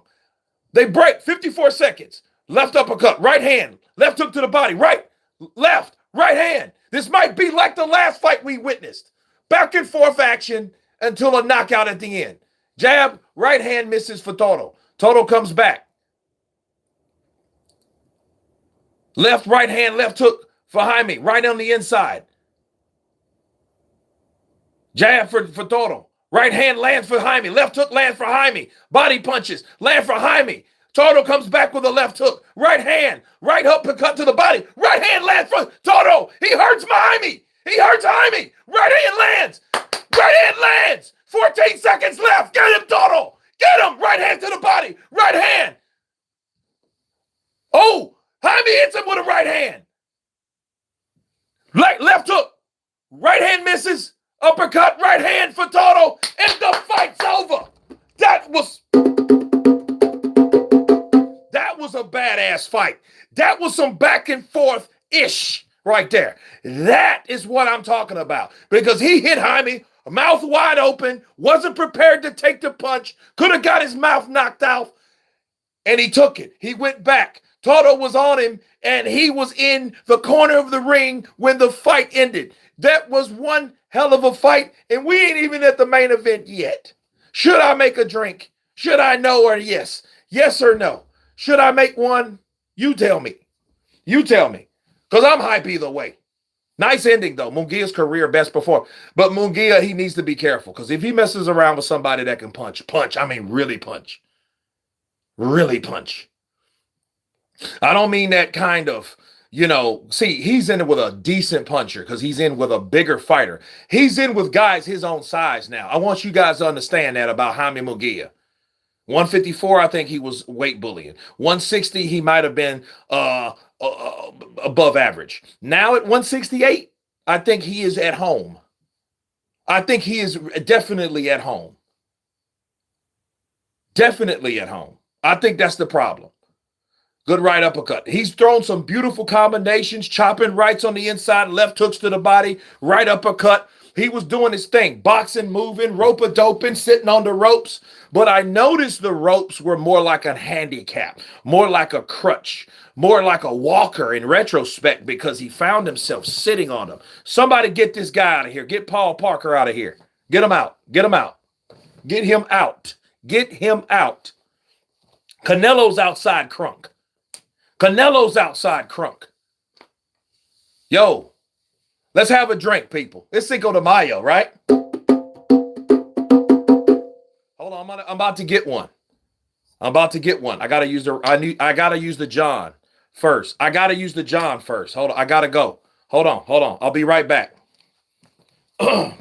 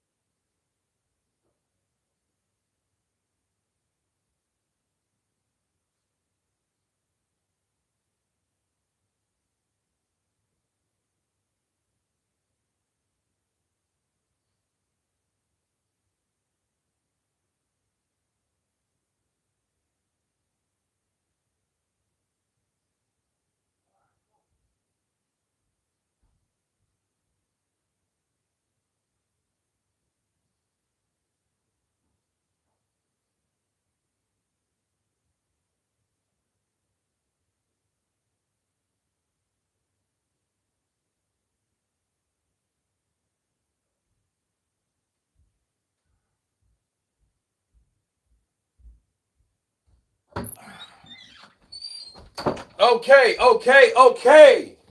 We are back. That's a fact. All right. Okay. Hey, Kurt, you missed the fight. No, that's crazy. No. Don't play with me like that. That'd be crazy.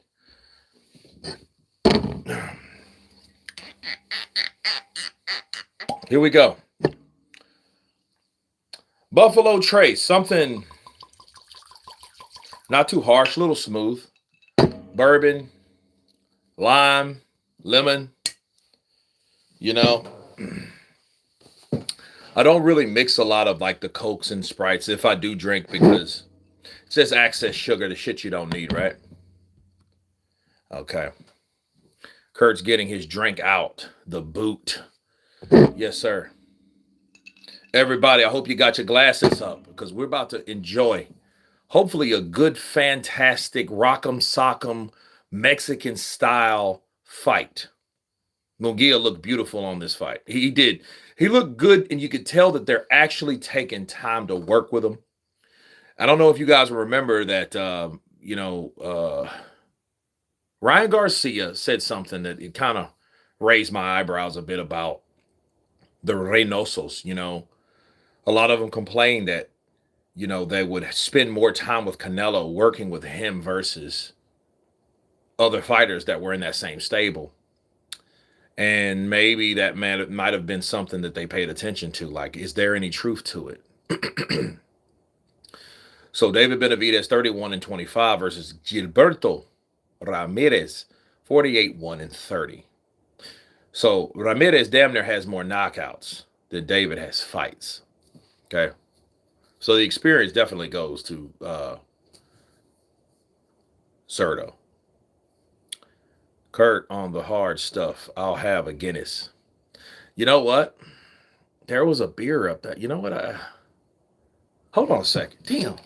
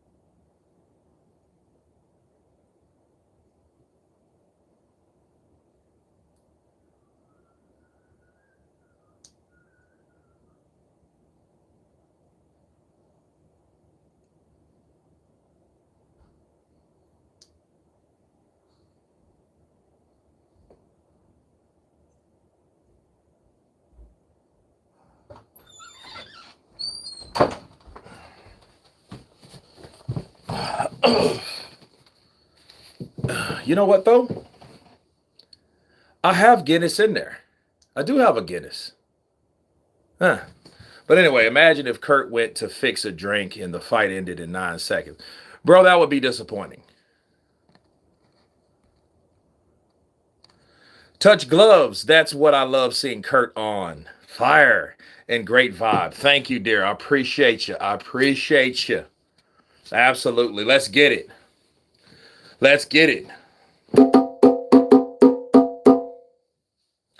David's still sitting down. What the hell? Everybody got their drinks ready. I don't like drinking alone. Does everybody have the drinks ready? Ryan Garcia training with Gorlock now. Who's Gorlock?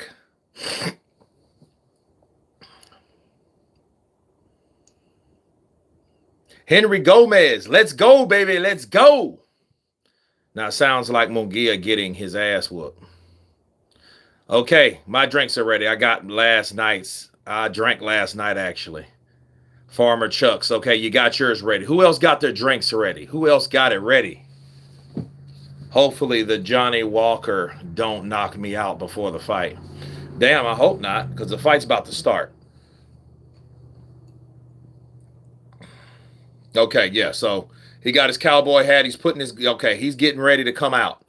Zurdo is getting ready to come out, by the way. Okay, so there you go. Hopefully, hopefully it don't. If you follow, that's crazy, though. It could happen, though. Sometimes you're waiting for something. In my lethargic self, I've actually noticed, like, I've been getting better with kind of like with sleep and things like that. You know what I mean? Because I maybe just been pushing too hard and you find yourself asleep and you wake up or whatever. If you count tea, yep, cheers. Okay, we'll count tea. It's a drink, isn't it? It is a drink with caffeine. I smoked 2 cigars and been drinking since 2 p.m., bro. Okay, so that means you're ready and you're down. They're saying their prayers in the corner of Zurdo Ramirez. You know, that's very important to me. Because, I mean, bro, you need everything when you go in that ring, bro. You're taking punches to the face. And from David, bro, this fight is the fight that's going, that should.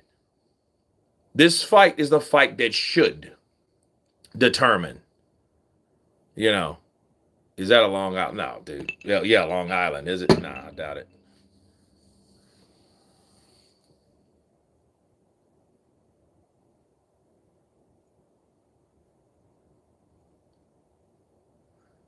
Okay, Malik Scott is training Zurdo Ramirez. I didn't know that.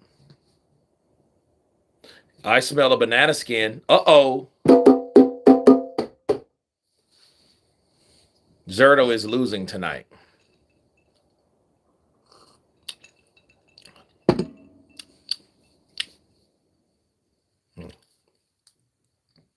I got my pint of Guinness. Cheers, big ears. Counterpunch to you. Diddly squat. Here we go. What do you guys think about the new Mortal Kombat movie?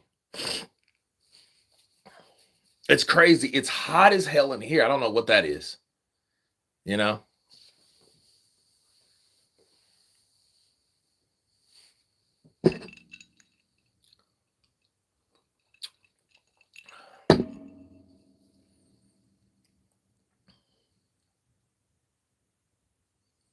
Zurdo is definitely losing if Malik Scott is in his corner. Oh, man, cut that out.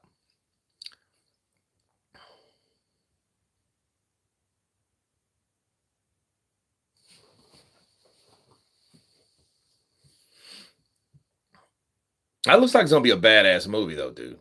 I ain't going to lie.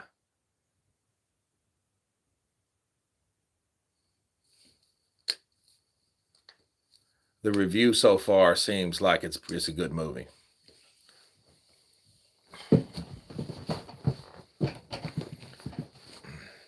David is like a negative 500 favorite.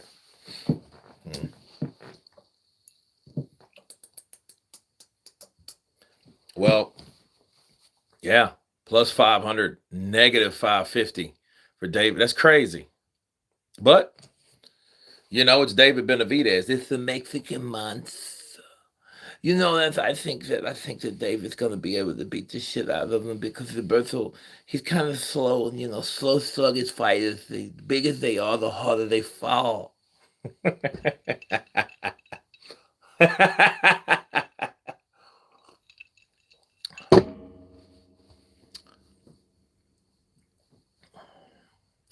Buy $5, get $100 instantly. Okay, use code CINCO.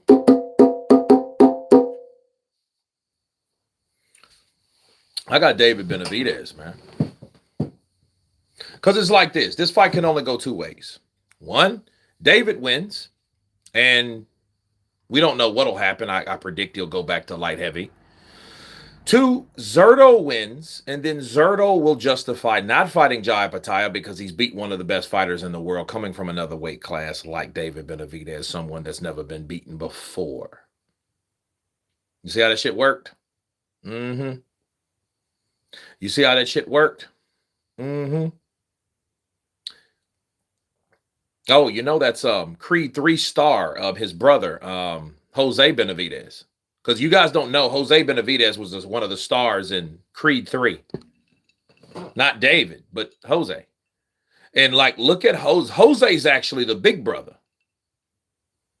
Jose looks like he's straight out of Apocalypto, bro. I ain't gonna lie. He looks like, you know, Ama-esque, Sema-esque, Uma-esque.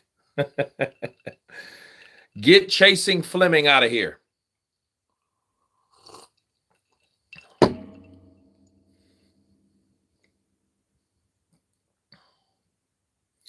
Love it, Kurt. Halfway through one drink, and he's doing his Tyson impression. The Mexican monster's gonna show everybody. Look at Mike Tyson behind him, baby. Hey, the Mexican monster. I'll give him credit. I'm endorsing him. I never seen somebody with that type of talent and speed before. He's knocking motherfuckers out too, and he's he does a little coke like me.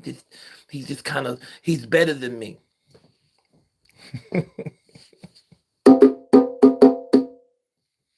I'm on my way. Uh-oh. Okay, here we go now. Why am I doing that if I got these fucking drums? What am I doing? What am I doing here?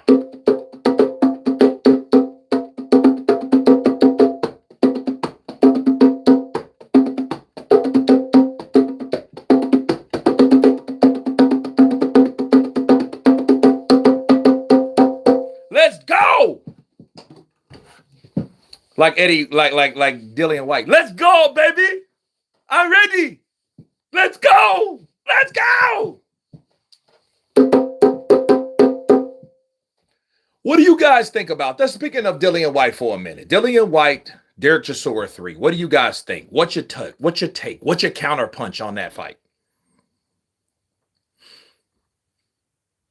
BMW 12533 counterpunch to the bars. May the best man win and then face Jai.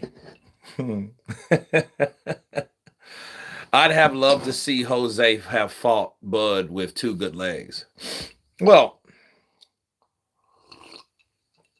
I don't know, man.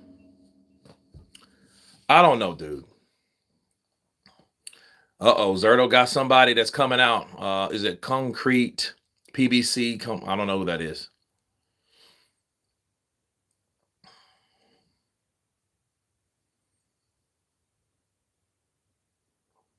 I mean, I don't know. I don't really know a lot of Mexican artists no more. You know what I mean? Like, you know, I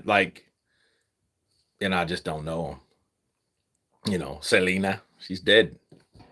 And now she come out, como la flor. I'm like, oh, shit. Oh.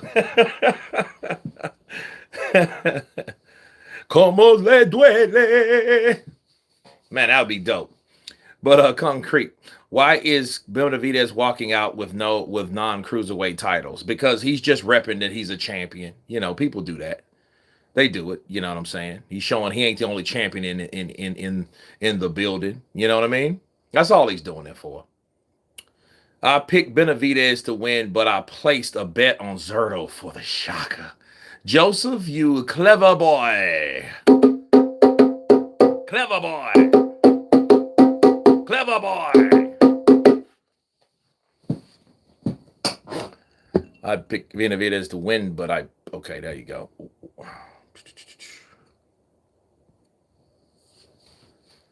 Yeah, man. David's coming out.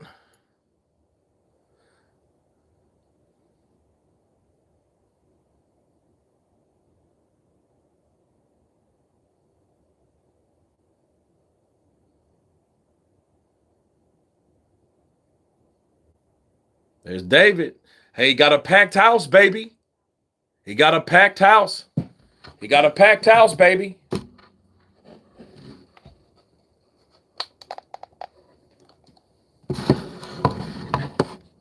Dude got a packed house.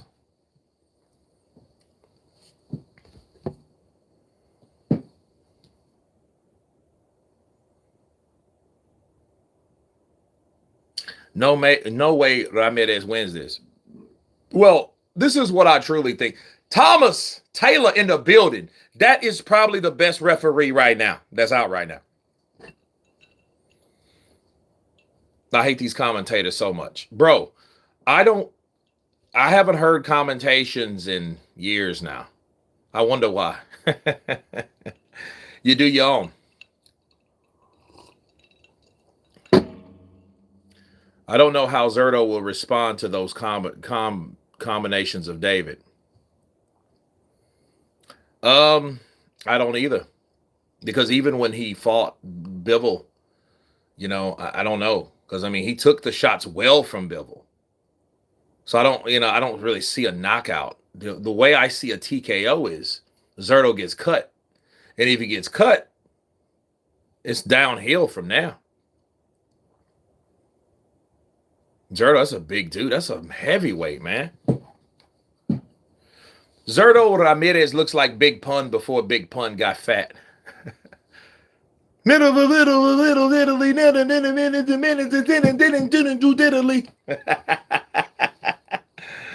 want to be a player no more. I'm not a player. I just crush a lot.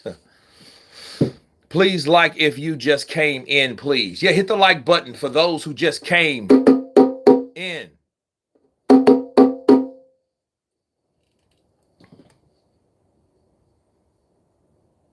Oh, Mexican standoff, right?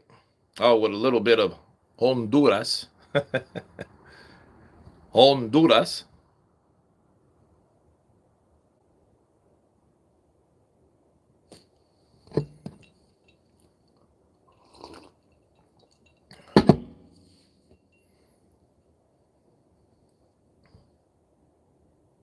I think this is changing of the guards, though. I really do. I think that, you know, David coming in, being that young guy, you know, you look at David, you look at Ramirez, where they are. Ramirez is pretty much selling those damn belts, bro. He's selling those belts. He's probably getting five. How much money is Ramirez getting tonight? Let's see.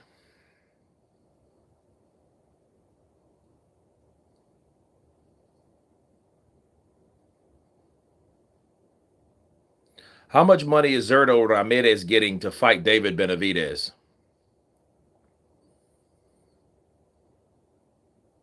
Between 2 and 4 million. Yeah, this is $1 million. Yeah, this is a fight. Yeah.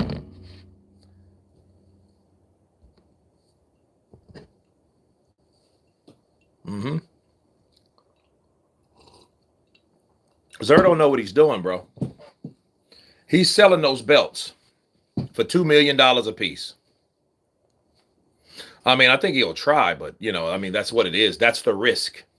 This is the business of boxing when you know, like, yo, there's a possibility that I'll lose just based on the overall stats, you know? So there's a chance based on the stats that I will lose to the other fighter, right? That being the case, you want to make the money set in place in case you do get your ass handed to you. You get whooped. I mean, okay, well, I got beat. I suffered a defeat.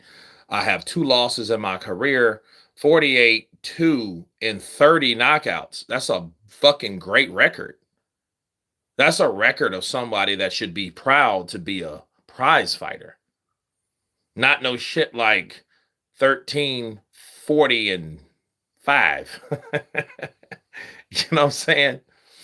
Motherfucker got 10 wins, 17 losses, and 3 by knockout. Yeah, that's some shit you tell somebody when you get to know them. You don't lead with that shit. You know what I'm saying? Oh, man, I used to be a boxer once upon a time. Really? Yeah, man, you'd be a boxer once upon a time. Got my ass whooped by a few guys. That's, you know, you can't lead into no chick like that with a conversation trying to get with them. You know what I'm saying? Unless you're doing the feel sorry for me bullshit role. You know, not if you're with a winner bitch. You know, if you're with a winner bitch, you gonna look at that shit like, ugh, he ain't shit. You know what I mean? I should have got with somebody that actually kicked some ass, not the ones that took an ass whooping time and time again. Right? Makes sense. That's why he's ducking Jai. Yeah, well, I mean, you know, you go for the most money. Jai, unfortunately, doesn't make the most money when fights. You just get your fucking neck broke or your jaw fractured or some bad thing that'll happen to you, because when that island boy opens up on you and hurts you, and you see those eyes light up when he's throwing a shot in passion, in high adrenaline, you'll understand why you didn't want to take the fight. Zurdo's not stupid, because see, it's like somebody like Jai Bhatia, he can walk into some shit. And Jai punches, I know, I have a good feeling. If I had to bet, I think Jai punches a hell of a lot harder than David Benavidez. Benavidez has the combinations of speed, but I don't think he has the punching power. Jai is one of them dudes that can hit you and take your lights out. He can hit you and hurt you. He'll hit you and hurt you.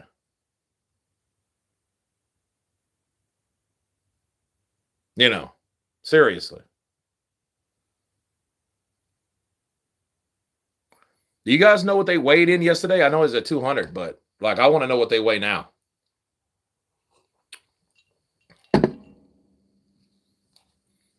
I want to know what they weigh tonight, like right now. I guarantee you they're heavyweights. I don't know if Canelo's there. I doubt it. I think Canelo's going to stay for the long haul. Just in case he sees an upset from David Benavidez and he can say, fucking cabron. And he want to fight me, cabron. I could do this shit. Get the fuck out of here, man. Get the fuck out of here. Zurdo, hit this fucking guy. Well, there is only one way to find out. Hold the fight. You're right, Kurt. Counterpunch. Oh, well, you know, I think that's what it is. Look, look, what the hell? Why is there so many people like... Okay, there we go. Okay, we got the ring announcer behind the ref. Okay, that's normal. Yeah, thank you. Touch gloves, touching gloves is touching loves. Taking their ass out. Thank you. That's what that's about. Bars. Let's see. Let's go. That would be funny. I'll fight Zurdo and give Zurdo a big ass payday. Zurdo be like, thank you, congratulations. Here we go, guys.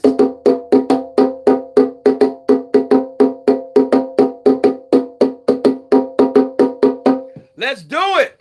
Ding, ding. Jab from David Benavidez. Jab from David Benavidez. Now, remember, the jab is coming from the opposite end. Okay, Zurdo looks a lot bigger than David. David actually looks a bit fat down there. Is he turning into fat boy again? Look at those trunks. All right, they either high or he's looking fat. Right hand from David. Jab to the right. Right to the body that misses from Zurdo. Good punch to the body from David. Jab from Ramirez, misses.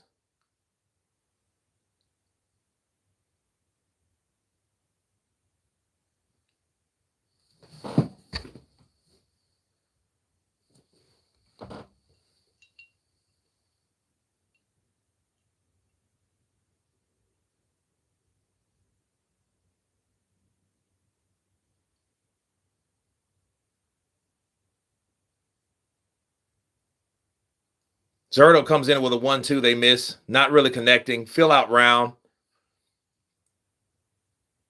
Oh, good right hand from David.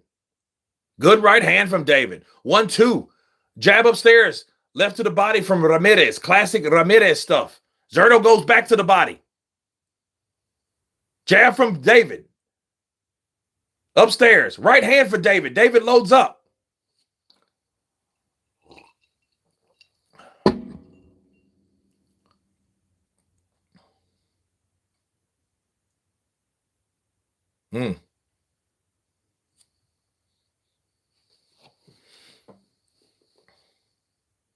Good jab from David. David just pots that jab out there. Scoring, good scoring jab. Good scoring jab. Oh, good right hand from David. That knocks. Oh, that quick right. Good left from Zurdo. He comes back. Zurdo's big, bro. Double left hook. Straight right. Upstairs from David. That was quick. Nice, man. Those hands are still fast, bro. David got that speed. Oh, good straight left from Zurdo. Zurdo catches him. Everybody talk about Zurdo slow. It's about timing, baby. Timing beats speed, not the other way around. Remember that. Jab. Left to the body. Zurdo. Oh, good right hook from Zurdo. Jab. Good straight right from David. David comes in with a right and a chopping left hook. 1, 2, 3. Shot. Bottom straight left from Zurdo. 1, 2, 3, 4, 5, 6, 7. Shot combination from David Benavidez. Right hand from David. Zurdo comes back. Nice. Nice. That's a nice fucking first round, bro. Whoa. I mean, he was able to, because see, Zurdo was back. He caught him with that backhand. That backhand was, then he comes down to the body with it. Now, David showed off a bit. He wanted to show, I think he wanted to show or to exercise the speed at that weight class. Let's see. Straight for the straight right hand. You understand? Cuidado. Be ready. As soon as you're done punching, you reset. Listo, listo, listo. Okay? They're telling him to be ready with that straight left because it's there. One thing about a fighter that's overzealous or willing to throw exchanges, like David, he's always ready to get hit. You got to think about that. 1, 2, 3, 4, 5, 6, 7, 8 shots, left hook, right uppercut from David. You know what I mean? But then they didn't show it. I don't know why they didn't show the rest of that shit. I think that's bullshit because there was a lot of interesting exchanges in that first round. Second round, ding, ding. Here we go. Jab for David. Jab for Zurdo. Zurdo comes in. Zurdo jabs. Like I said, Zurdo kind of has this little, like, Juan Manuel Marquez stance for him. Good jab. Oh, good one. Jab. He misses with the jab upstairs and lands a straight left to the body. Zurdo does.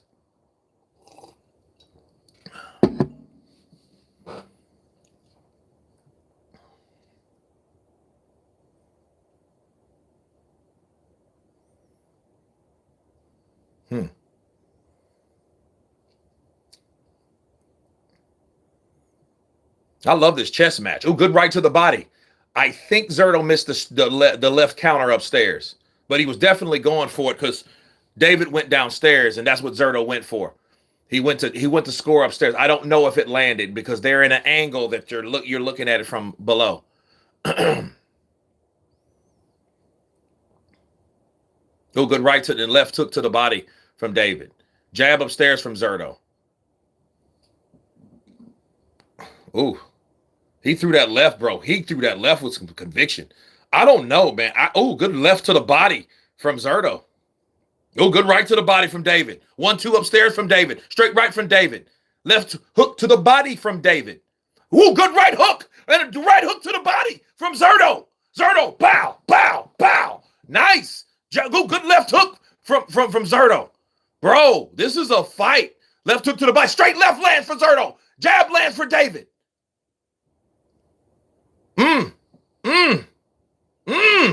Straight left hook, straight left to the body from Zurdo. Jab from Zurdo. Straight left to the body from Zurdo. Left hook from David upstairs. 1, 2. Now, look, Zurdo's letting his hands go. Oh, good right. Good left. Right hand from Zurdo. Left hook to the body from David. Left hook from David. Zurdo's coming in. Zurdo's like good overhand left. Right hook to the body from Zurdo. Good straight left from David. David is now in a southpaw stance, people. He's now cornering up. Good shot. He pushes David back. Right, left hook, uppercut to the body. Jab. 1, 2, 3. Shot. Oh, good. 1, 2, 3, 4. Punch. Combination from David. David comes back. Left hook. Right uppercut from David. Zurdo's still in the pocket. David's quick, bro. David's fast. And that speed is saving his ass. Bars. That speed is blinding, bro. He's blinding. Let's see what it's talking about. Let's go on. Let's go in depth. Good defense. Good defense. Who's David? David Benavidez. That's who? David Benavidez. Zurdo and David. David and Zurdo. Zurdo around, I don't know. I mean, Zurdo did his thing in there. Zurdo was able to land a right hook upstairs and a right hook downstairs. See, they're targeting. See, that's all they're showing. And I don't like that shit. I don't like how they're doing Zurdo. Because Zurdo, it ain't like he's in there getting beat the fuck up. He's game. Zurdo is game in this fight. I'm telling you. Go right hand from David. I can see from here. Jab, jab. Just woke up now getting a coffee. Who's winning? Man, it's a close fight. Third round. You know, I think David won the second round, but the first could be a swing because it was a fill-out round. Because Zurdo's a lot slower. See, he's a lot slower. And here's the problem.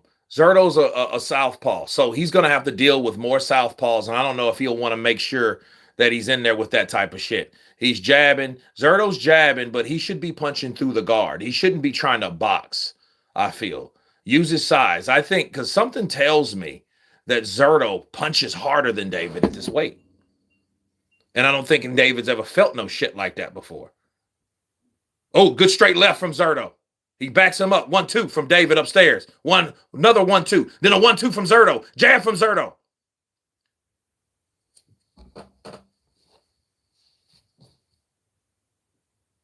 Straight left. Right hook upstairs from Zurdo.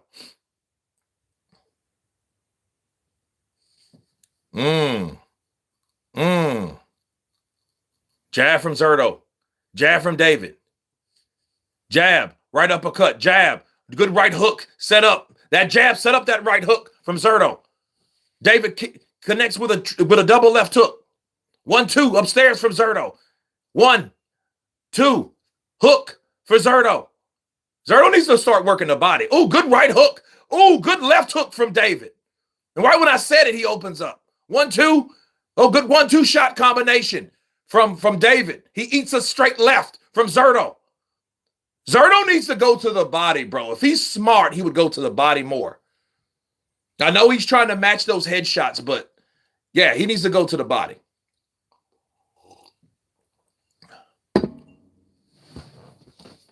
Oh, good 1-2 shots combinations from Zurdo. Zurdo ends with a jab. He takes a walk around the block. Right uppercut from David.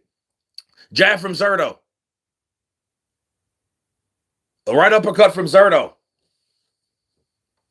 Oh, good left hook. Chopping left hook. Coming in at an angle from David. David comes in with a 1, 2, 3, 4, 5. 6 shot combination. 1, 2, 3, 4 shot. Right hand ending combination. 1, 2, 3 shot combination from David. 1, 2, 3, 4, 5, 6. Oh, good right hand counter from David. He has David in the rope. David rope and doping. 1, 2, 3, 4, 5. 6 shot combination from David. David backs him up for a minute. Machine guns, machine guns, machine guns. That's what I'm talking about, baby. That's what I'm talking about. Look at the mic. The ring and walk in David Benavidez. Yeah, I was excited. I felt like a little boy. I was excited. I feel like a little boy. 168, 175, and now 200. Be the only man to ever do that. You're a boxing historian. What would that mean? Hey, listen, immortality, man. I believe he can do it, but I think he should stop letting this guy hit him. This guy's punching on him. He don't slug with the guy. He's a jabber boxer. Was that the strategy you gave him before the fight? Well, I didn't know. I never knew this guy. I never knew how he fought before, but that's what I would have told him. Yeah. Mike, it's always great to see you. You too. Great to have you here.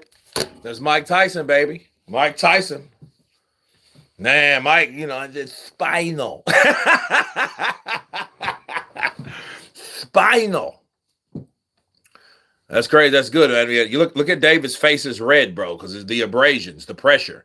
You know, just because you block a shot don't mean it's not creating damage to your face, your cranium, your head, okay? There's Canelo there. Yeah, Canelo. I don't know if Canelo's still there. I know he was there. Shit, I ain't worried about Canelo. And I don't think anybody else should. He ain't fighting in none of these guys right now.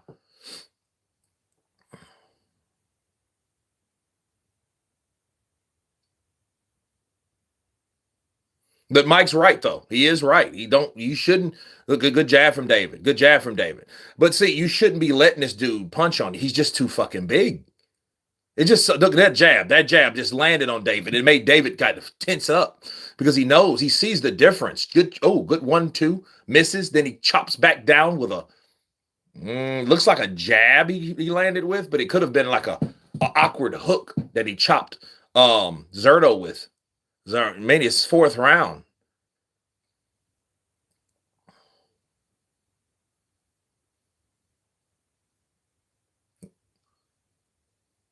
Jab upstairs, jab upstairs, jab upstairs from Zurdo.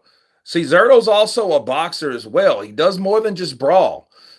Oh, good jab from Zurdo.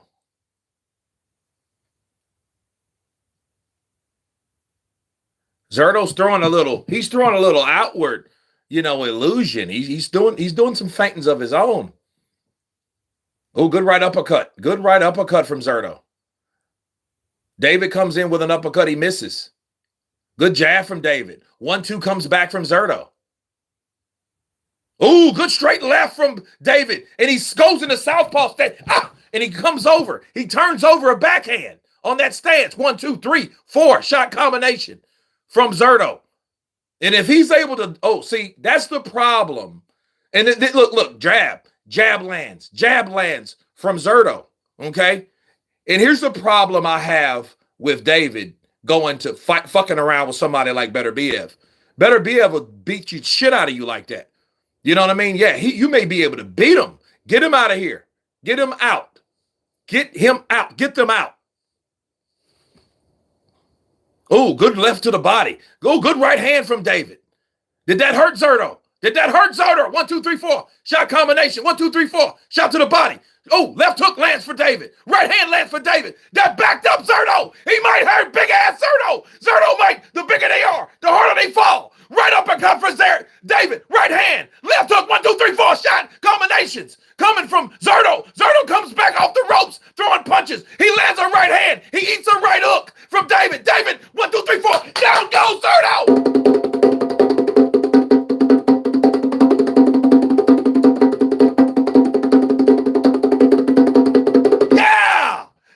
Talking about, baby. David opened up on him. Ding, ding. Saved by the bell. As David Benavidez gives him hell. Come on, somebody. Come on, somebody. Ooh. Ooh, look at the blood. Look at the blood, sir. Blood is bliss.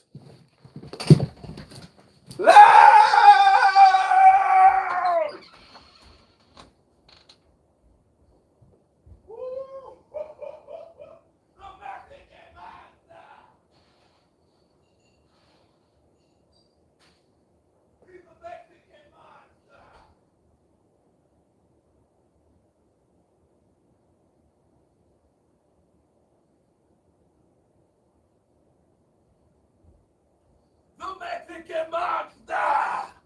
That's what I'm talking about, baby. That's what I'm talking about. That's what I'm talking about, baby. Look, this might be game over. This might be game over. Let's do it. Look, they're checking out David. They're checking out Zurdo. They're checking him out. Here we go. Here we go.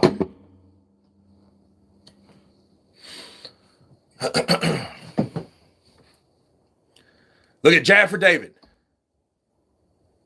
Oh, good right hand. Snappy right hand. That turns the stance of Zurdo. Bow! Zurdo moved over. Damn. Like he's caught in the matrix of ass whooping.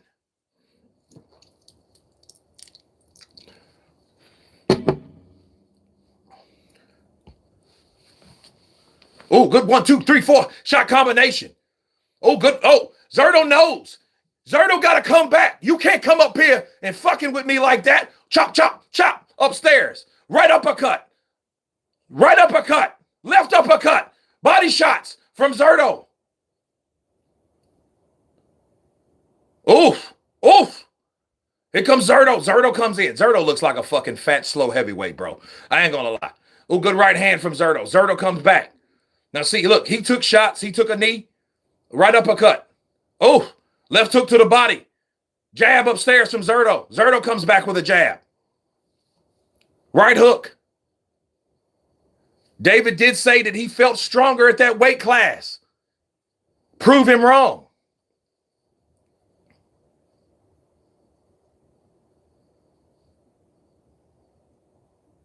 Oh, good right, left. Good other right over, right hook upstairs for Zurdo.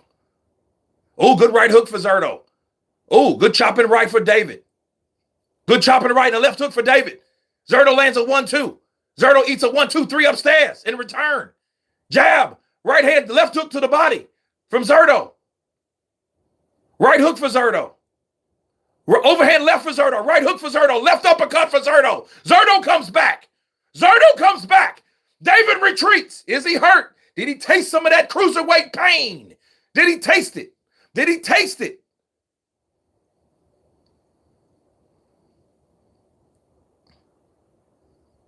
Good 1-2-3 shot combination. Right uppercut from Zurdo.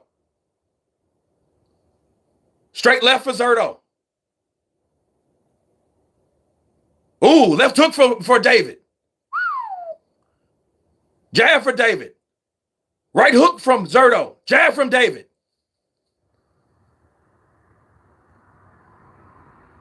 Oh, good right hook. Oh, another right hook for David. Oof. David, he's grabbing he's glad. Oh, good 1-2-3. Right hook.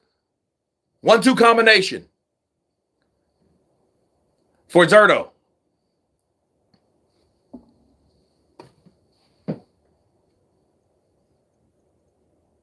Nice. That was a better round for Zurdo because I thought he was going to go. I thought Zurdo was going to go. David playing possum to lull you into a killing floor. I don't know, because if he keeps taking punishment from a bigger guy, I'm just wondering where it's going to go. But I'm going to tell you this: the eye, the face, the condition of Zurdo, he looks like shit. He looks like hammered shite right now. He looks like hammered shite right now, people. He does not look right because he looks like hammered shite. Bars. Yeah. Look at that. Boom. Whoa. Oh, good. Oh, he misses. Oh, he misses that straight. Oh, that straight right catches him and left hook catches him. See, David ate a shot to give 2 and 3 of his own. That's why I put it on the zone. Bars. Let's see. Round 6. Oh, good straight right from David. Nice. Right between the guard. Jab for David. Jab upstairs. 1-2-3.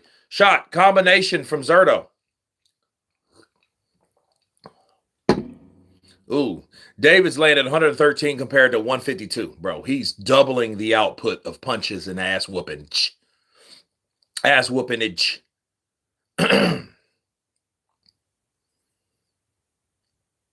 There's jab. There's jab for David. There's jab for David. See here. Ooh, good right hand. Good right hand for David.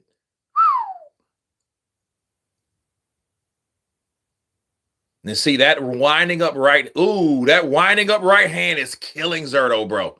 He can't time it. He just keeps getting hit by it. He just keeps getting hit by it, bro.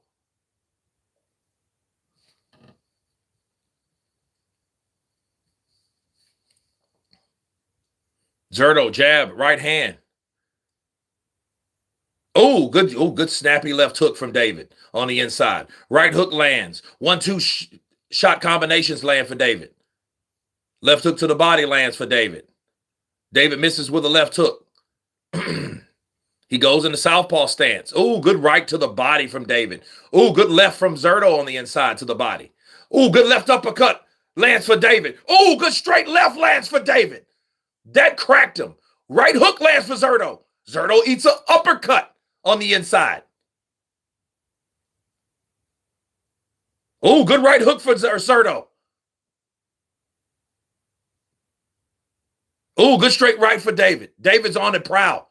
Left hook to the body from David. Left hook to the body from David. Right uppercut. Right hook for Zurdo. Zurdo lands with a great straight left uppercut. Right uppercut lands for David. Left hook lands for David. Another left hook lands for David. Zurdo comes in with a 1-2-3, grazing shots. Oh, good right hand to the body from David. Jab for Zurdo. 1-2-3. Shot misses for Zurdo. Zurdo's on the inside. That's where he needs to be. But he's too big to really get leverage, honestly. He's just too big. He's just a big dude laying on a smaller dude whooping his ass. Or getting his ass whooped, should I say.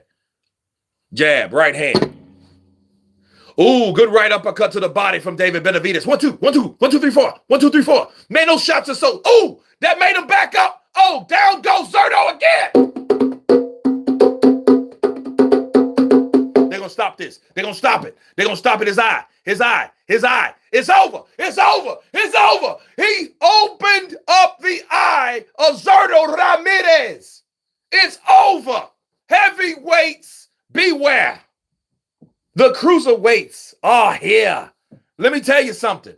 David, look at his face. David has found a home. Don't take your ass back down south. You stopped the guy. You stopped this cruiserweight wall. This holding up criminal of the cruiserweight division, you stopped him. And you snatched 2 of his belts. The WBA, the WBO belongs to you. You are the unified cruiserweight champion of the world. That's what you are right now. And guess what? It's time for you to unify.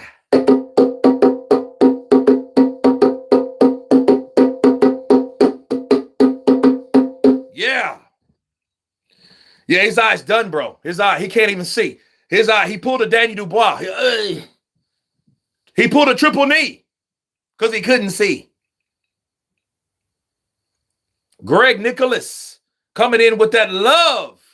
Blessings from above. You didn't have to, but you did. Thank you. Guys, let's get like Greg. Let's donate. Let's donate for the supremacy. Let's donate for the performance. Let's donate for the activity, the ass whooping that David gave Zurdo. I told you guys it would happen.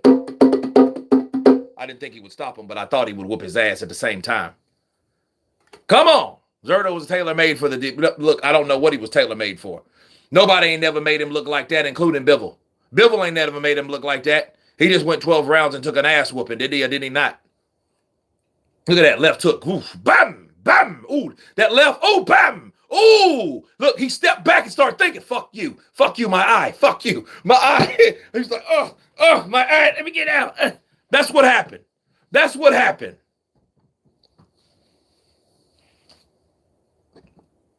Who said I was going with the upset? Who said that? I didn't say that.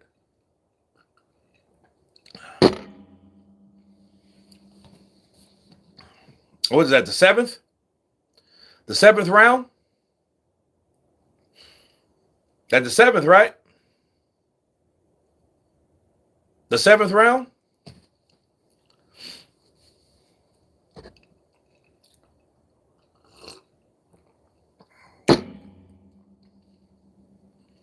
Kurt, would you rather see Benavidez versus Jai or Benavidez versus Bivol? He's here. He needs to fight Jai.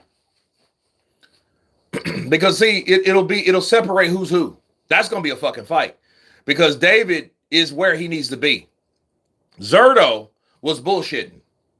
He was bullshit. David came in. He put them fast hands together against a guy that came in at probably 210, 20. It was over with. Touch gloves, coming in with that 2-pound love. Let's donate for David Benavidez. Let's drop these super chats. Let's drop the appreciation. You know what people are going to say. We got to listen to the call out. Look at even Oscar's like beautiful, beautiful. Because you know you can't take nothing away from this kid. This guy came from 175 and went all the way live. Malik Scott is shit as usual. Lord, leave Malik.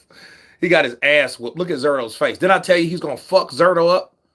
Did I tell you he was going to fuck up his face?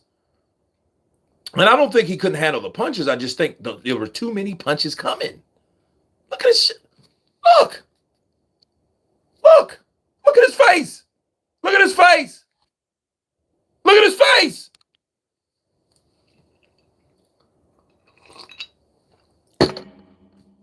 Just keeping it real, bro.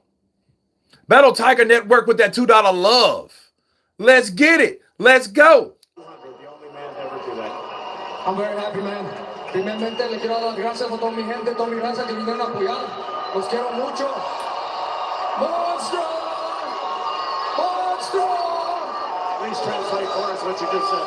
I just say thank you all my people that came out to support. Man, I love every single one of you, man.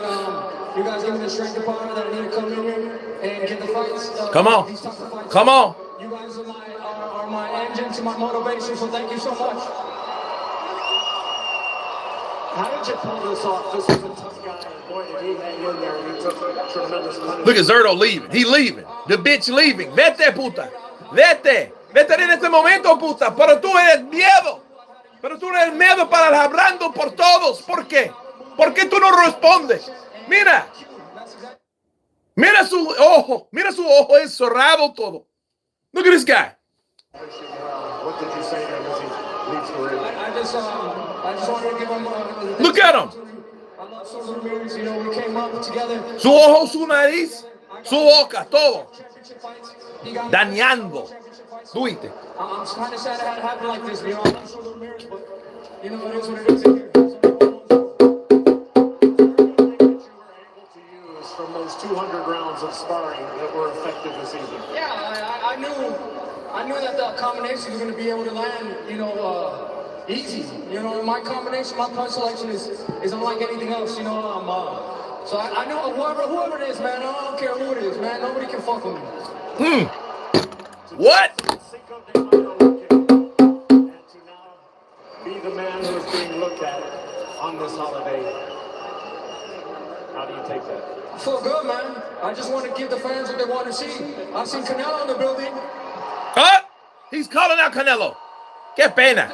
Let me just ask the fans this. Qué pena. You guys want to see Canelo versus Benavidez? Where the fuck is Jaya Pataya, bro? We can't leave that fight on the table. You know what I mean? Whatever. I have respect for Canelo. He's a great champion. But I'm a great champion too. Let's do it. Do you believe it's realistic? No, motherfucker. Where? ¿A dónde tú peleas, Canelo? ¿A dónde? I'm champion at 200 and 175. 175. Okay, he is not there. And if not him, how about Bevo? Yeah, Bevo's the number one on my hit list, you know. Bevo he's a great competitor, a great champion, but I'm a great champion too. I just want to test myself every single fight. And finally, I'm disappointed in this motherfucker now. Monster! El Cucuy! Monster! El Cucuy!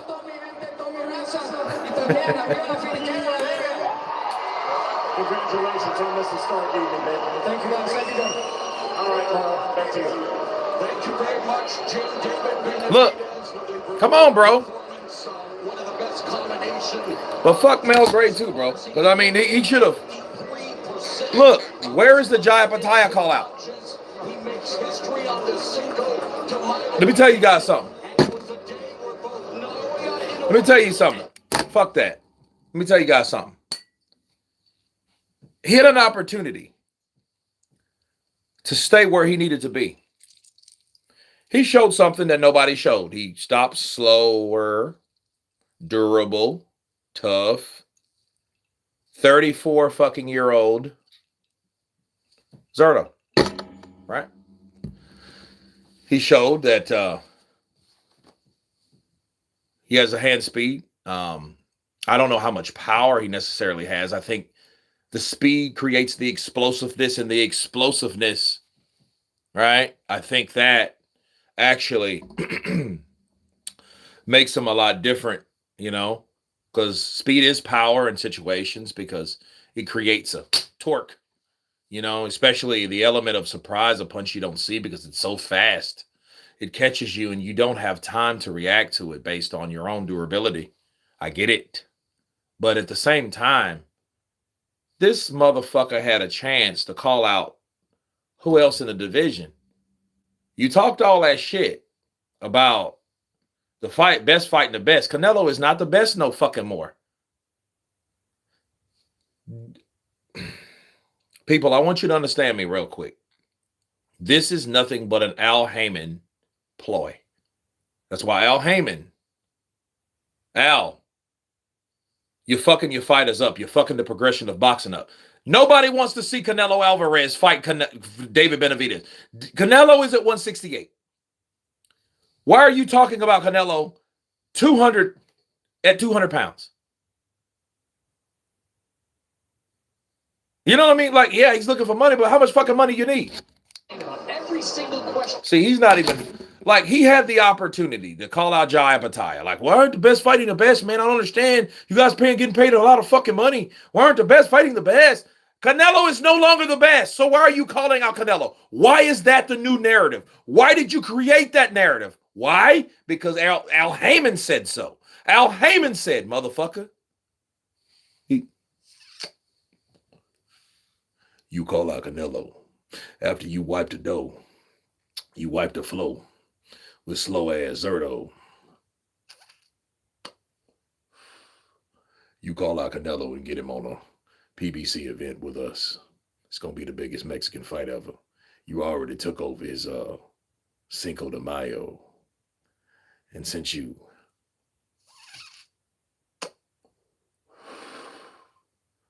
called out the Cinco de Mayo, you already took it from him. You showed Ding things he ain't did in 6-7 fucking years, so it's time to call him out to show you who the best Mexican is. Floyd Mayweather tell you, my little son. Yeah, that's what I'm saying, David. You got unfinished business with Canelo. I'll be Canelo first. I was the first one to do it, but I think you should be the last one to do it. I think it should be Zurdo. I think you need to bring Canelo out of hiding and give him a hiding. That's what you need to do. You need to give him, you need to show him that you're the best. You're the Mexican monster. You're the real true Mexican. He got red hair. His dad might be Irish or some shit. He might not even be Mexican. He might not even be Mexican. All right, that's enough, Floyd.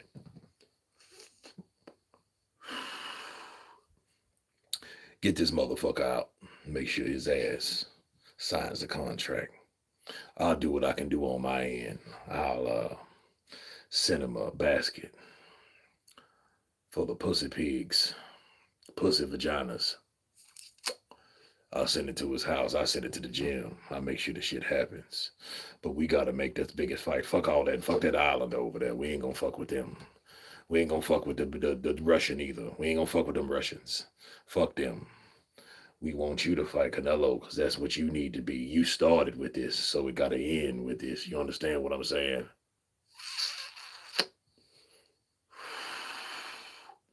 I need you to fight Canelo so we can make the biggest fight in Mexican history. The Alpha versus the Omega. The beginning versus the end. It all comes.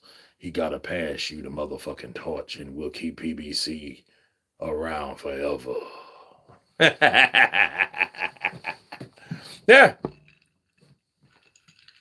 Yeah. Nah, I can't do Chris Eubank. Well, we knew that before. I can't do Chris Eubank. Wait, Chris Eubank Sr.?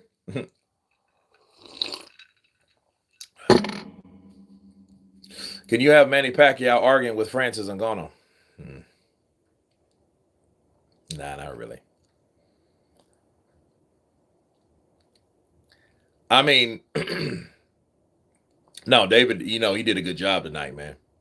David's a bad motherfucker, but he's just getting used by the wrong people. He's on the wrong side. Because, see, fights, here's the thing. This is the reality. Based on what I've seen, based on how I told you it will go, he calls out Canelo. He regurgitated the same bullshit. Nobody want to see that fight, bro. See, if anything, if this would make sense for you to go after Legacy, regardless of weight class, you would want to go after Terrence Crawford, not Canelo. Why? Because Terrence Crawford beat your brother's ass, your big brother. Right? Canelo didn't. Canelo just didn't fight you. So You piggybacked off of Canelo. I get it. Yeah, he did. Yeah, he did. He did.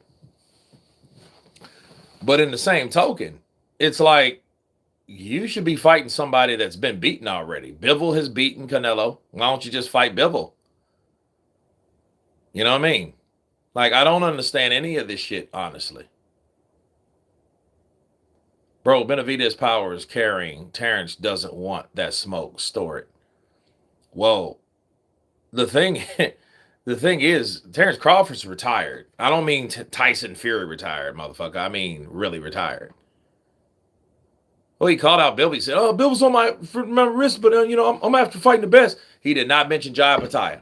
Is Bivol at fucking cruiserweight? No. I told you, motherfuckers. I told everybody that he would leave. He's gonna leave. He's not going nowhere near Jai Pataya. Because he don't want to fuck around nobody that fast. He don't want to fuck around nobody that powerful. Now, mind you, like I told you, I fuck with Jai Pataya. I fuck with David Benavidez. It's not the point. The point is, David could beat Jai if Jai don't knock him the fuck out. He may win a boxing match with Jai, but then he may get knocked the fuck out too.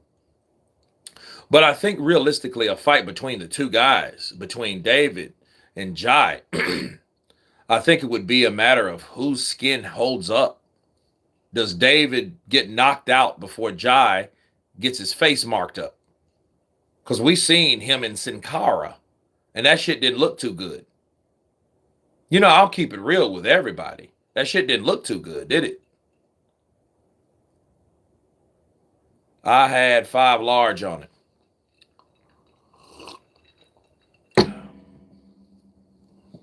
Jai's best win was Bradis. Jai will step up to the plate, but he ain't trying to call him out. I mean, he's just like fucking calling out Canelo. Why are you calling out a fighter that don't even know who's going to fight yet? I mean, why are we doing this? Why are you calling out a fighter in a different weight class? Stay in your fucking weight class. Hell, I'd rather you go back to light heavy, than to do the shit you're doing. See, that the thing about David, the shit he's doing, man, it's all Al Heyman orchestrated. Al Heyman's fucking everything up. But Al Heyman wants he wants a Mexican to fight a Mexican. He wants those type of fights. He wants the marketed fights. He don't want the skill fights. Canelo Alvarez is being used and thrown around like the fucking Corys in Hollywood. He's being tossed around like an old whore. I'm just being real with you guys. He's being tossed around like an old whore. Yeah? That's what he's doing. He's being tossed around. See, Al Heyman is wanting David to lure. He wants him to fish. He wants him to fish. He wants him to fish for Canelo. And Canelo, did you see Canelo? Did they show Canelo? No. Canelo said, "Get these fucking camera out of my face, man. Get the fuck out of here, man." If I was Canelo, I wouldn't fight him. Make your own damn legacy.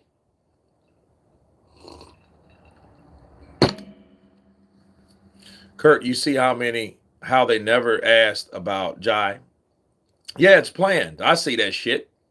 They never asked about Jai Pataya because they know that was the most reasonable question. That's why the commentators are all orchestrated and they're all geared and set to ask certain questions. That's it. David versus Bivol or Benavidez. And he'll fuck around and get beat up by Benavidez, though. I mean, by better BF. Like, seriously, no cap. But, you know, maybe light heavyweight was too small for David. You know, David was a fat ass dude before that, right? He was a fat boy. So he was big, he's obese anyway.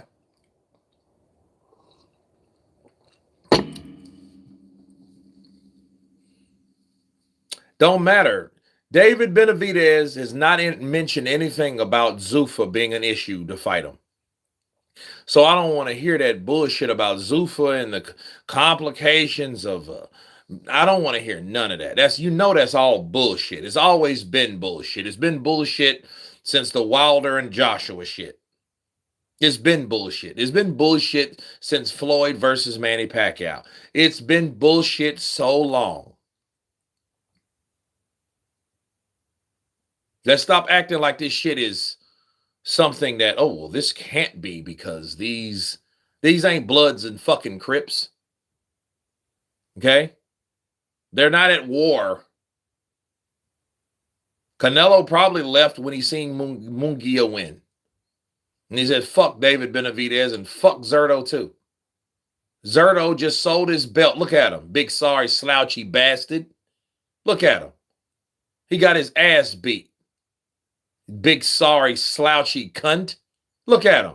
Then he's gonna sit there, oh my eye, and fucking takes a bow. You big fucking fat bastard. You knew your eye was like that before you took that shot, you cunt. I thought Zurdo was always a big pussy.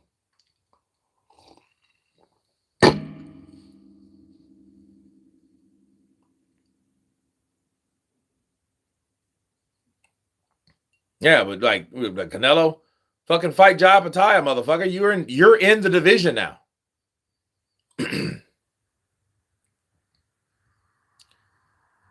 But give it out to David, though. I mean, he took shots, you know, he took punches, you know what I mean? He took, you know, he took a lot of punishment. Not a lot, but he took enough to show that he's a tough motherfucker. He deserves to be at cruiserweight. So if you deserve to be at cruiserweight, why are you calling out Canelo Alvarez?